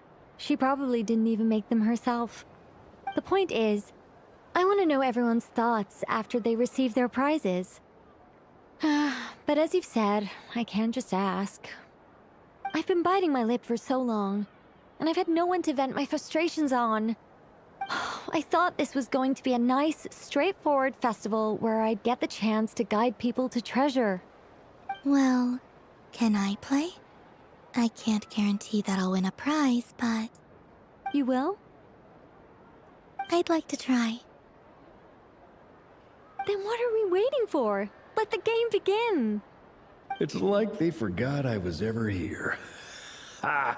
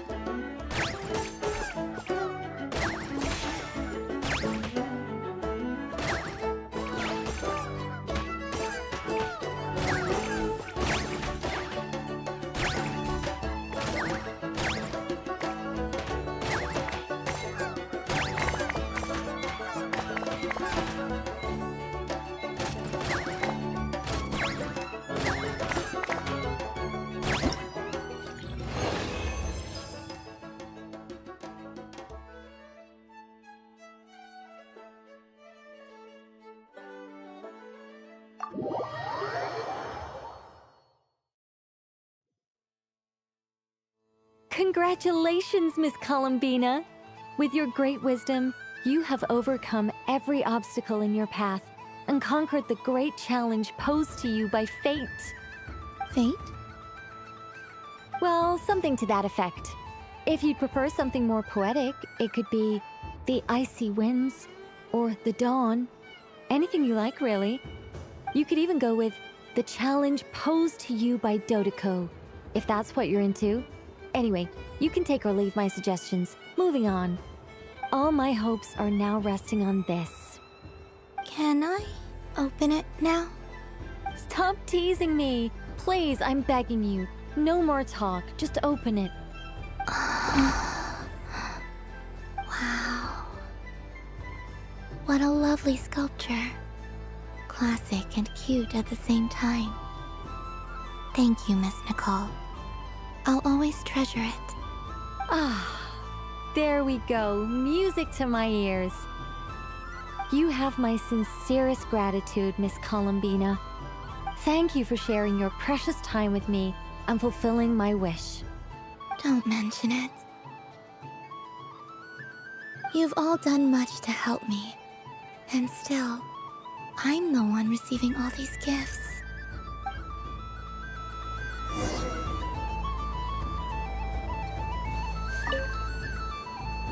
A soft and furry creature that bounces and jumps. Welcome home, Moon Goddess. This one talks, too. Allow me to introduce myself. I am a Dodeko from a distant archipelago, the most mischievous of all my Dodo brothers and Dodo sisters, When the going got tough, I powered through, and when I met obstacles, I boomed them away. That sounds like a lot of fun. Doesn't it just? Oh, but then the trouble started.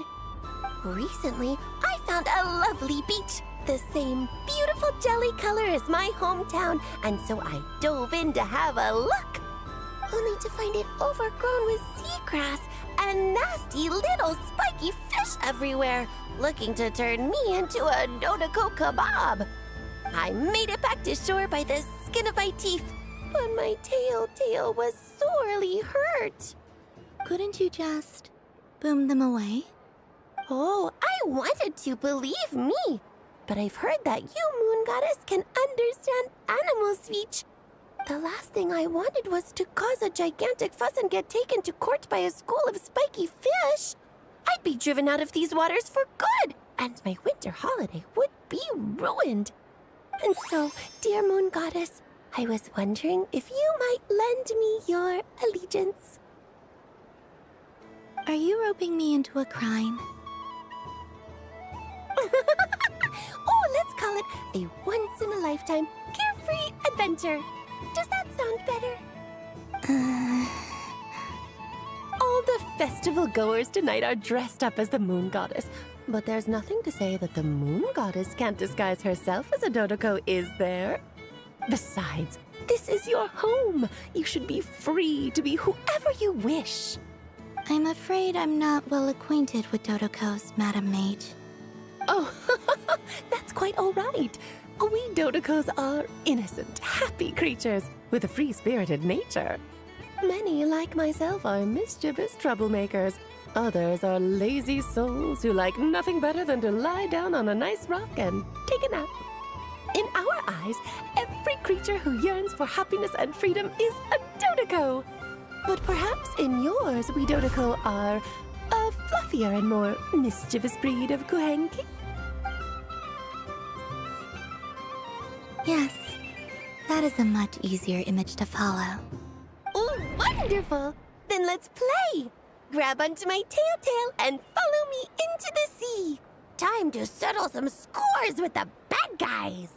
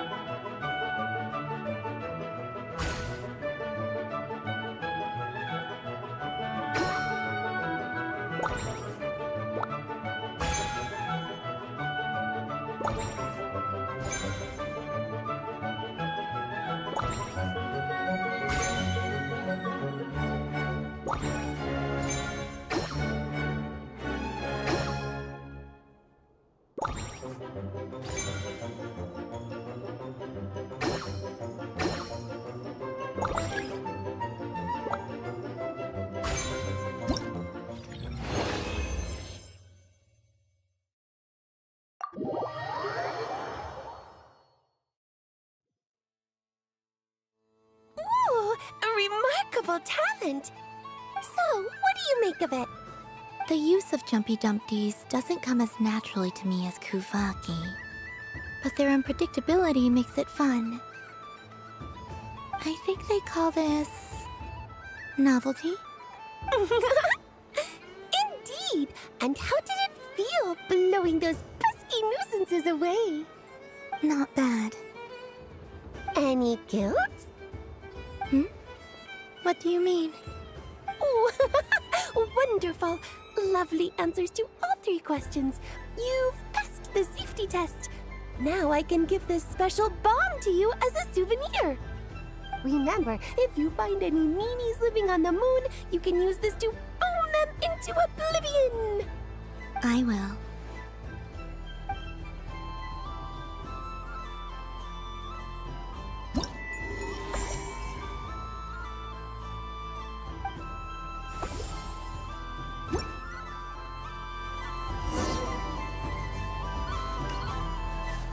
What's this?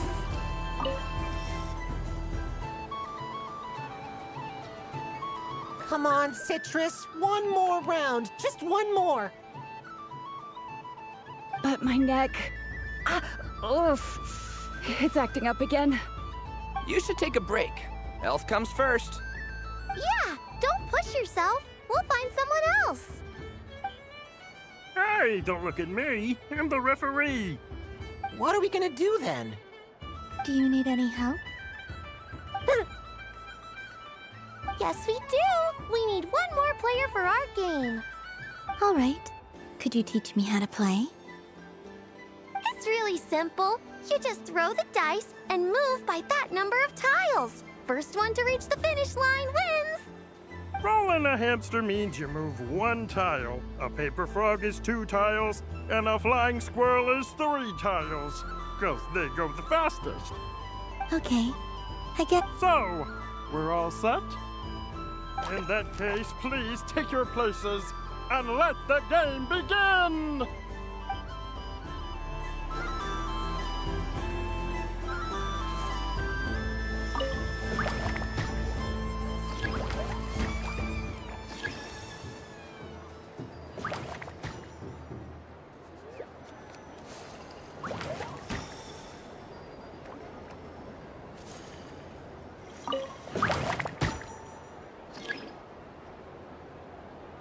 And the winner is the Moon Goddess! Congratulations!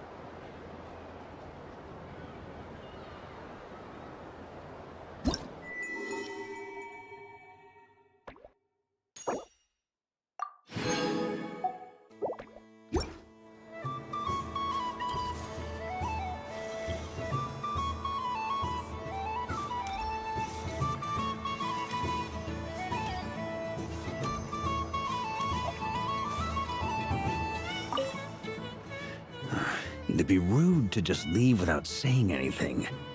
But at the same time, I don't want to barge into their lively conversation just to announce that I'm leaving. I guess I'll just wait a little longer. Huh? Albedo? This sketch is for you, Grandmaster. Oh, a gift for me. Thanks. Let's see what you've done for me. The north wind left in a lurch.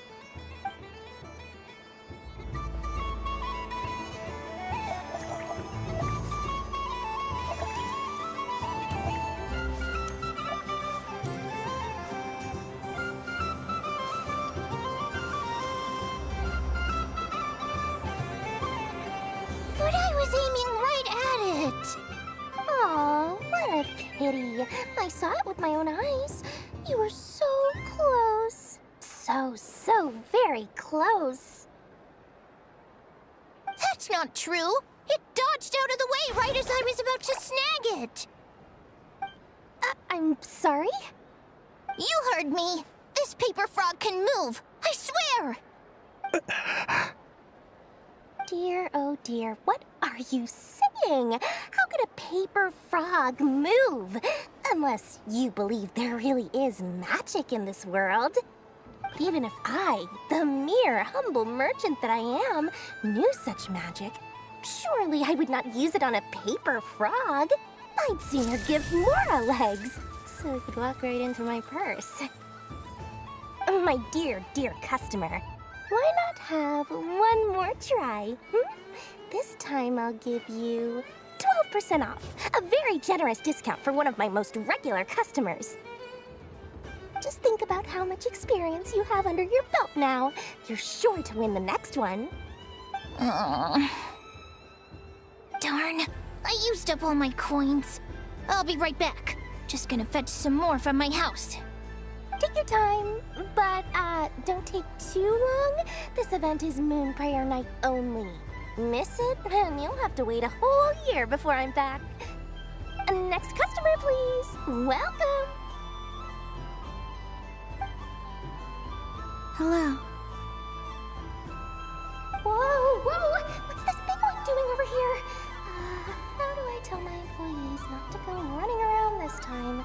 Shooting them a glance won't work. I haven't known them long enough. Dory?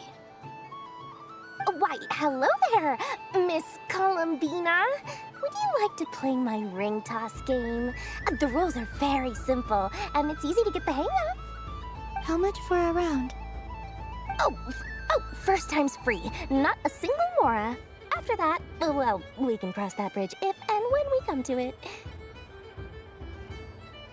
But with your sharp sharp skills, I'm sure you'll win all the prizes in one fell swoop.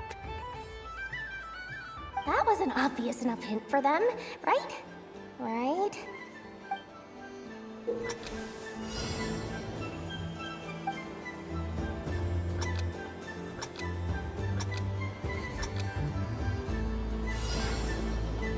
Here comes the ring! Oh, peanuts.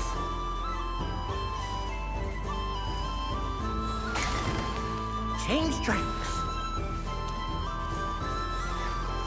Roselle, should we move or not?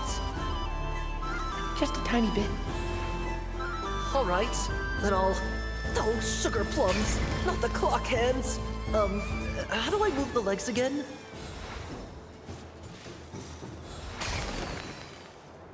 Stop it! Stop dodging! Ugh.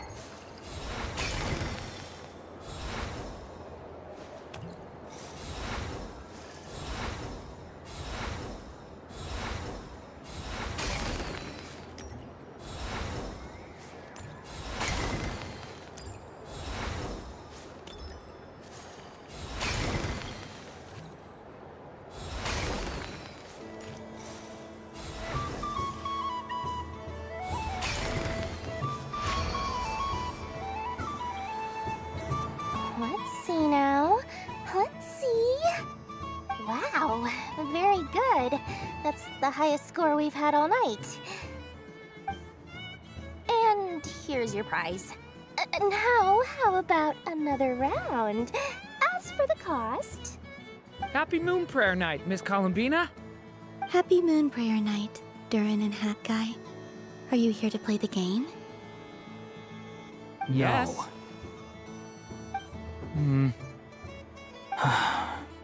You said we were just coming here to say hello. I did, but then I recognized a few more people as I got closer. Do my eyes deceive me? Is that... It's our little dragon! He's all grown up! Someone's popular. Well now, since you came all this way, why don't you try out this lovely game we have going? First try is free! He'll have a go. I'll pass. It's only one free try per customer. You can't give your try to him. I'm aware. How has Elder Almond been lately? He's in great shape. He goes for a run in the forest every morning to stay fit and healthy. He tried to go boat racing with Firecracker a while back, but he couldn't even make it onto the Lotus Leaf. Firecracker was in fits of laughter. How about you, little dragon? Can you still fly? Yes, I can. But you've become less chatty. Has growing up been tough on you? We call that maturity. You know, the thing people sing about. The knight wields a sword of stone to defend those hearts that are made of gold. Stone is very heavy. That's what keeps them from talking too much. That's awesome! I want to be a knight when I grow up, too. Ring, here I come! Ha! Oh, the hat-wearing man. I never thought I'd see you again. You seem more determined than when I saw you last on the train. If you say so. Oh, I do say so. The people you once helped see it clearly. It's because you are once again on the right track. May the engine in our hearts propel us to the station of our dreams. I can move! I can move now, Roselle! What are you doing, running into the rings like that? You got them all so quickly! I've never seen anything like this in all my travels. Is this guy actually an old friend of theirs? But how? They're origami animals and clockwork people from a fairy tale. Getting to know them would be quite an arduous task, unless they share a hometown? I have to get to the bottom of this. Next time I see the Great Mage Alice, I shall demand answers. Thank you, Dory. I had a lot of fun. Now for your prize. Where did I put it? Give me a moment to dig it out. Oh, sweet grand prize. How I wish I didn't have to let you go. Good thing I've already turned a profit from the customers earlier in the night. Otherwise, I'd have wasted all my hard work. Okay, I'm back. What? I leave for 2 seconds and someone's already claimed the grand prize? Oh, well, these things happen, you know? Perhaps you'd be interested in one of the other prizes instead. We've got all kinds of wonderful goodies here. Is this the thing you wanted? Here, you can have it. Huh? But... Don't worry about it. It will be happier with you. Oh, thanks so much, Miss. Moon Goddess. Oh, goodness gracious, Columbina. Give me strength. How am I supposed to make any more money from this child at this rate? Daddy, look! That's the game I was telling you about! Forget it. She is the Moon Goddess after all. I'll think of some other way to swing this. Maybe I can try to hook this new kid. Huh? Oh, someone already won the grand prize. You can take mine if you want. What? Why? Why are all these bleeding hearts coming here to ruin my business? Happy Moon Prayer Night, everyone. Happy Moon Prayer Night.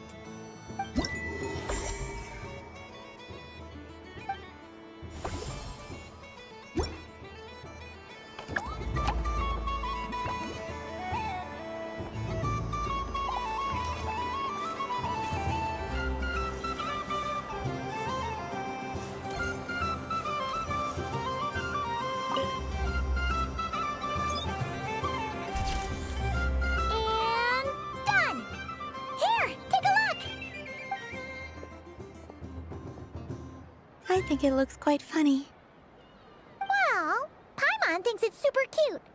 It looks like a silly chic badger and a rhyme-horn deer that's about to fall asleep. Maybe I'll stand on the chic badger's side instead. It looks like we've attracted the attention of quite a few animals. Let's make room for them.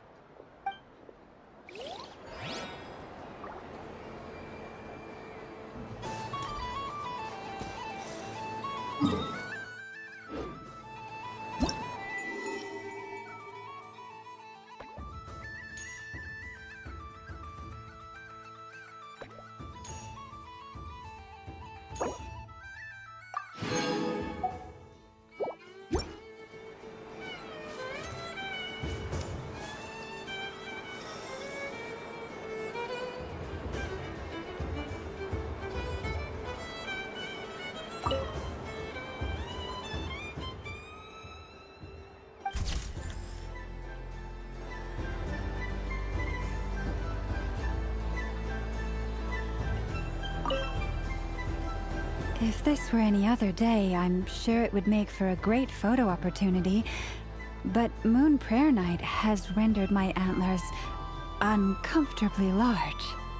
Doesn't it look like this rhyme-horn deer has 2 sets of antlers?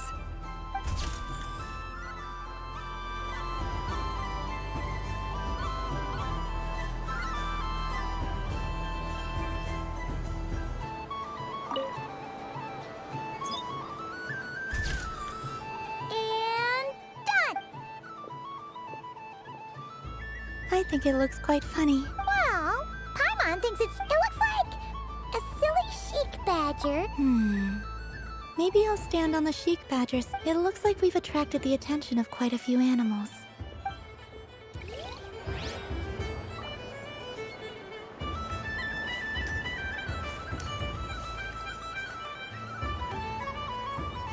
Wow, the Frost Moon Scion stall looks kind of plain, but it's pretty cool once you get into it. I don't go to Hisi Island much, but it's got that, like, old world cultural feel. And if culture means we get more festivals, I'm all for it! Hello, Yehoda. Columbine? Hello, Moon Goddess? That was too close. I almost gave the game away in front of the staff. Oh, wait, what's the deal with her shoes? They don't make a sound when she walks. I could do with a pair of those. Do you like balloons too? Balloons? Oh, you mean those?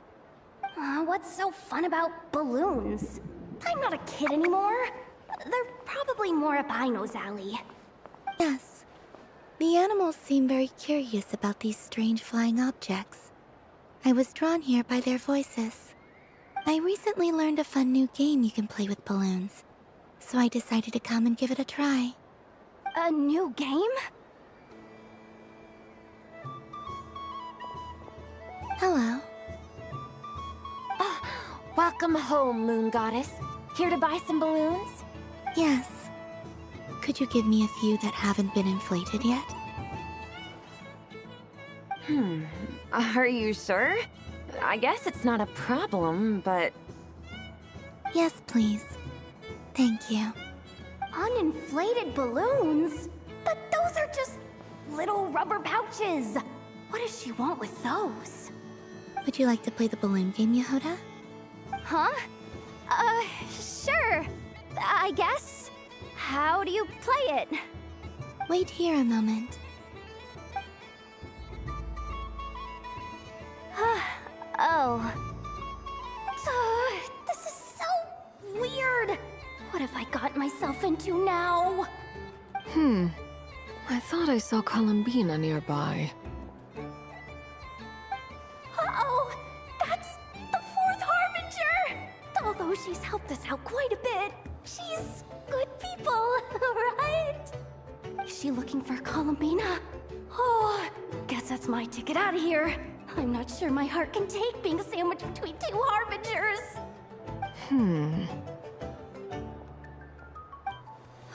Which stall is she checking out?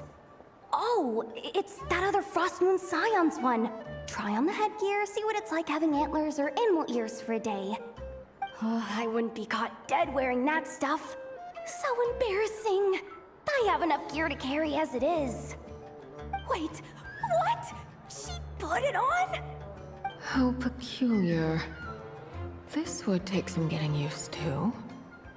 I wonder if this is what it's like for Lynette. It really suits you, ma'am. What is this? She was so intimidating a moment ago, but now, dang, she's really rocking those ears. How does she make them look so cool? I suppose I may as well keep them on for now. All part of the festive experience. She's coming this way. How do you do, Miss Yehoda? Oh, jeez. Don't talk to me while wearing that thing. Where am I supposed to look? Oh, hey there. I'm looking for Columbina. Have you seen her? She just... Huh?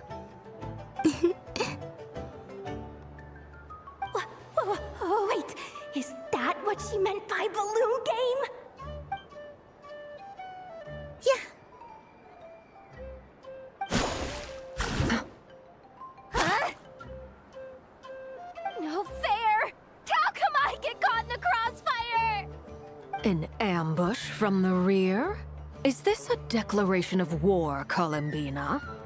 Would you like to play too, Arlecchino? Seriously? Are they gonna start some beef right here, right now? Gladly. That said, I believe there is another who would like to join. Boss! Boss Nev! Thank goodness! You've gotta get me out of here! Things are kicking off big time! Hello there. I'd like 10... no, make that 20 balloons, please. Uninflated. What? Miss Moon Goddess, I hope you're prepared to pay the price for assaulting my employee. Welcome to the game, Nefer. Just to be clear, let's keep this a fair fight, okay? No strange powers, please and thank you. Naturally. Don't just stand there, Yehoda. Aren't you going to team up with me? Huh? Do I have to? Of course. Don't forget, the Curatorium has a reputation to uphold. I knew something like this was gonna happen.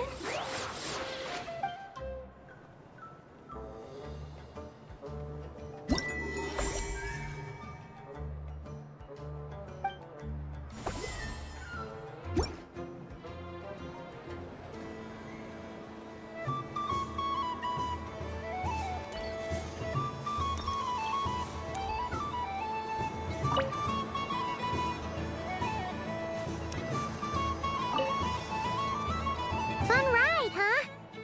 You and Columbina looked pretty sad to leave. This isn't gonna make Paimon dizzy, is it?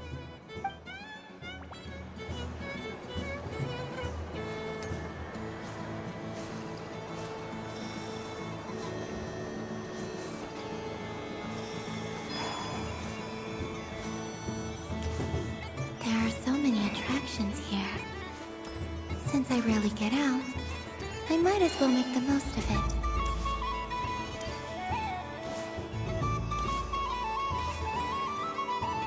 Moon Prayer Candy! Beautiful, tasty Moon Prayer Candy! Buy a whole box, share it with your friends and family! Candy? To share? I wonder what flavors everyone would like. Welcome home, Moon Goddess. Fancy a box of Moon Prayer Candy? Sure. I knew you would. Now, what flavor would you like? I'm not sure. What flavors do you have? Is this for yourself or as a gift? A gift for my friends. Ah, I see. In that case, I'd recommend apple, lockaberry, or midsummerberry. Those are the most popular. Do you have nocturnal blossom flavor? Huh. I've seen couples give those as gifts before, but I did not know they were edible. No? Okay then. Moonfall silver? You did say this was for friends, right?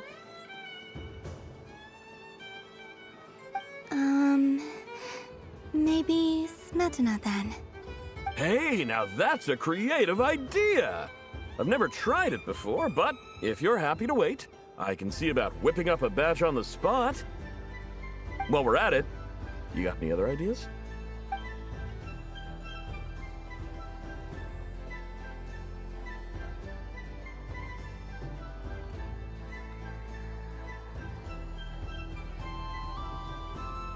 Here you go. Every flavor you asked for is in there.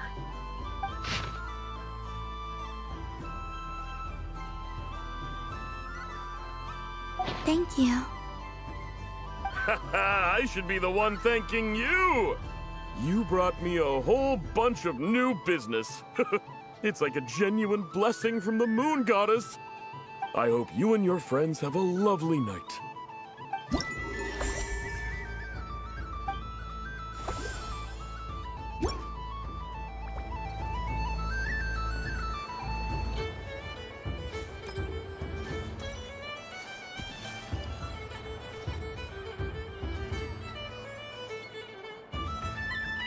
Well, well, look who it is. I heard someone went and disappeared on us the moment we let her out of our sight. They looked all over for you. Frankly, I didn't think you'd be back for Moon Prayer Night. Were you worried about me, Sandrone?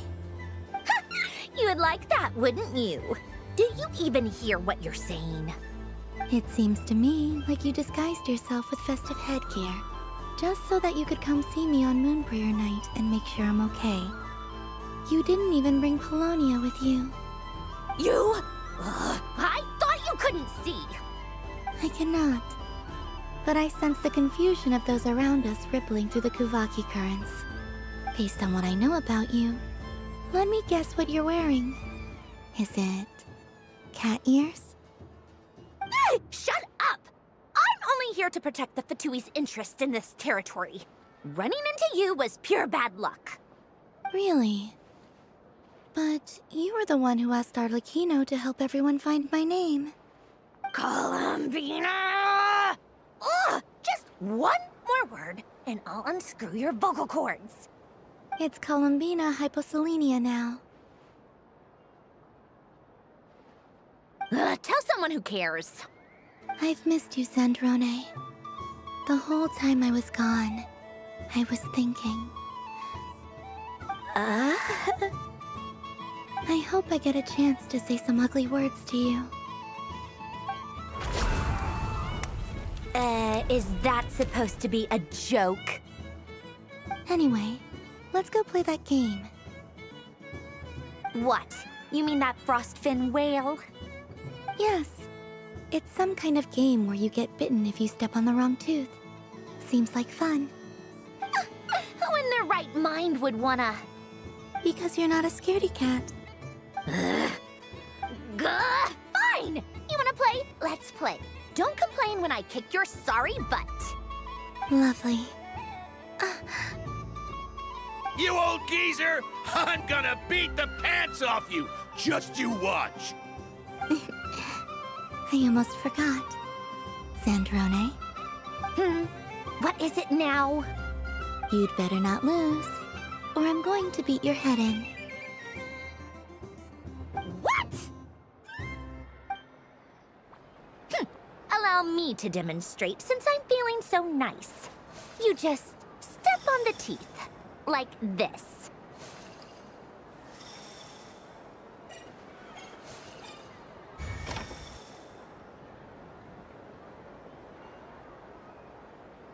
Which should I pick? I'm getting a bad feeling from this one. Sensing Kuvaki. Your turn, Sandrone.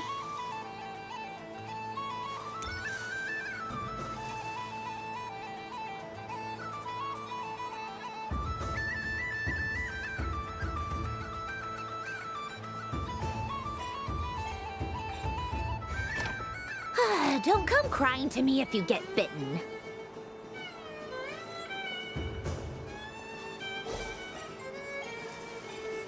There are less and less teeth remaining.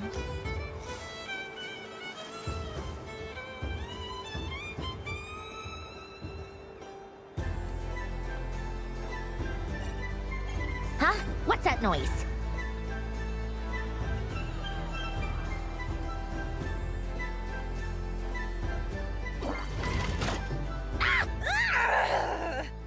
I think you might have picked a bad tooth, Sandrone.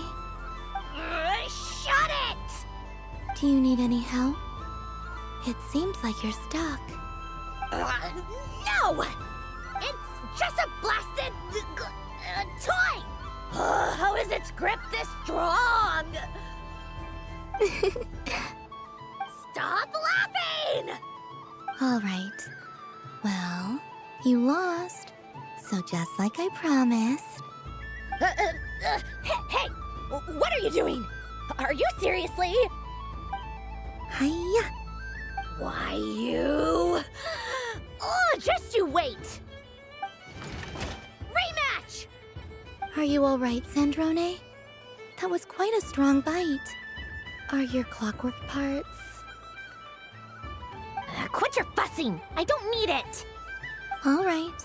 I'll go first this time.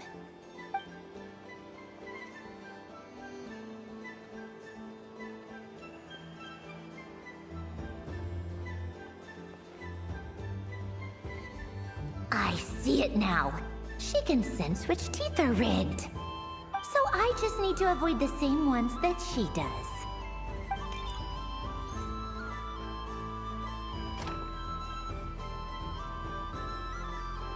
This one... Seems fine. She avoided that one then? Now I've got you. All right, my turn.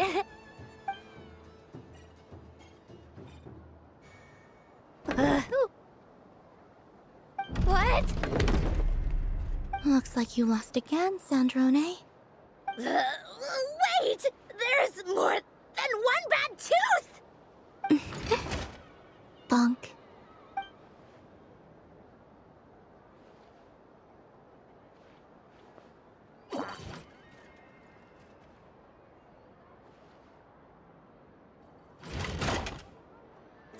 Stupid game! What idiot came up with this?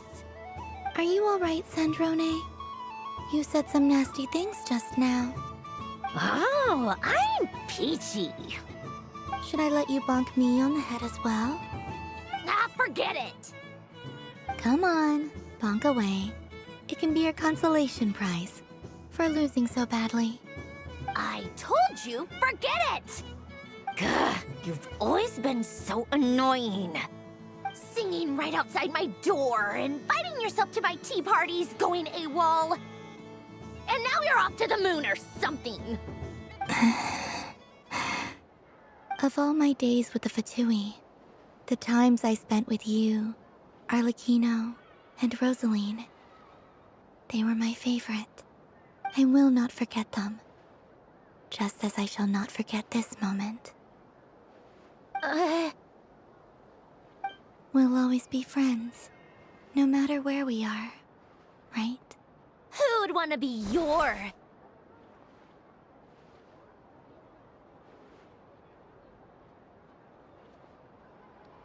I'll miss you, Sandrone.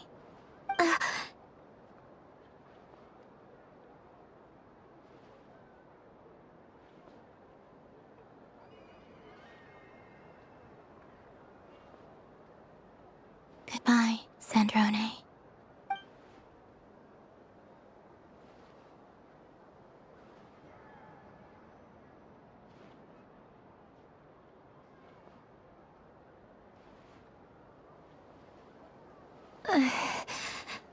I'll miss you too, Columbina. Sorry, what was that? Ah! Ah! Yeesh! No need to freak out. What's wrong? We've been looking everywhere for you. What do you want? Oh, nice ears.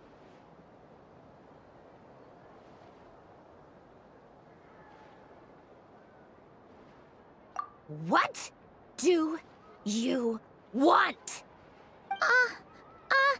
This. Huh? It's your turn to draw something. You're one of her friends too, aren't you? Doesn't know how lucky she is. Sorry? Nothing. I'm done. Take it. Oh, that was fast. Oh, and one more thing. Last time we spoke, you mentioned you were interested in the Narcissan Kreuz Ordo's research, remember? There were too many people when we last met, so we didn't get the chance to do this. What are you talking about?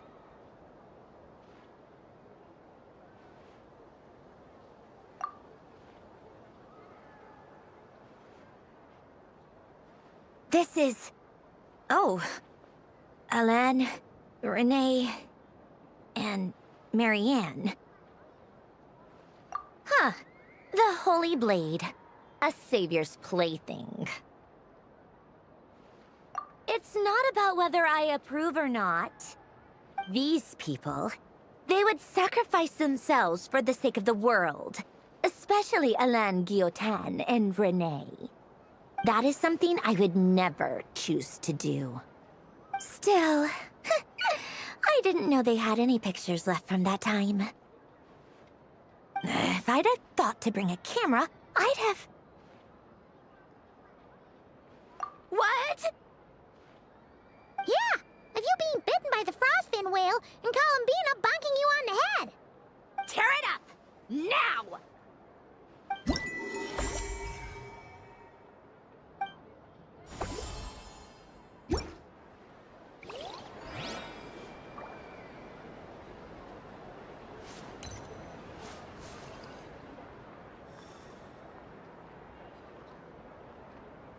What is going on over here? It looks like fun. Hold it right there! You can't run away from me, Moon Goddess. Are you talking to me? Of course. Do you see anyone else here dressed up as the Moon Goddess besides me and you? Hey, come on. Call me by my title. Happy Moon Prayer Night, Moon Goddess. And the same to you. Anyway, there's no time to waste. Get ready for the duel of a lifetime. Duel? Meet my partner, Stacko. Come on out, Stacko. Well, don't just stand there. Let's see your partner. Partner?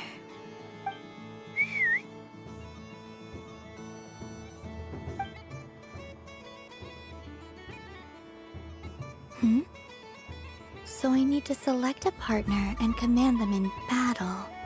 Partner. I need a partner.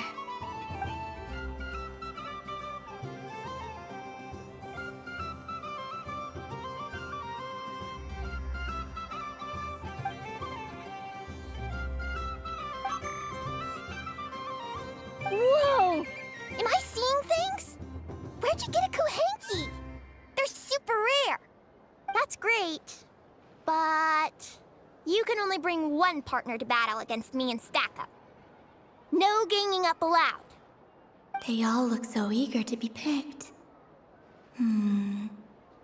Which one should I choose?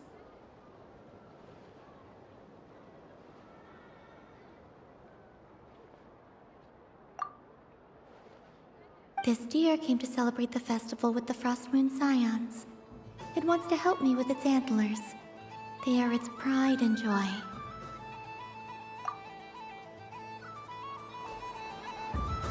Testing! Testing! Oh, this is an emergency broadcast! An exciting battle is about to take place right here at the Nashatown Special Arena! In this corner, we have the Moon Goddess and her robot partner. And in the other, we have the Moon Goddess and her Rhymehorn deer partner. Only one Moon Goddess can be victorious in this ultimate battle of destiny. But who will it be? There's only one way to find out. Now, without further ado, let the Battle of the Moons begin! I don't care who we're up against. Stacko and I ain't gonna lose. Let's strike first. Stacko, formation shift. Ho ho ho! The robot has kicked things off with a change of formation. But how will this affect the battle? Nobody knows. The other team throws out a Lockaberry! Maybe a way of building rapport between teammates? Or something?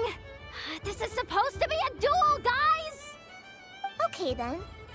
Stacko, maintain formation and enter your empowered state. Empowered state! There we go! Now we're talking! Absorbing the immense Kuvaki present on Moon Prayer Night, this lean, mean machine has greatly increased its offensive power! Good choice! Buffs count for nothing if you beat them before they can use it! Oh, it's a hit! But Stacko stands firm! The battle is heating up fast! I'm about to start sweating machine oil over here! Go for it, Stacko. Set Kuvaki to maximum. Can their opponents withstand this blow? And what will this moon goddess do? Don't be afraid. Fight however you wish. What the Rhyme-horn deer's antlers are glowing! It absorbs the Kuvaki from its opponent and uses that same power to deal a devastating counterattack! There goes the robot's formation! Stacko! Oh, Stacko is down for the count! Our winner is the Moon Goddess! The slightly taller one, I mean. You did your best, Stacko. I'll take you to Ino's for a checkup right away, don't you worry.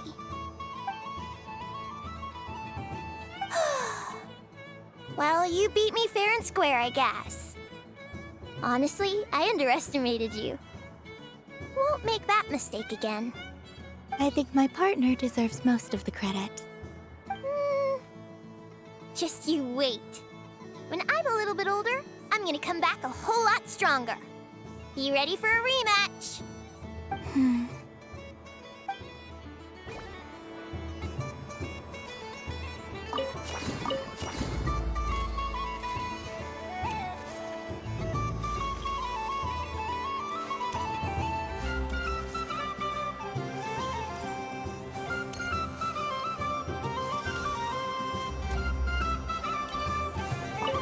What's there to see on that moon anyway? Let her go up there and cry alone. See if I care. You're giving me candy? That isn't like you. This had better not be some weird prank. Coffee flavor? I thought you hated coffee. It's extra strong too. Huh. You didn't do all this just for me, did you?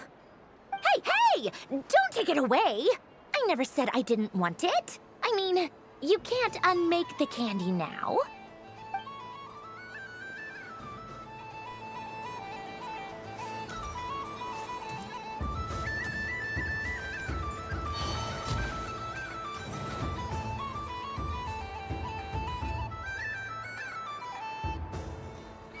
This doesn't make any sense! How am I losing every single time?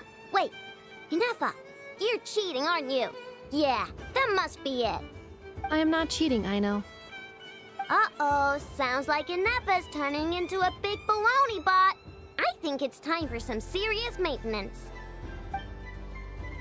Moon Goddess, help me. Miss Columbina, Ino is attempting to cheat. What the? I'm not the cheater! You're the cheater! How dare you throw it back at me?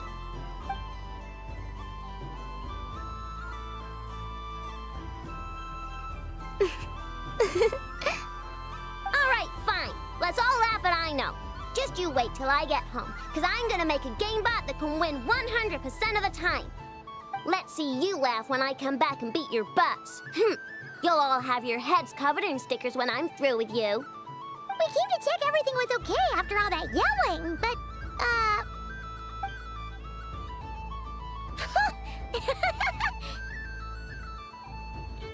Whatever it is, it sounds like cheating is allowed. Kuhenki concentration. Each player starts with differently colored kuhenki. Each round, they draw one kuhenki from their opponent. When a player has two kuhenki of the same color, they make a pair and can be discarded. Any that can't form a pair must be kept. The round ends when a player can't form any more kuhenki pairs, and that player gets a sticker. ooh, can 4 people play as well? That is fine, so long as the turn order is fixed beforehand. Alrighty then. In that case, the 2 of us will join as one team. Okay, but if you lose, you're both getting stickered. I don't want to hear any excuses. Sure. And if we win? If you win, only one of you gets to sticker someone else. I have taken to calling this. I know logic. Hey, lay off me, alright? Okay, so we're starting the game from scratch again, which means all my stickers so far don't count. Looks like Luanatar is the Kuhenki of honor for this game. Anyway, let's go clockwise, starting from Inafa.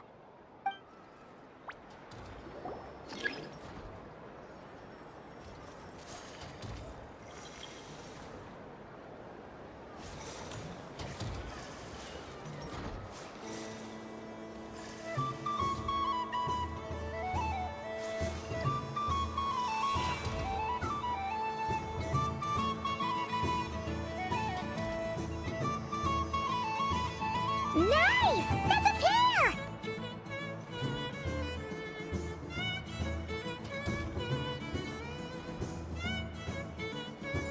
Go, go, fly!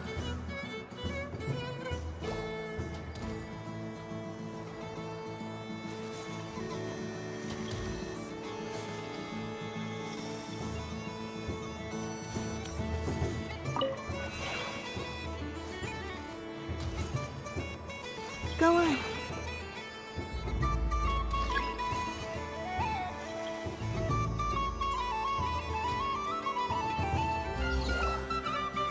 I have a pair.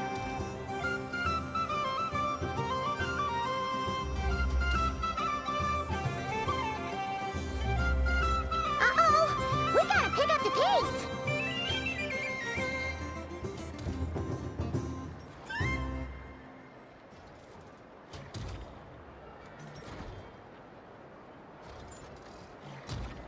Phew, that was too close.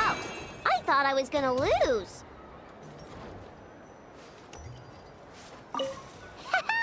Let's see who's gonna be the unlucky one.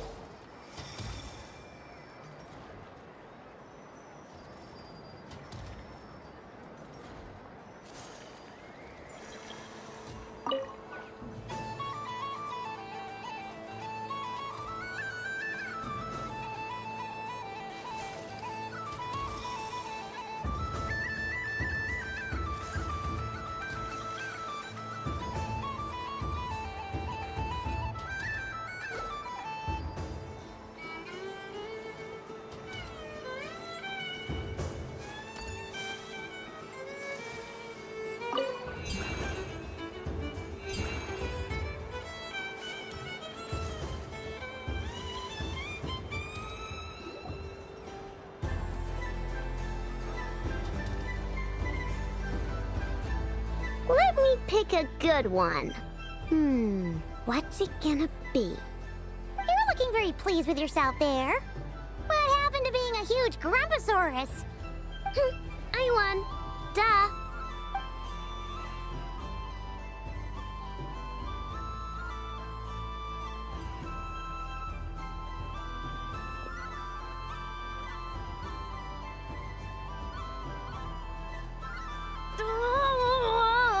Me again?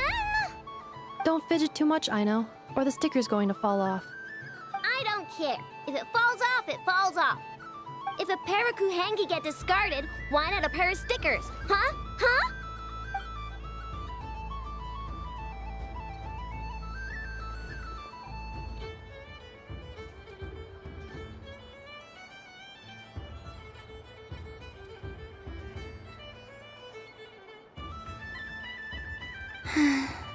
I've lost. Sticker, sticker, sticker!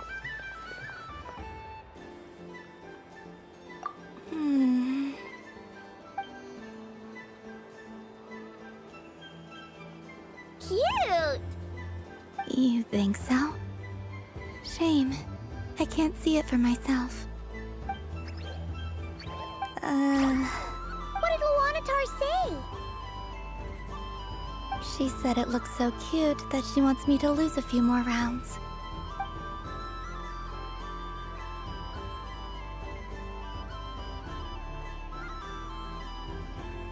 Who put these stickers on Paima's eyebrows? Ugh, she can barely see. All right, now, I think we got enough evidence to prove that there's a serious problem here. Yes, I agree as well. The culprit is... Inafa! culprit? What did I do? Quit acting dumb, Nefa. You're not wriggling your way out of this one. I've been watching you. Not only did you remember whose side Luanatar started at, but every time someone drew a Kuhenki, you were logging it and calculating every last possibility. Which Kuhenki pairs were gone, who had what color Kuhenki in their hand, even our facial expressions. You were keeping track of it the entire time. Exactly! Why I no said? Putting aside the fact that running calculations is not against the game rules, do you have any evidence to support your allegations? But that's not against the rules either. So she admits it. She certainly does. Alright, everyone grab a sticker. It's time to get a Nefa back. But... Take that!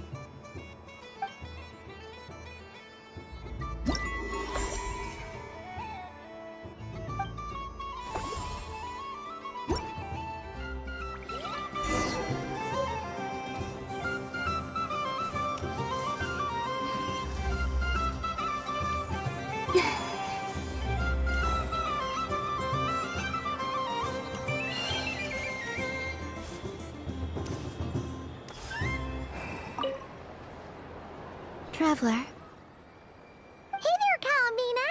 Are you done checking out the festive amusements already? Are you sure you don't want to look around some more? You might not get another opportunity like this for a while. Right now, what I'd like to do is...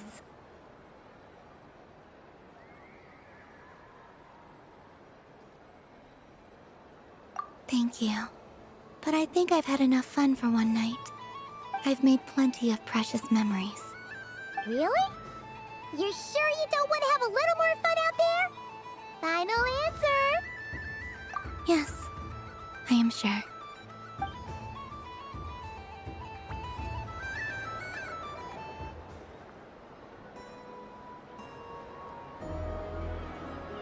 This was the most fun I've ever had on a moon prayer night.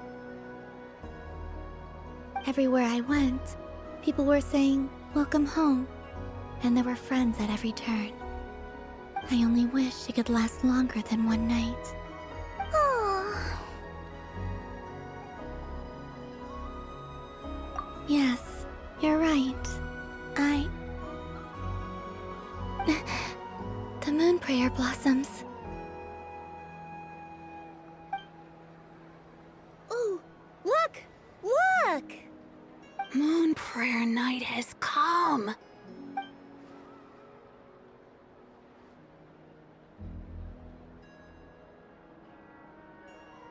The moon. It's so beautiful. Happy moon prayer night, dear. Happy moon prayer night. Happy moon prayer night.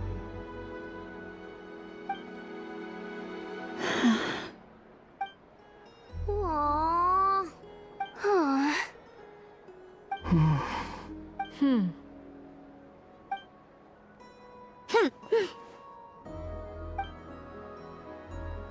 Time flies when you're having fun.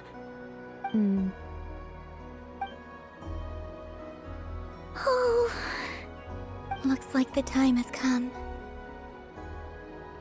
Columbina. You're heading off, then? Yes, to the ruins you mentioned. And from there, back home to the moon. Wait! I know? At least...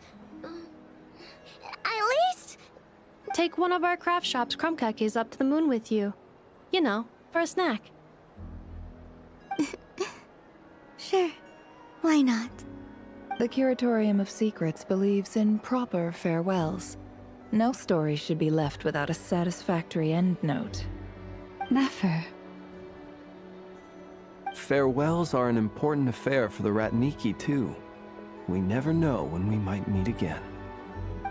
Haha! And here I thought grand farewells wouldn't suit tonight's mood. But I suppose friendly passion is not to be stopped, eh?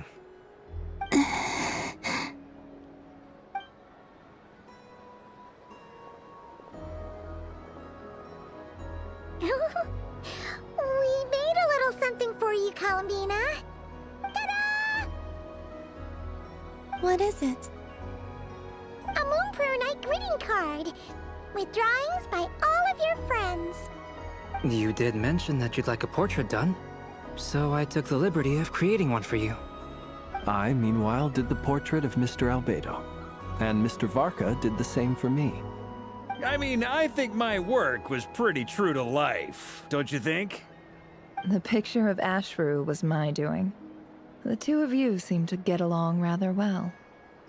Wait, was I the only one who did a full body picture? That's so embarrassing. I did pictures of me and Anefa. I did my own portrait and one for Hat Guy. Plus, there's the two mages, Arlecchino and Sandrone. So, if you ever miss us, just flip the card open and we'll all be right there with you. I don't know what to say. Thank you so much, everyone. This whole Moon Prayer Night was more than I could have ever asked for. It is the greatest gift I have ever received. Lama, I figured it out. Figured what out? Remember how the Frost Moon Scions used to use milk as invisible ink to write hidden messages? That was a very long time ago. Oh, are you saying? Yes. When I miss you all, I shall use moonlight in the same way, to write words that only you can see upon the moon itself. Wow, that sounds lovely. Quite. But how will we see them? Simply open your windows on nights when the moon shines bright, and the moonlight will naturally flow towards the words I have written. That sounds most fitting indeed. Very true to form. I'll try to write them in places that won't disturb your sleep. I, for one, would sleep all the better for having read one of your messages before settling down for the night. Exactly. So don't worry about disturbing anyone's sleep.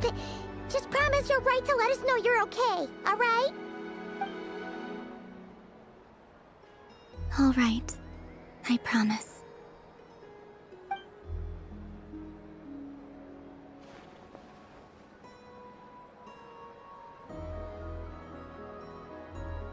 In that case, Columbina? I'm ready.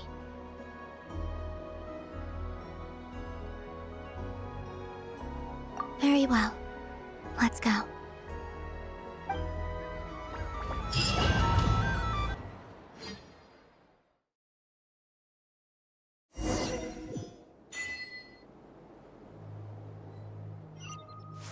In just a few moments, I will be gone. I still don't know what to expect on the moon. Will I really be able to send messages to my friends?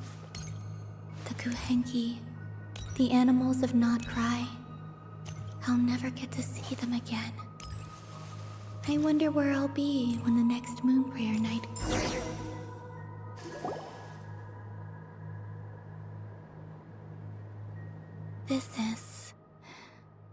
This is where the people of Hyperborea used to communicate with the moons.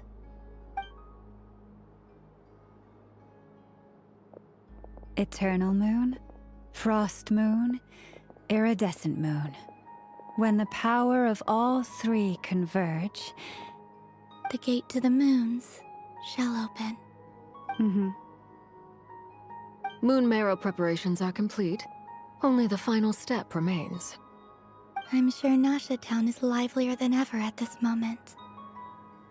Yeah, it's a shame you couldn't be there for it, but it's now or never, right?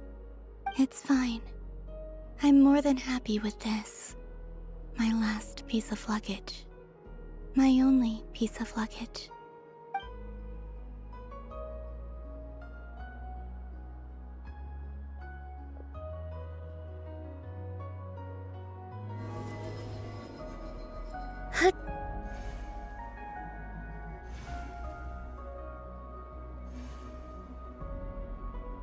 I can already feel the moon calling to me.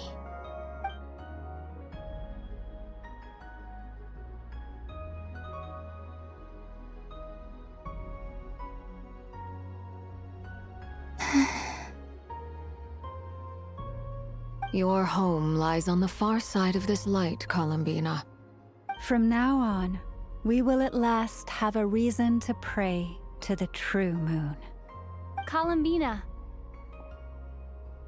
Yes? I'm listening. Be sure to come back and see us when you get the chance.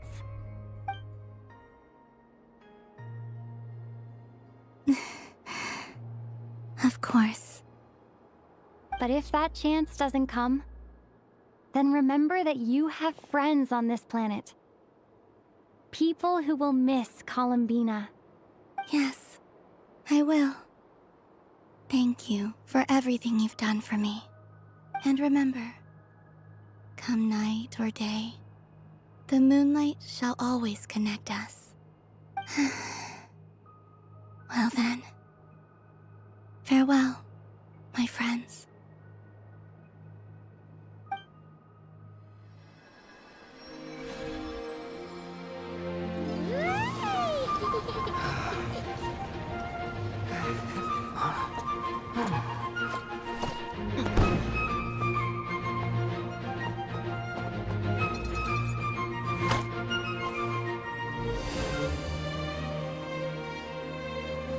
Thank you. This was my happiest night in Tevat. Farewell, Columbina.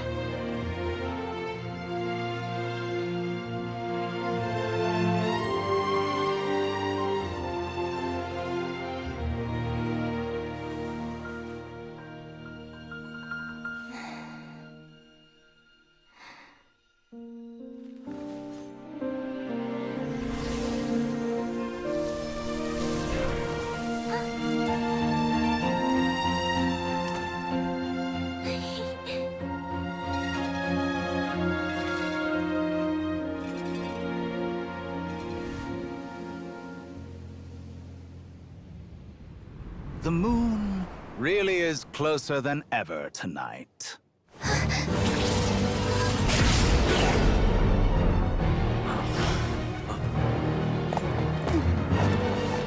Columbina. All 3 moons in one place. Time for one final experiment. Reason, life, death, time, and space. They all believed I would fail.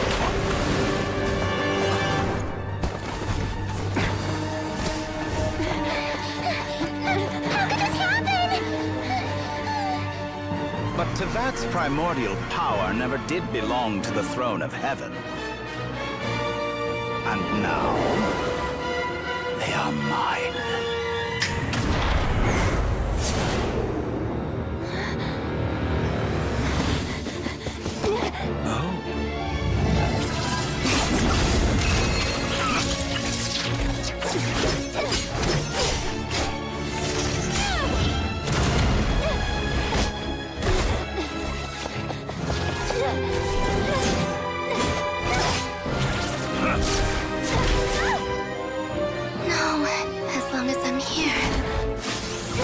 Is free to wield the 3 moons' power.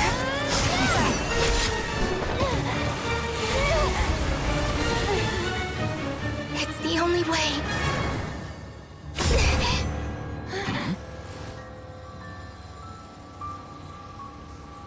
I guess I won't be going home today.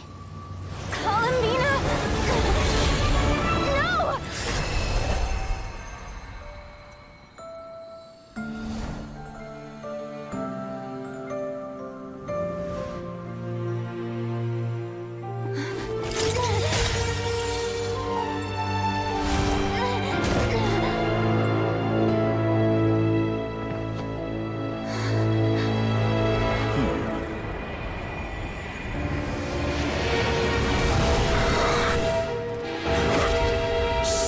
World, do not try to control me.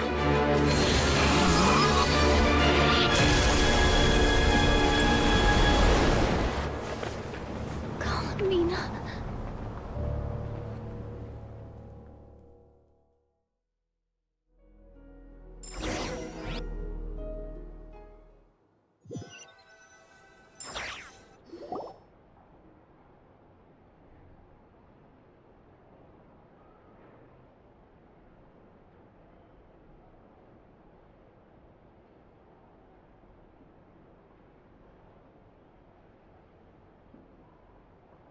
Are you all right? Do your wounds still hurt? I had someone prepare a little medicine that could prove effective. Take it if you need to. In that case, let me relate the contents of the call we made to Alice after the incident occurred. That Dottore is a crafty one. He distracted the Hexenzirkel by creating a huge fuss at Tevat's borders. I'd assumed that the cause was an abyssal intrusion from the outside world, which in fairness is a rather common occurrence. But after learning that you managed to influence the phantoms in Nordcry, I realized that perhaps this interference could have come from within Tevat instead. But we weren't able to change their fates. True, you couldn't change how their stories ended, but you did build some variables around yourself. Variables? Yes, things you heard that you could not otherwise have learned, ideas that would otherwise have never crossed your mind. All these things are variables. Of course, most variables usually pale into insignificance with the myriad of possibilities floating around. But the moment you start treating them as building blocks and intentionally stacking them, that changes things. That's what Dottore did, and it's how he created the necessary conditions so that when you activated the portal tonight, it played right into his plan. However, we have no way of knowing exactly what he did. Yeah, we also need to ascertain Columbina's status. And that about sums it up.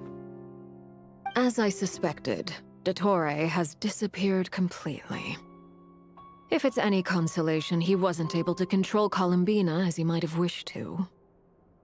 Oh no!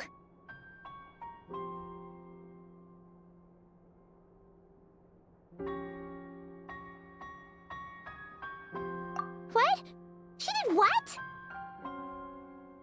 All we saw was Dottore appeared and used some kind of power.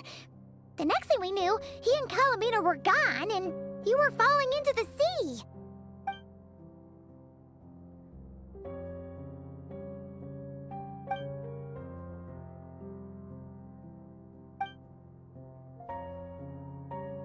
So, Columbina intentionally opened the Moon Gate and escaped into the same mysterious world as Rarier and Thalindis.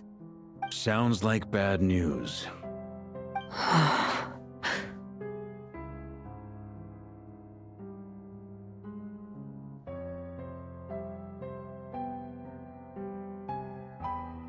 Seen in that way, the Trilunar Syzygy and Revere's emergence, Dottore might have been pulling the strings in both cases. According to Miss Alice, he is attempting to transcend his destiny and finish an experiment that only a god might complete. An utter lunatic. Wait a sec, where's Hat Guy? Seems like he'd want to be here for this. He took off with the Dodo communication device after we spoke to Alice. He said he had a hunch that he wanted to investigate by himself. The look on his face was terrifying. I've never seen him like that before.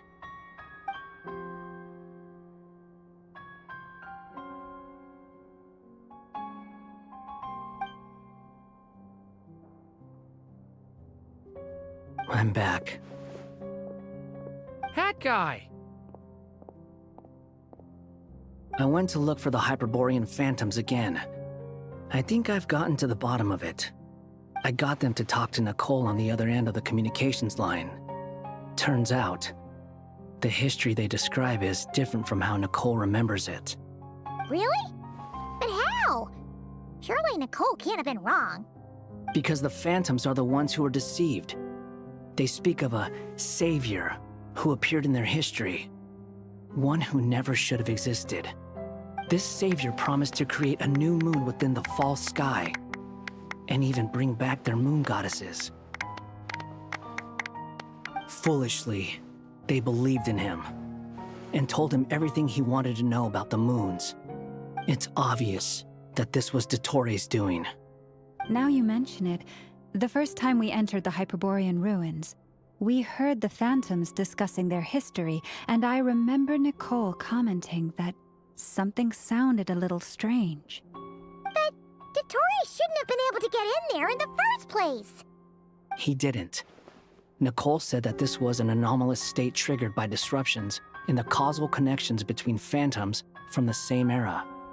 The variables that Dottore put in place were substantial enough that they even affected phantoms that he never met. So it's not that their memories were unclear.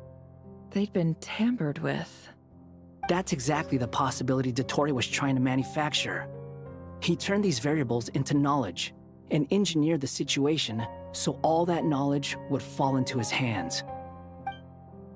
Then, he harnessed that knowledge on Moon Prayer Night to truly create a false moon. How is that even possible? To be precise, he exploited a weakness in the way the spell works. The spell senses Kuvaki to detect the moon's location. So, as long as the false moon more strongly resembled the moon than the frost moon beyond the skies, the gate would teleport Columbina to the false moon's location. In other words, to Dottore's side. Once he had her under control, the teleportation spell remained active, and he manipulated her power to seize both moon marrows. At that moment, the moon marrows disappeared right before our eyes. It was already too late, even as we were leaving the ruins. By then, Dottore had already amassed the power of all 3 moons. So, where does that leave us? What do we do now?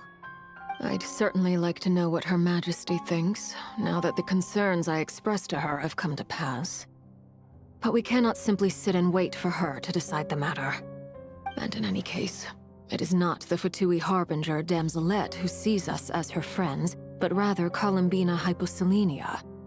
If, even in such extreme circumstances, Her Majesty will not lift the prohibition on Harbingers drawing steel against one another, then I will do as my heart demands. I will fight as Peruware instead. Oh, Arlecchino! Time is short, so I'll make the first move.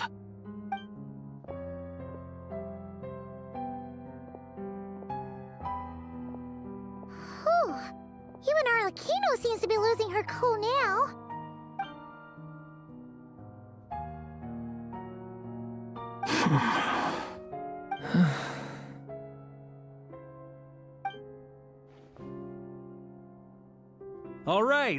All right.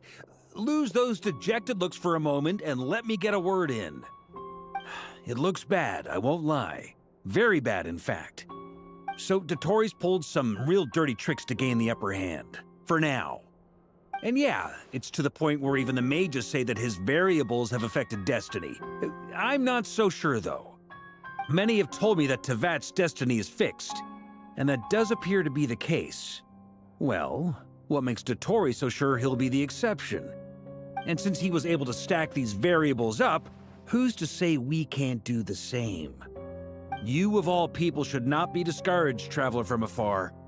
This isn't over yet.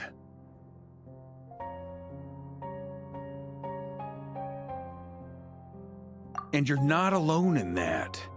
Everyone here does, whether they've spoken thus far or not. But none of us are the type to sit back and wait for the sun to shine again. That's exactly how a knight should roll. If they knock you down, you get back up and get back in it. Don't forget, Honorary Knight, you're a legitimate member of Mondstadt too. Vark is right. This is far from over. Dottore's already way overdue a butt-kicking given his past shenanigans. And after this, he's earned himself a double dose. That's what I'm talking about.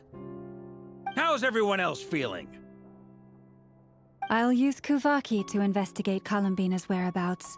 I am not ready to give up either. Leave the intel gathering to me. Whatever happens within Nodcry's borders, when the Curatorium of Secrets wants to be in the know, we always find a way. Aino and I will do all we can to support you. We will attempt to reverse engineer Dottore's actions and seek a breakthrough that way. Alice and Nicole are busy dealing with an emergency at Tevat's borders, so they can't return just yet. But they're both very angry about this.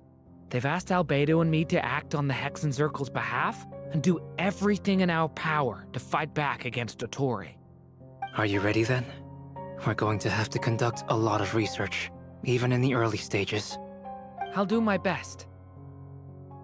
As for me, I'm pretty familiar with Dottore's way of doing things, so I can try to predict his next move. I'll help with your investigation. Nice! Looks like we have our basic division of labor. I'll get in touch with Flint's and Itlua, get them to have a chat with their Starshiner. It couldn't hurt to bring the Lightkeepers on board as well. At the same time, I'll pass on instructions to the Knights present in Nodcry to assist the Lightkeepers and other organizations in ensuring the safety of those living here. Yeah! We'll show him! That's it then. Good luck, everyone.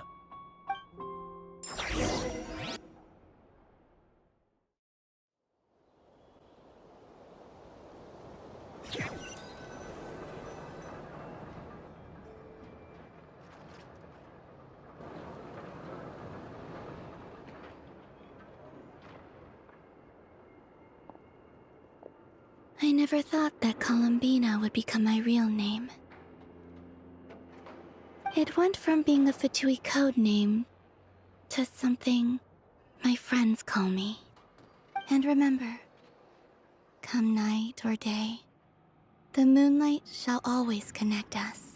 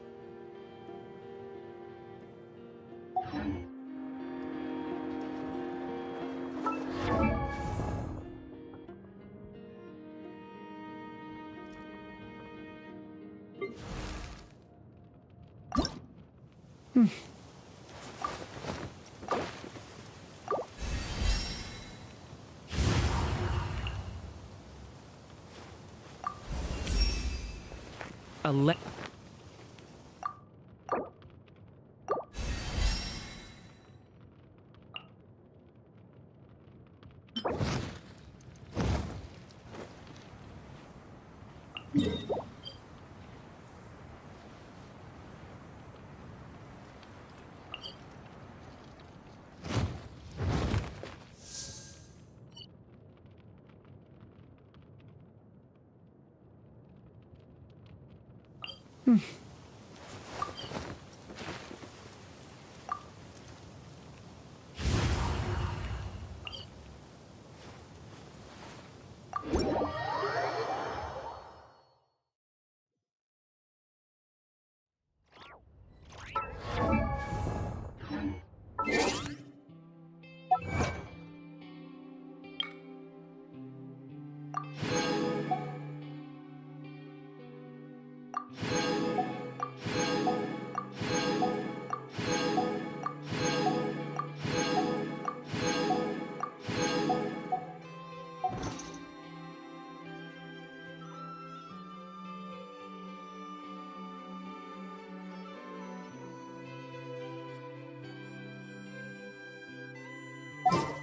seem tired.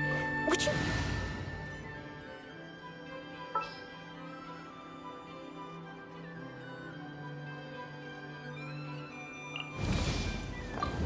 Hello, everyone.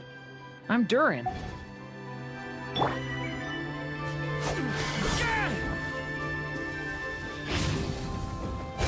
back!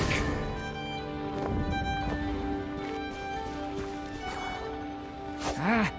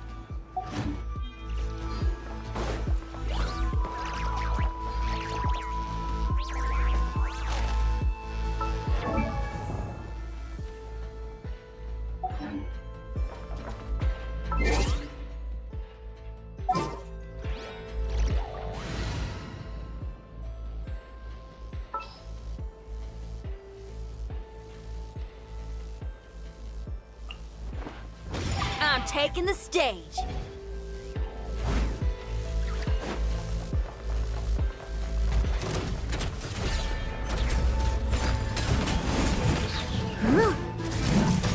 As a dutiful maid would.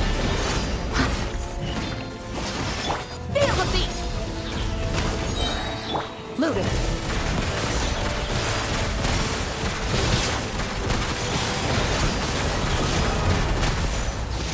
Where evil lurks, shoot on sight.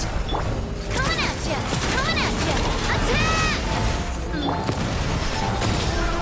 Time to rock! Power chord!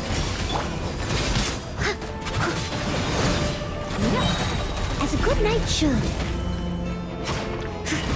Ready.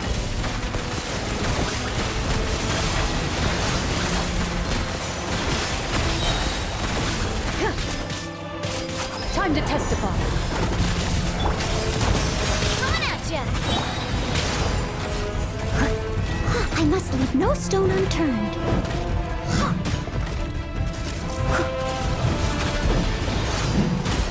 Pyrotechnic! Feel the beat! A proper send-off from the Spinalist Love. Loaded.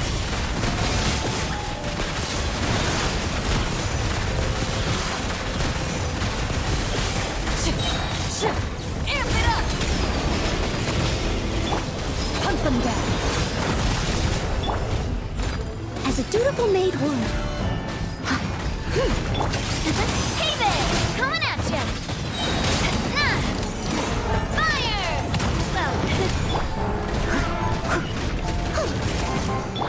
Power chord!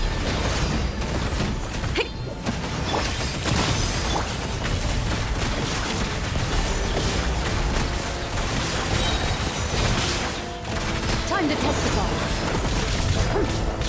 Watch out! Leave it all to me. Time to clean up. Fire! Hey there! Try till I'm dead!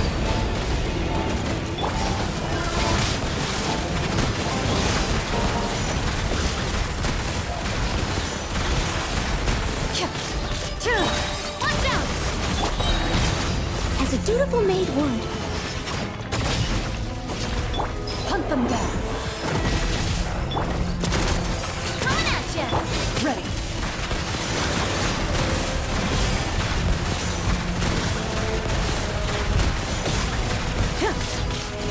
A proper send-off from the Spinalist Love.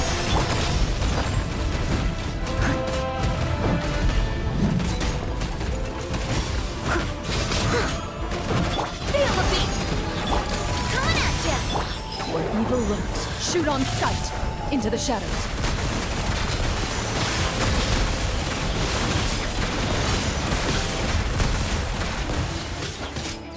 Amp it up!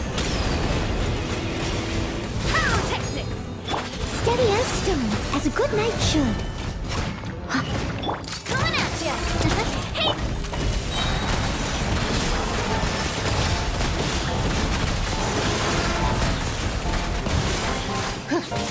Time to testify. Attack! That's the way. Someone needs assistance. Leave it all to me. Feel the beat! Ready. Time to rock! Hey there! Hey there! Time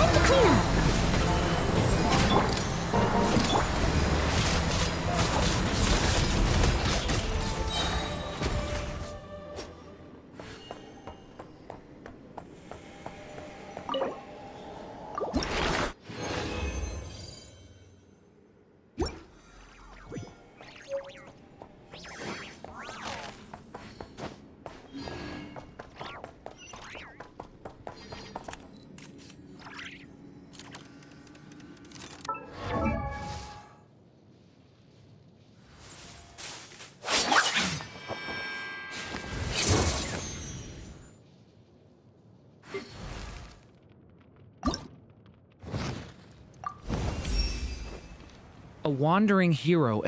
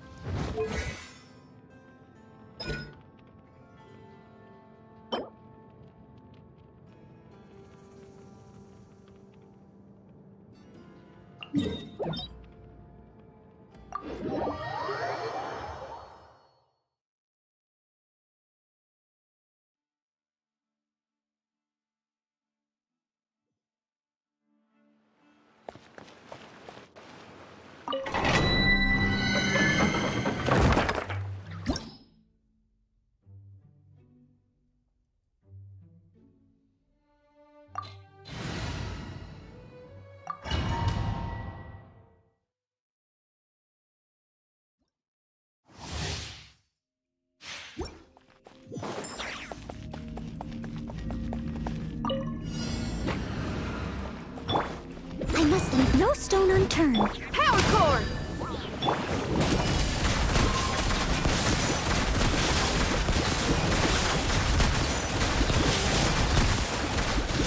Hunt them down. A proper send-off! From the Spinowith, watch out!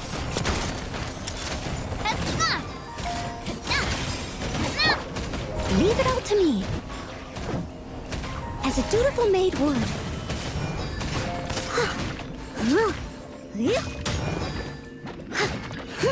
Pyrotechnics! Feel the beat! Amp it up! Into the shadows.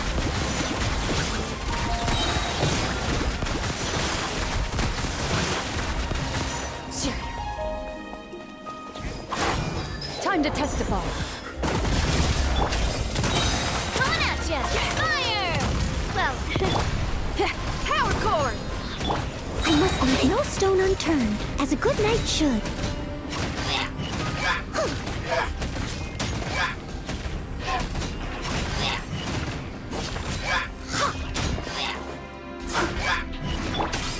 Hey there!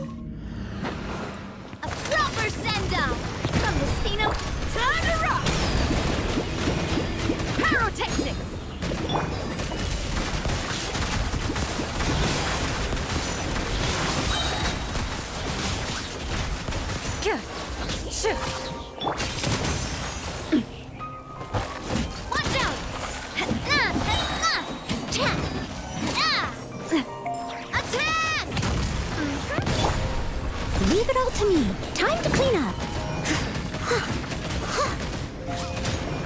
Watch out! Hiya! Coming at ya! Power cord! Watch out! A proper send-off! From the Spino... Shred till I'm dead! Where evil lurks, shoot on sight. Ready.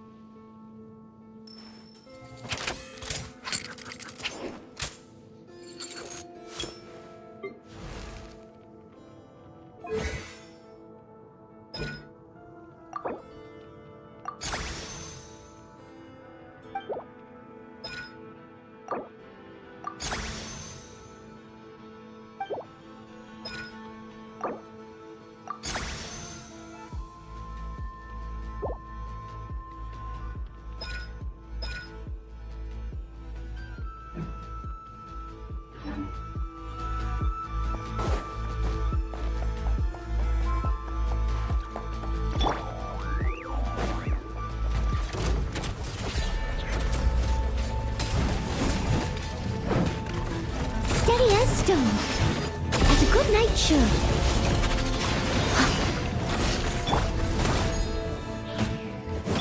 Watch out! Into the shadows.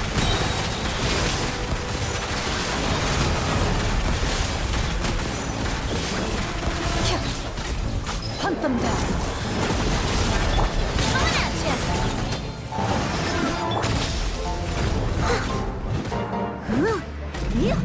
Pyrotechnics! Feel the beat! Amp it up! A proper send-off from the speed to the... Hey there! Time to clean up.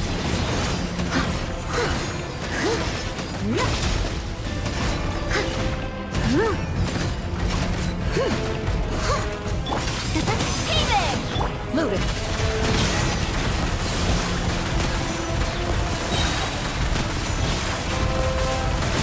Where evil lurks, shoot on sight.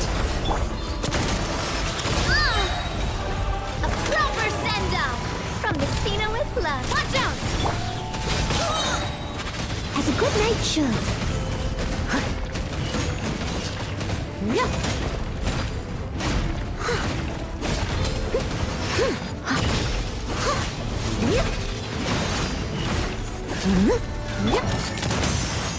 Hey there! Power core! Time to rock! Ready.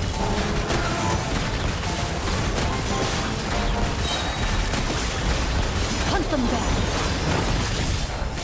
Shoot! Fire! Well, coming at ya. Leave it all to me. Time to clean up.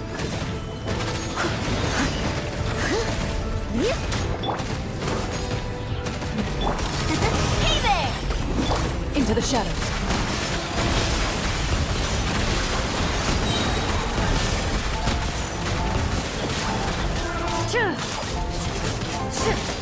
Time to testify. Steady as stone.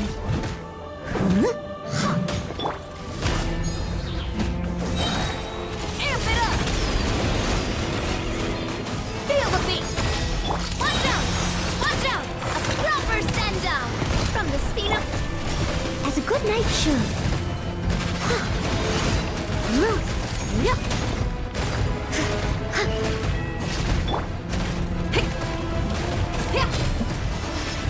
Power cord! Loaded.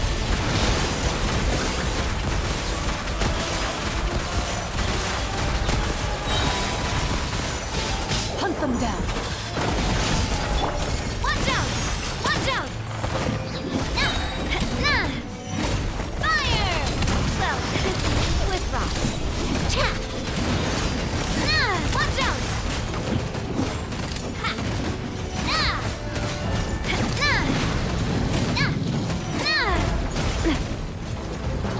Coming at ya!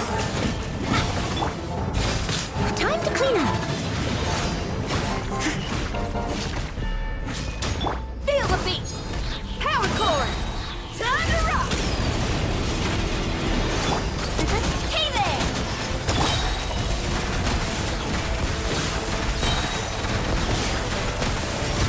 Time to testify.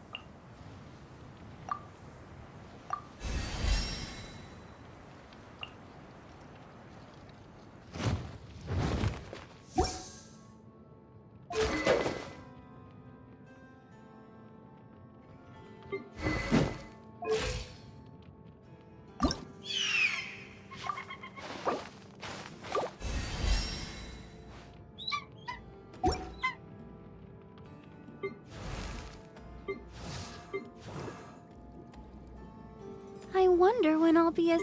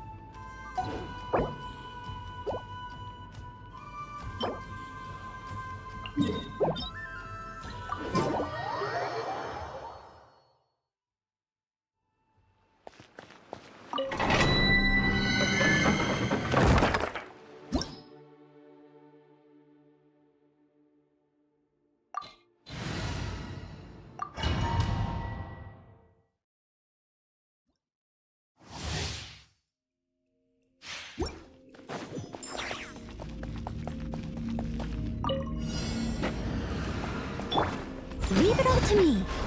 Pyrotechnics! Watch out! Attack! That's the way!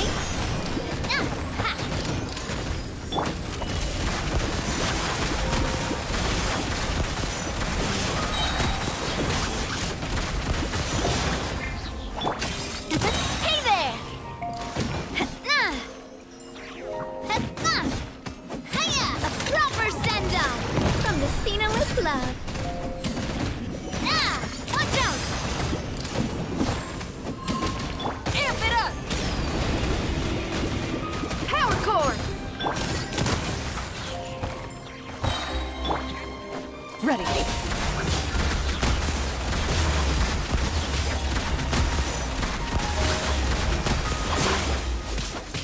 Where evil lurks, shoot on sight. Coming at ya! Hey there! Fire!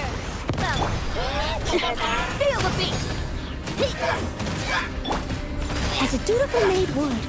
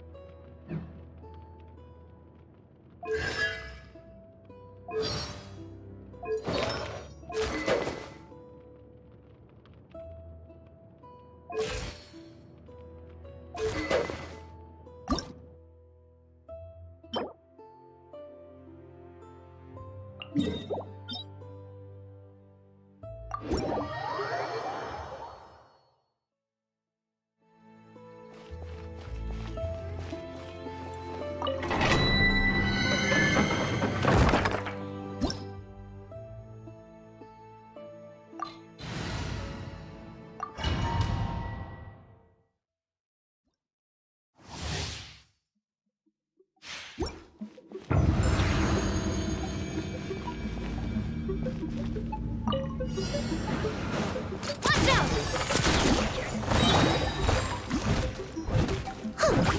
Pyrotechnics! Power core! Fire! Well, with love. Time to rock! Watch out! Into the shadows. Hunt them down. Coming at ya! Pay your dues. Attack! As a good knight should. Feel the beat! So soon I'll escape.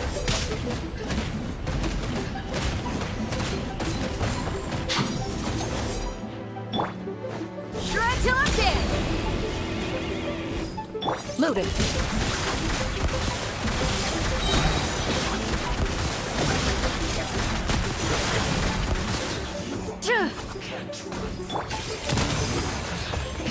Run from death.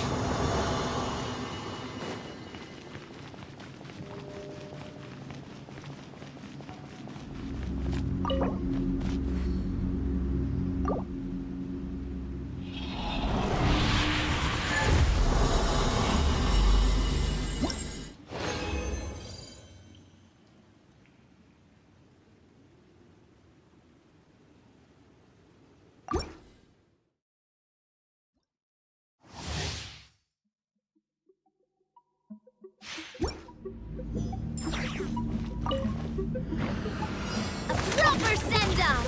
From the Spino coming at ya! Hey there! Steady as stone, as a dutiful maid would. Ha!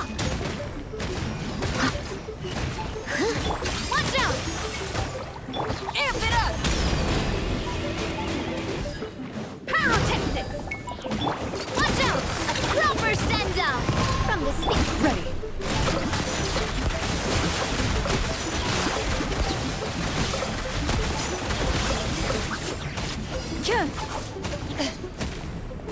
Where evil lurks, shoot on sight. Power core! As a good knight should. Prepare yourself. Pyrotechnics!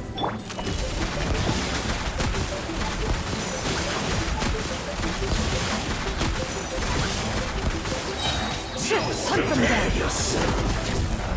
Watch out!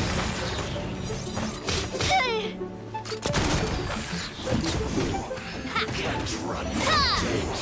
Can't run from dead.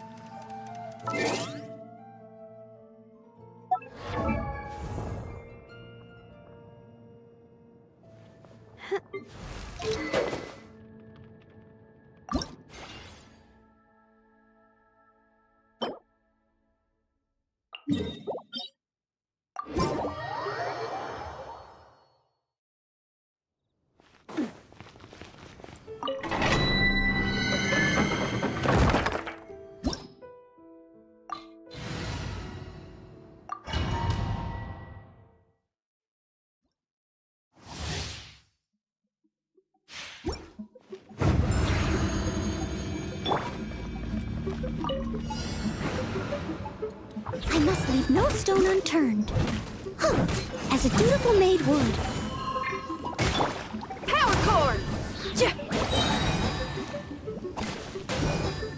Pyrotechnics! Amp it up! Attack! Hey there! Watch out!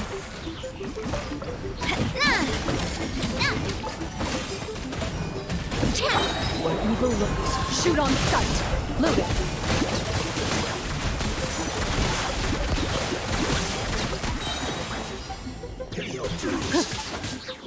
Attack! Hey! Shrug till I'm dead! Feel the beat! Steady as stone. Time to clean up. Hunt them down!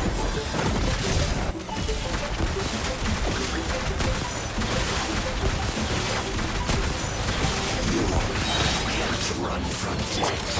Hey there! Coming at you! A proper send-up!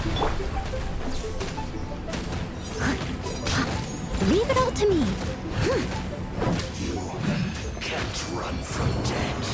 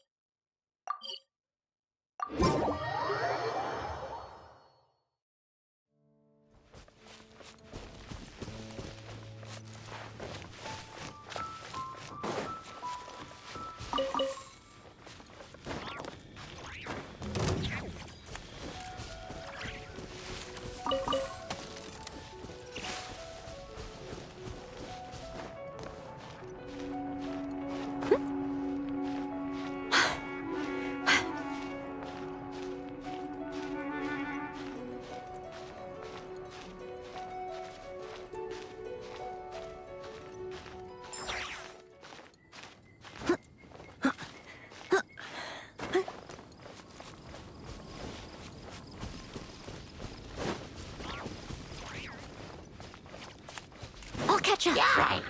Steady as stone. As a good knight should.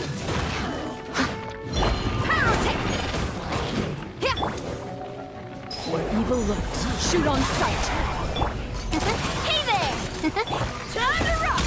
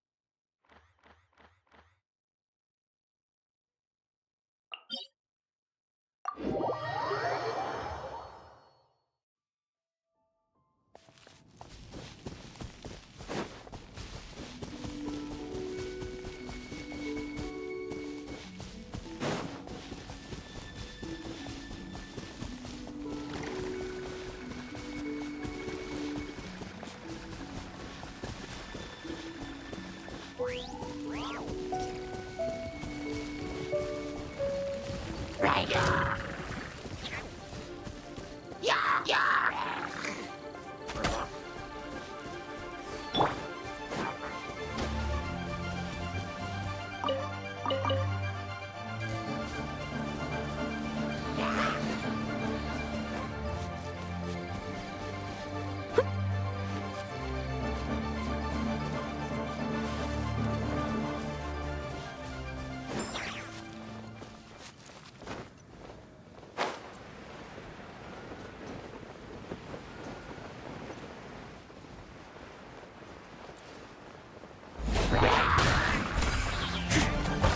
Feel the beat!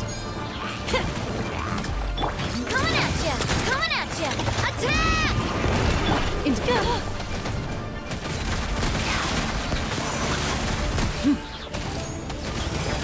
Time to testify.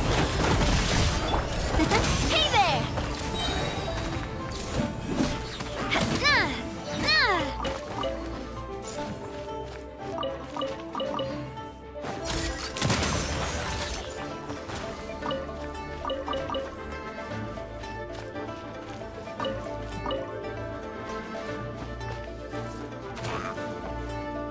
Coming at ya!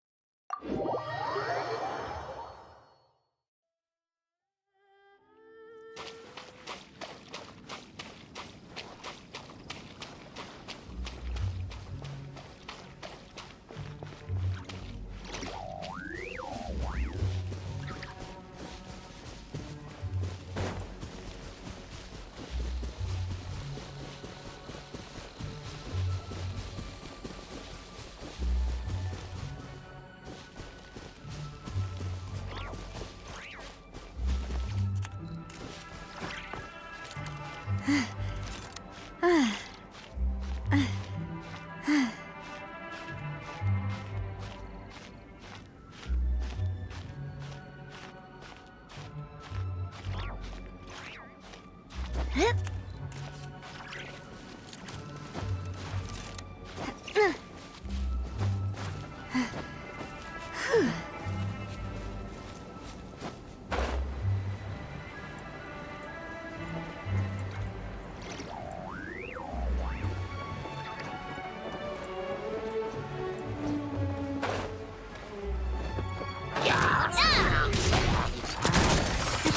there! A proper send-off! Try till I'm dead! Pyrotechnics! Leave it all to me. Time to clean up. Overlooked. Shoot on sight.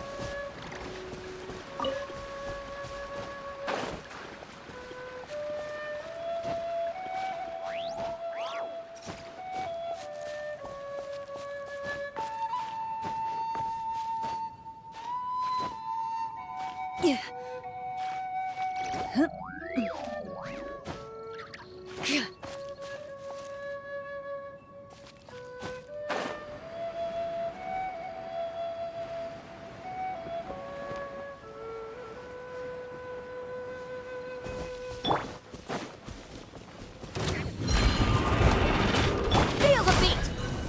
Power core! Ready.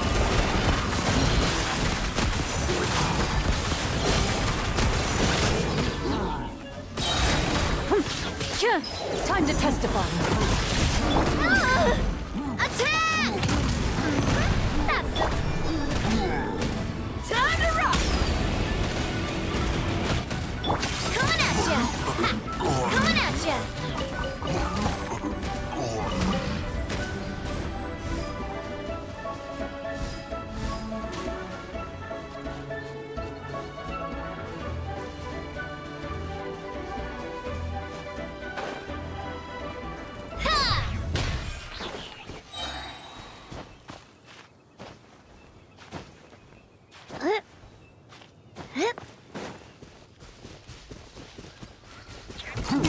Hey there! Attack! That's the way. Steady as stone, as a dutiful maid would.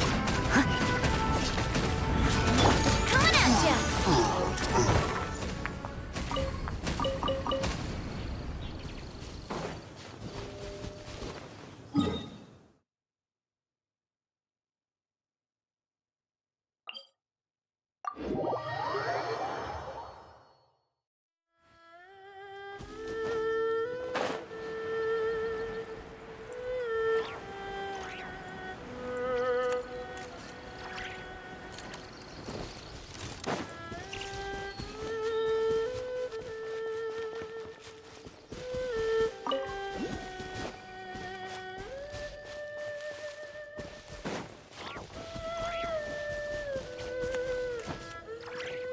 Coming at ya! Watch out! Leave it all to me. Time to clean up.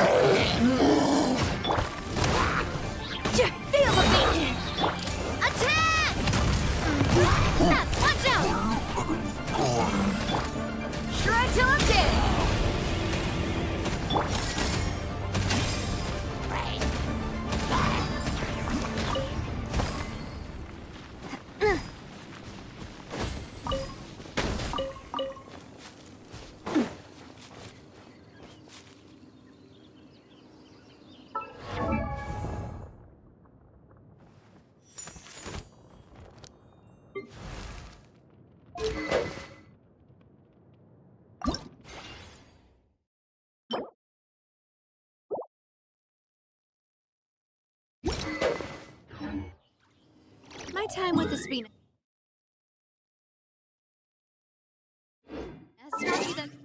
Carrying an unreliable weapon is worse than not carrying one at all.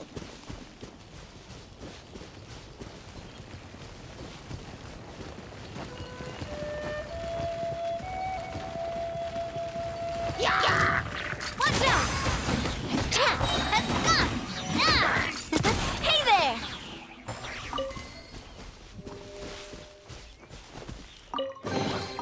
Quick, let's pack it up.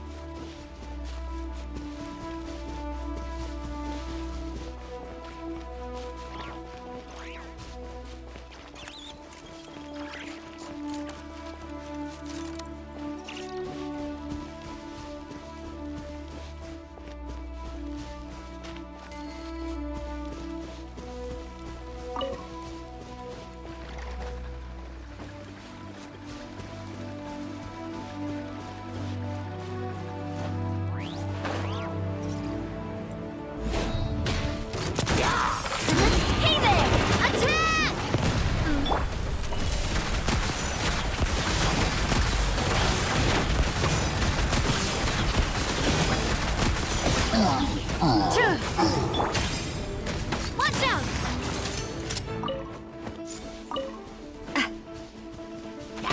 Coming at ya!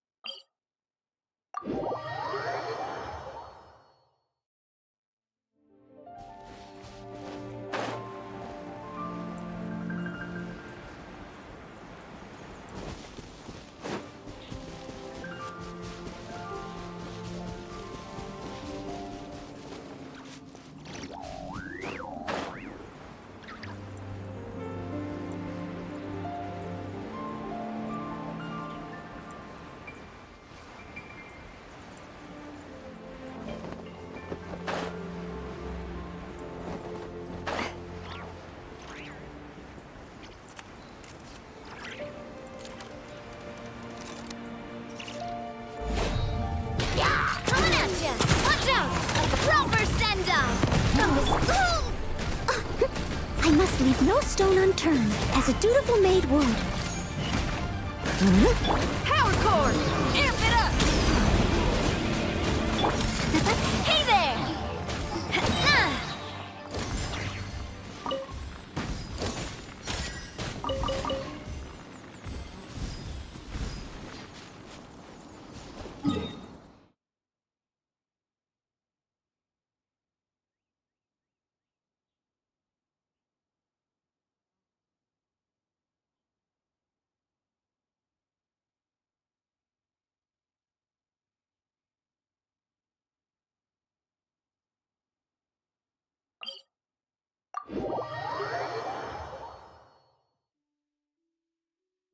Maybe I should take off my hat and let the snowflakes fall onto my face.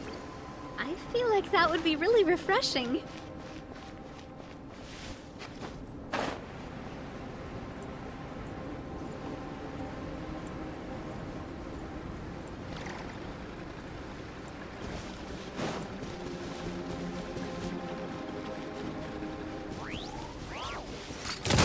Coming at ya!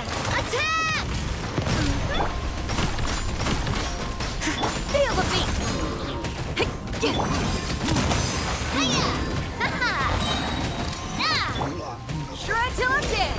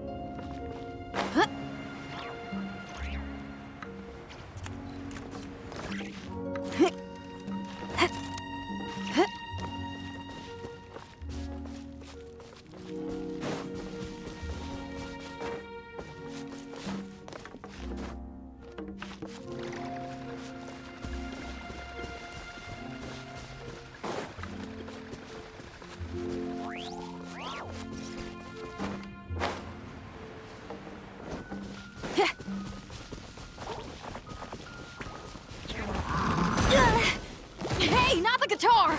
Pyrotechnics! Leave it all to me. Time to clean up.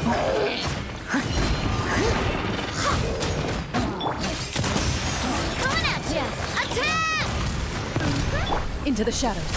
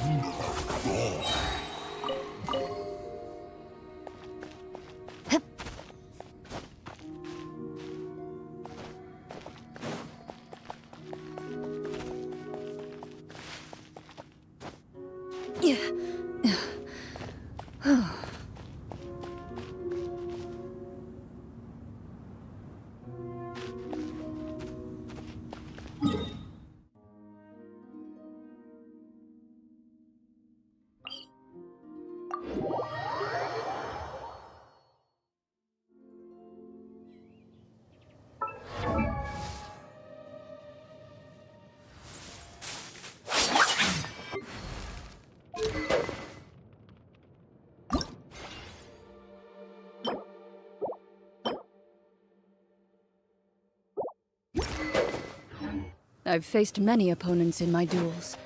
Most of them I defeated. The rest surrendered.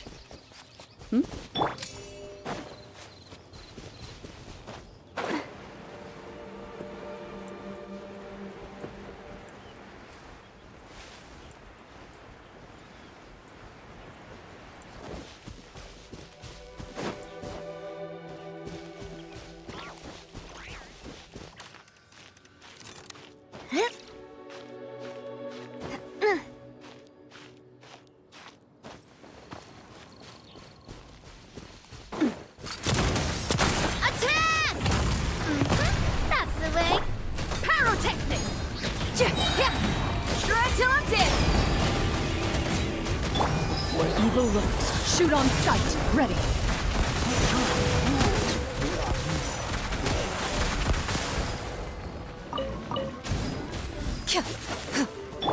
Steady as stone, as a dutiful maid would.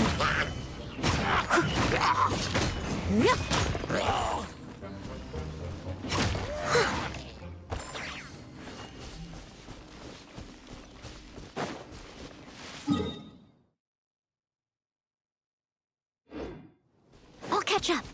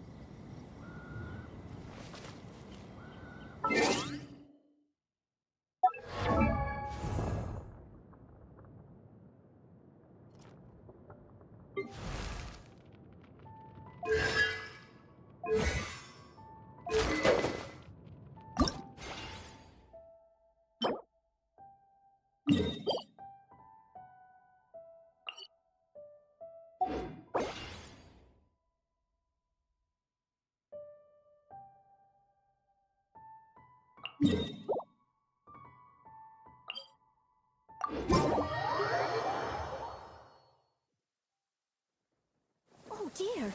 Everyone's laundry is still on the line. May I be excused to fetch it in?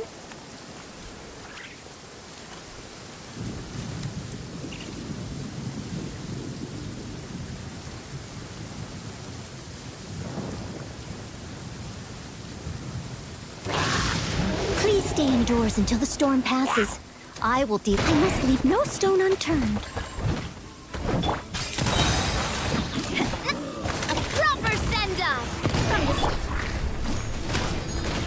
Feel the beat! Exploded!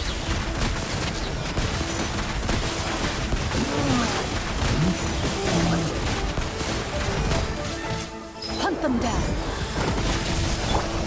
Amp it up!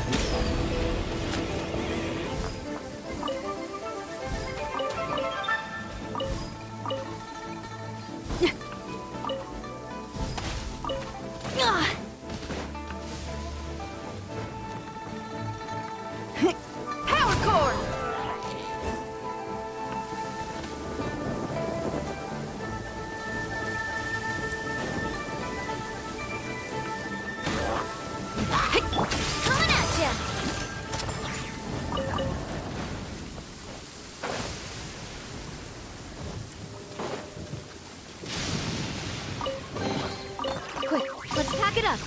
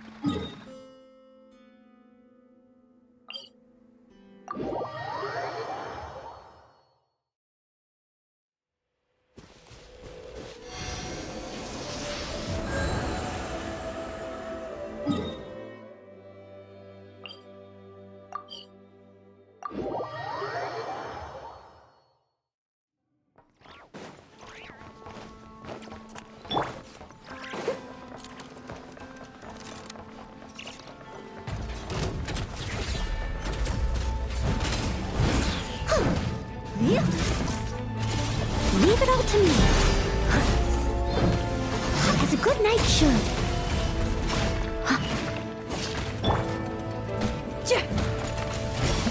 Feel the beat! I'll take it! Strike till I'm dead! Coming at ya! Attack!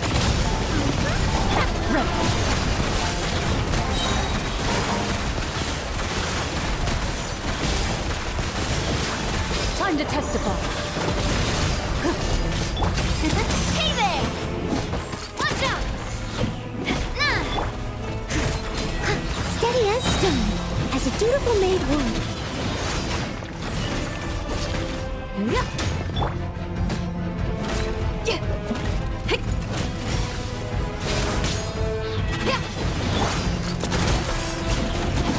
Watch out! Time to rock! Attack! That's the way. Leave it all to me. Power cord!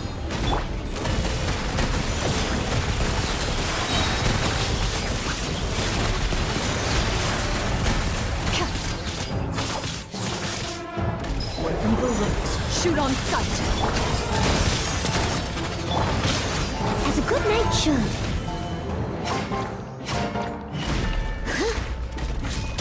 I must leave no stone unturned. Attack! Hey there! Get loaded.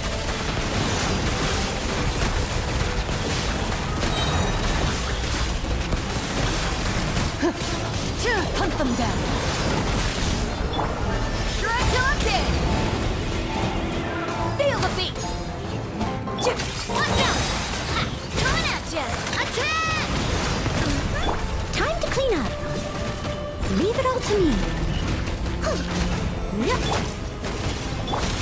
Coming at ya!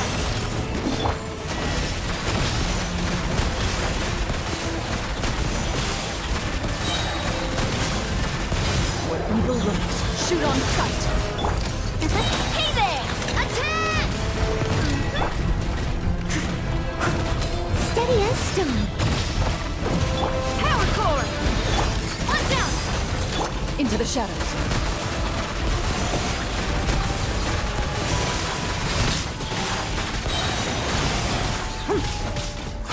Hunt them down. Coming at ya! Hey there!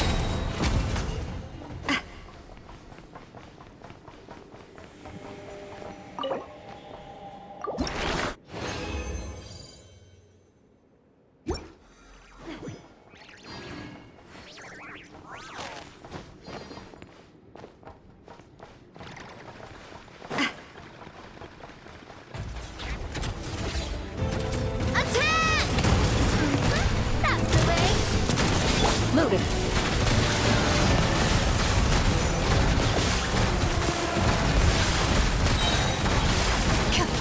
Time to testify. Hey, amp it up! Pyrotechnics!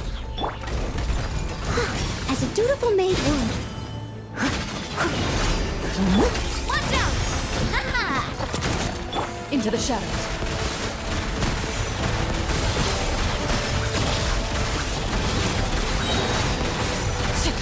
Where evil lurks, shoot on sight. Hey there! Attack! I must leave no stone unturned. Power core!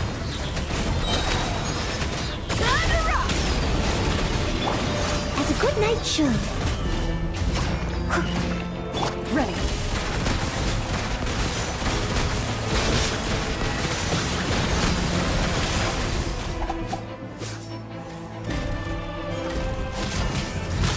Coming at ya!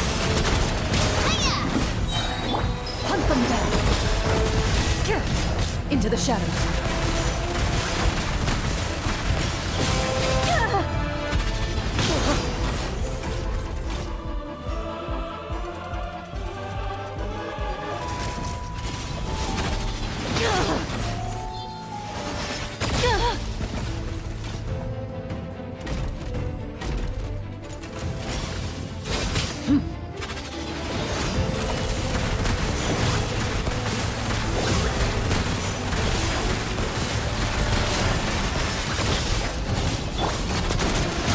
Hey there! Attack! That's the way! Ha! Time to clean up.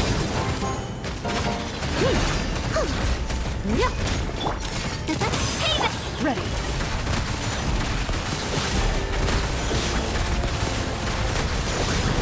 Time to testify.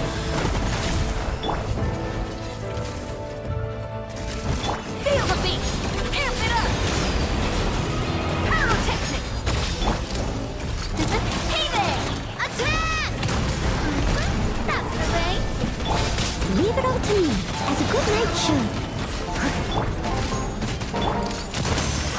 Into the shadows.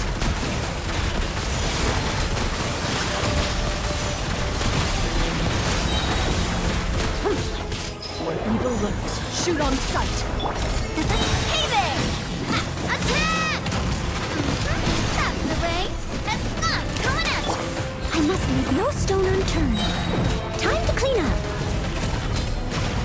Time to rock!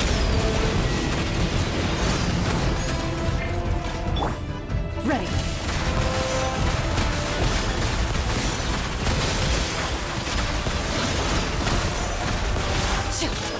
Coming at ya! Coming at ya! Time to testify. Steady as stone.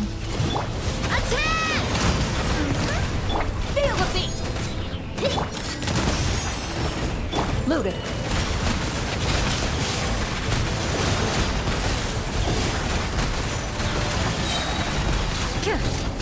Hunt them down. As a dutiful maid would. I must leave no stone unturned.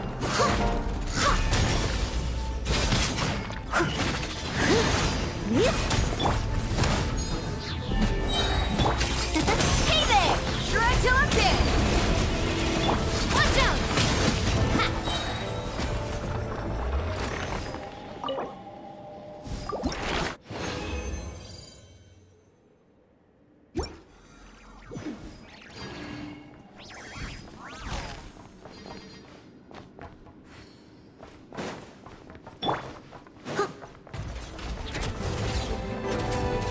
Steady as stone. Pyrotechnics! Ready.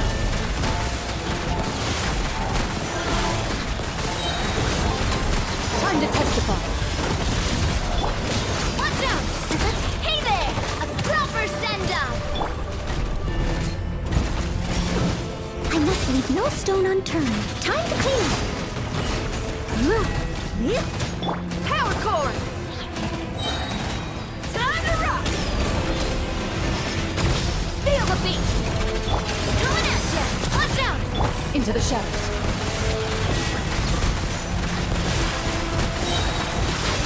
Where evil lurks, shoot on sight. Hey there! Fire! Well, with rocks. Ah! Leave it all to me.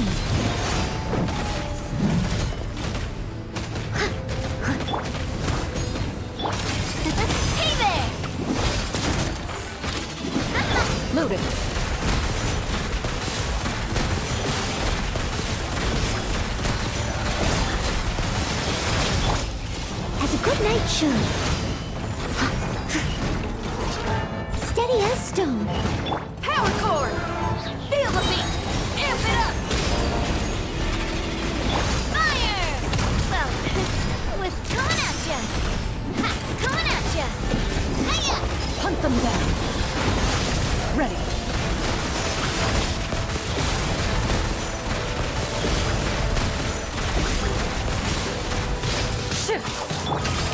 Hey there!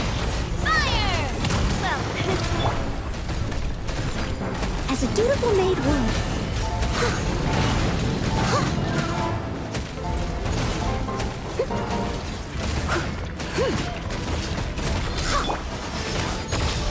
watch out! Watch out! Where evil lurks, shoot on sight.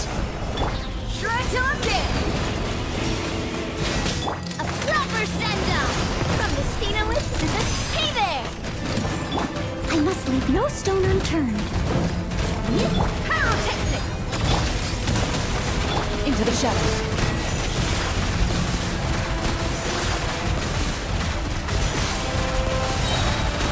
Time to testify. Time to clean up.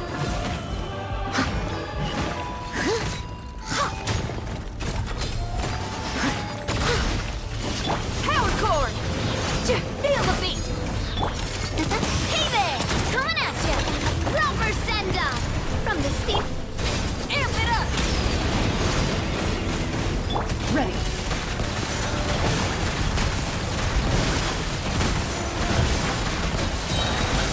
Where evil lurks, shoot on sight. Steady as stone.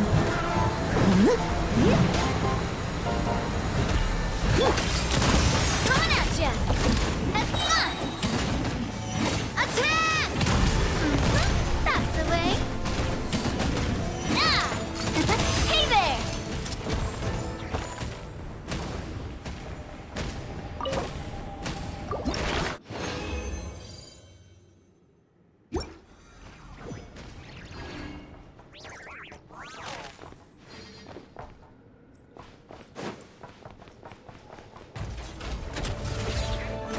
Coming at ya! Leave it all to me, as a good knight should.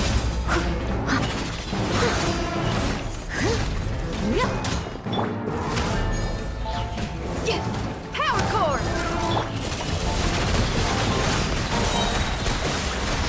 Time to testify. Strike till I'm dead! Fire! Well, with loss. Watch out! Steady as stone. Feel the beat! Hey there! As a dutiful maid would. Coming at ya!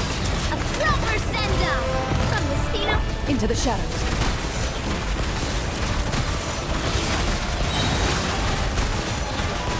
Where evil lurks, shoot on sight. Leave it all to me.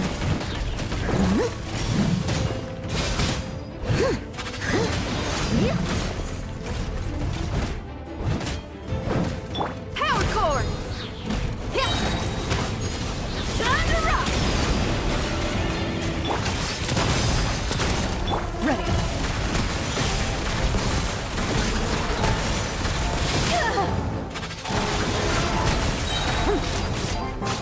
Hunt them down. Attack! As a good knight should. Pyrotechnics! Into the shadows.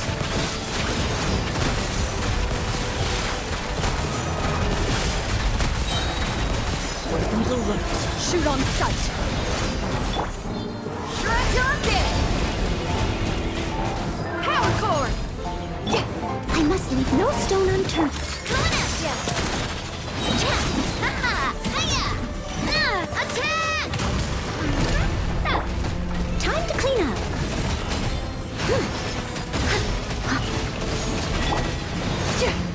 Feel the beat! Ready. Hunt them down.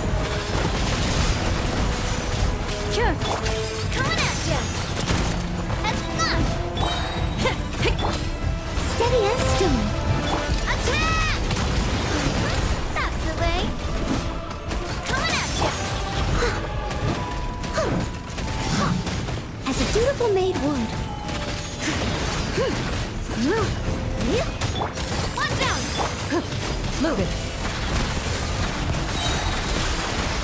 Time to testify. Shoot! Amp it up! Pyrotechnics!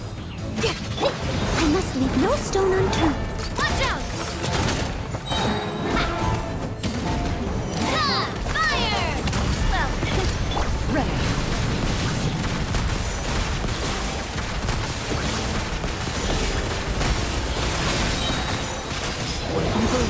Shoot on sight. As a good knight should. coming at ya! Watch out!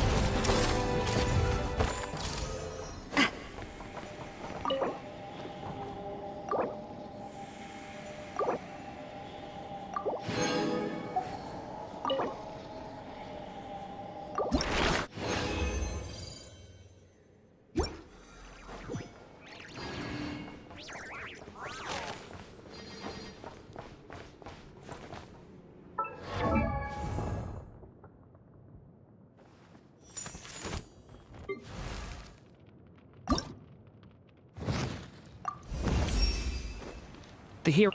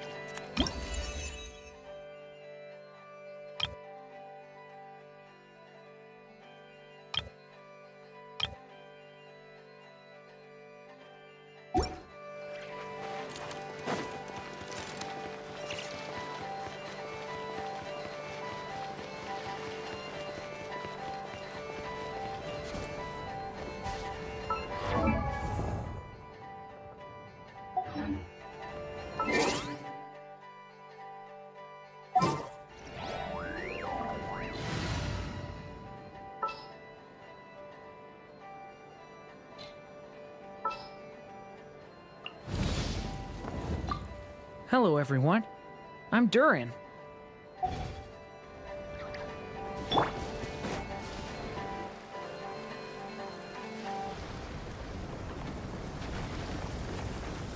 Oh, it's Durin!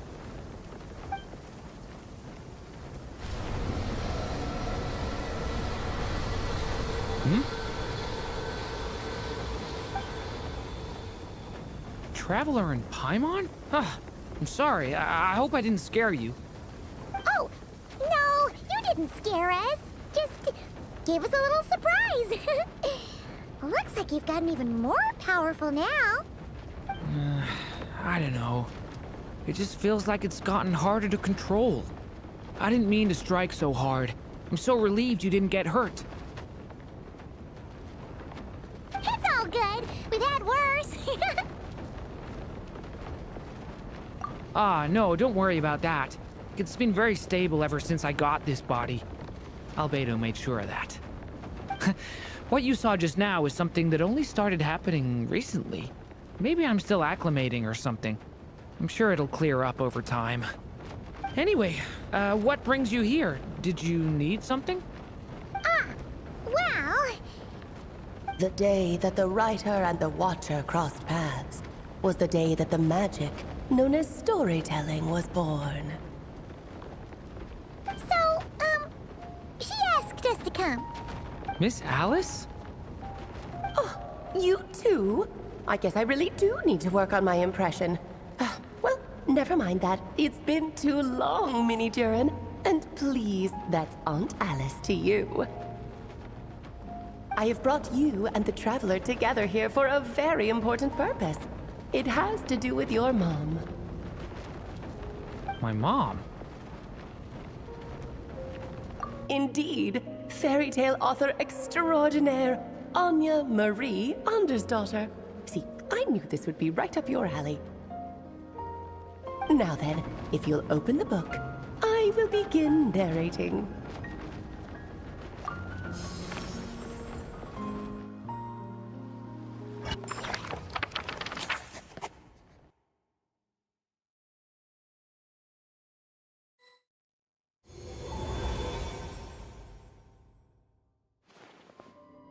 Whoa!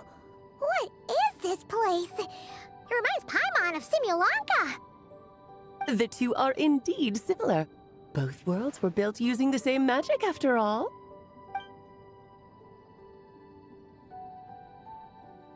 Aha! So it is Alice! Hello, Aunt Alice? Oh, no need to be shy. Just think of me as one of your mother's dearest friends. You keep talking about stories and magic. What's this all about? Simulanka 2.0 or something? Certainly not. Simulanka was a peerless masterpiece. Without the original author, it would be impossible to create a sequel, even for me. But you are right about one thing. Just like last time, I want to show you a work of magic that has to do with storytelling. What's this?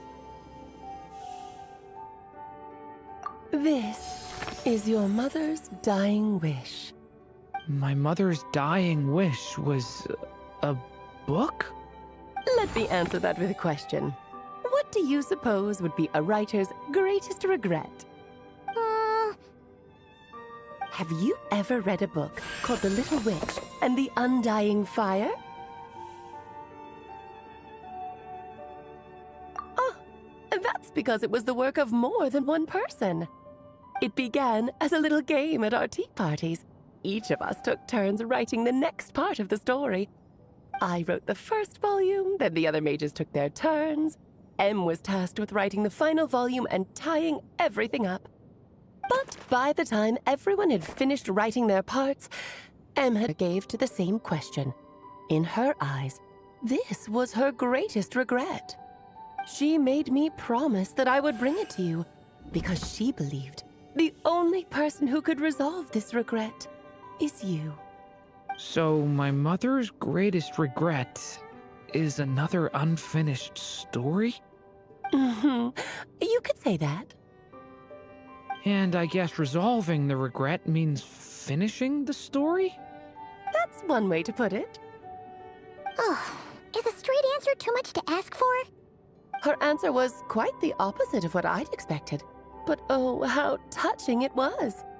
I'd love to tell you what she said, I really would. But that would spoil the plot, and we can't have that. Spoilers ruin everything. Oh.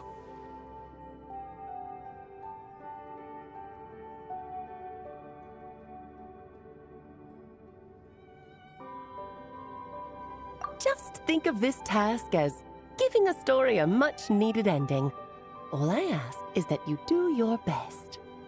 I understand. But I only just started learning human script, and I don't have any writing experience at all. Relax.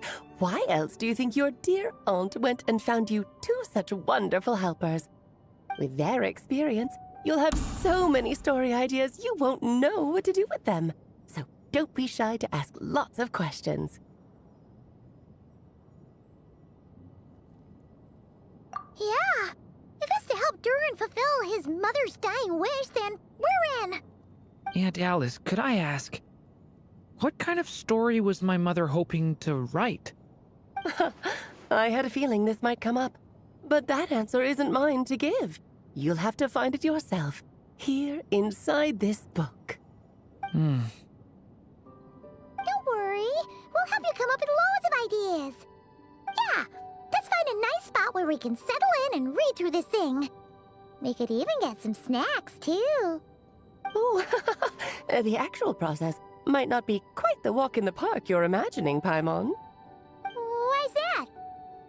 Because when Em created this book, she borrowed my magic. In other words, it's not a book you can just pick up and read. It's a magical book.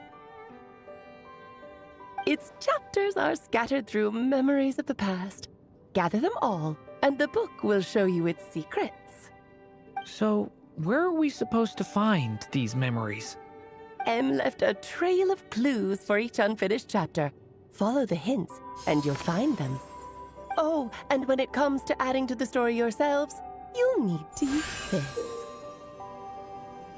And this is? This, my dear little Paimon, is the ink Em left behind. Infused with a little of my own magic, of course. If you're planning on writing something inside the book, you'll need it. It's extremely precious, so be sure to use it sparingly. This is all that's left. So we need to search for the memories and keep an eye on how much ink we're using.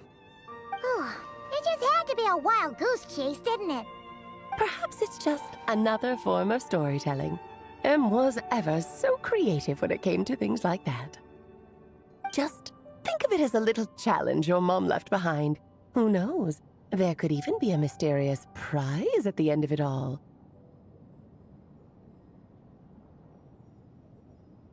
I don't care about that. This was my mother's dying wish. Whatever it takes, I'll find a way. Yep. With the two of us by your side, you'll be just fine. Okie dokie. That should be pretty much all you need to know. Oh, and once the story's complete, do let me have a little look-see, okay? I've read everything she ever wrote, so naturally, I can't miss this one. Yeah! Most of the time, you're pretty hard to pin down. Don't worry, I'll know when you're finished. Just wait for me to reach out. All right, off you go. I can't wait to hear how the story ends.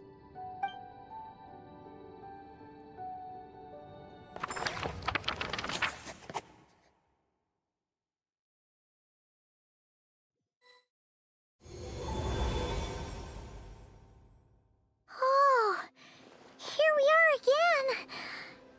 Alice's magic really is incredible, huh? Right. Alice mentioned we should be on the lookout for clues. Huh? A corner of repose for countless tales, watched over by the honor of knights. A place for stories to sleep, perchance to dream of ancient cities and the epics of ages past. There, a witch once spent a sleepless night, and all to bring forth a story yet untold. Find the place I speak of, for it is where the seeds of this story lie. Was that a riddle? Where do you think this mysterious place could be? Hey, you might actually be onto something. Guess that means we need to head back to Mondstadt? I had a feeling that's where we would be headed. After all, it's where my mother was from, and I bet it's where she wrote this story, too. Yeah, that makes sense. Still, I feel bad about dragging the two of you along on such a long journey. Don't worry about it. We don't really have much going on right now, so we're all yours. Come on, let's go!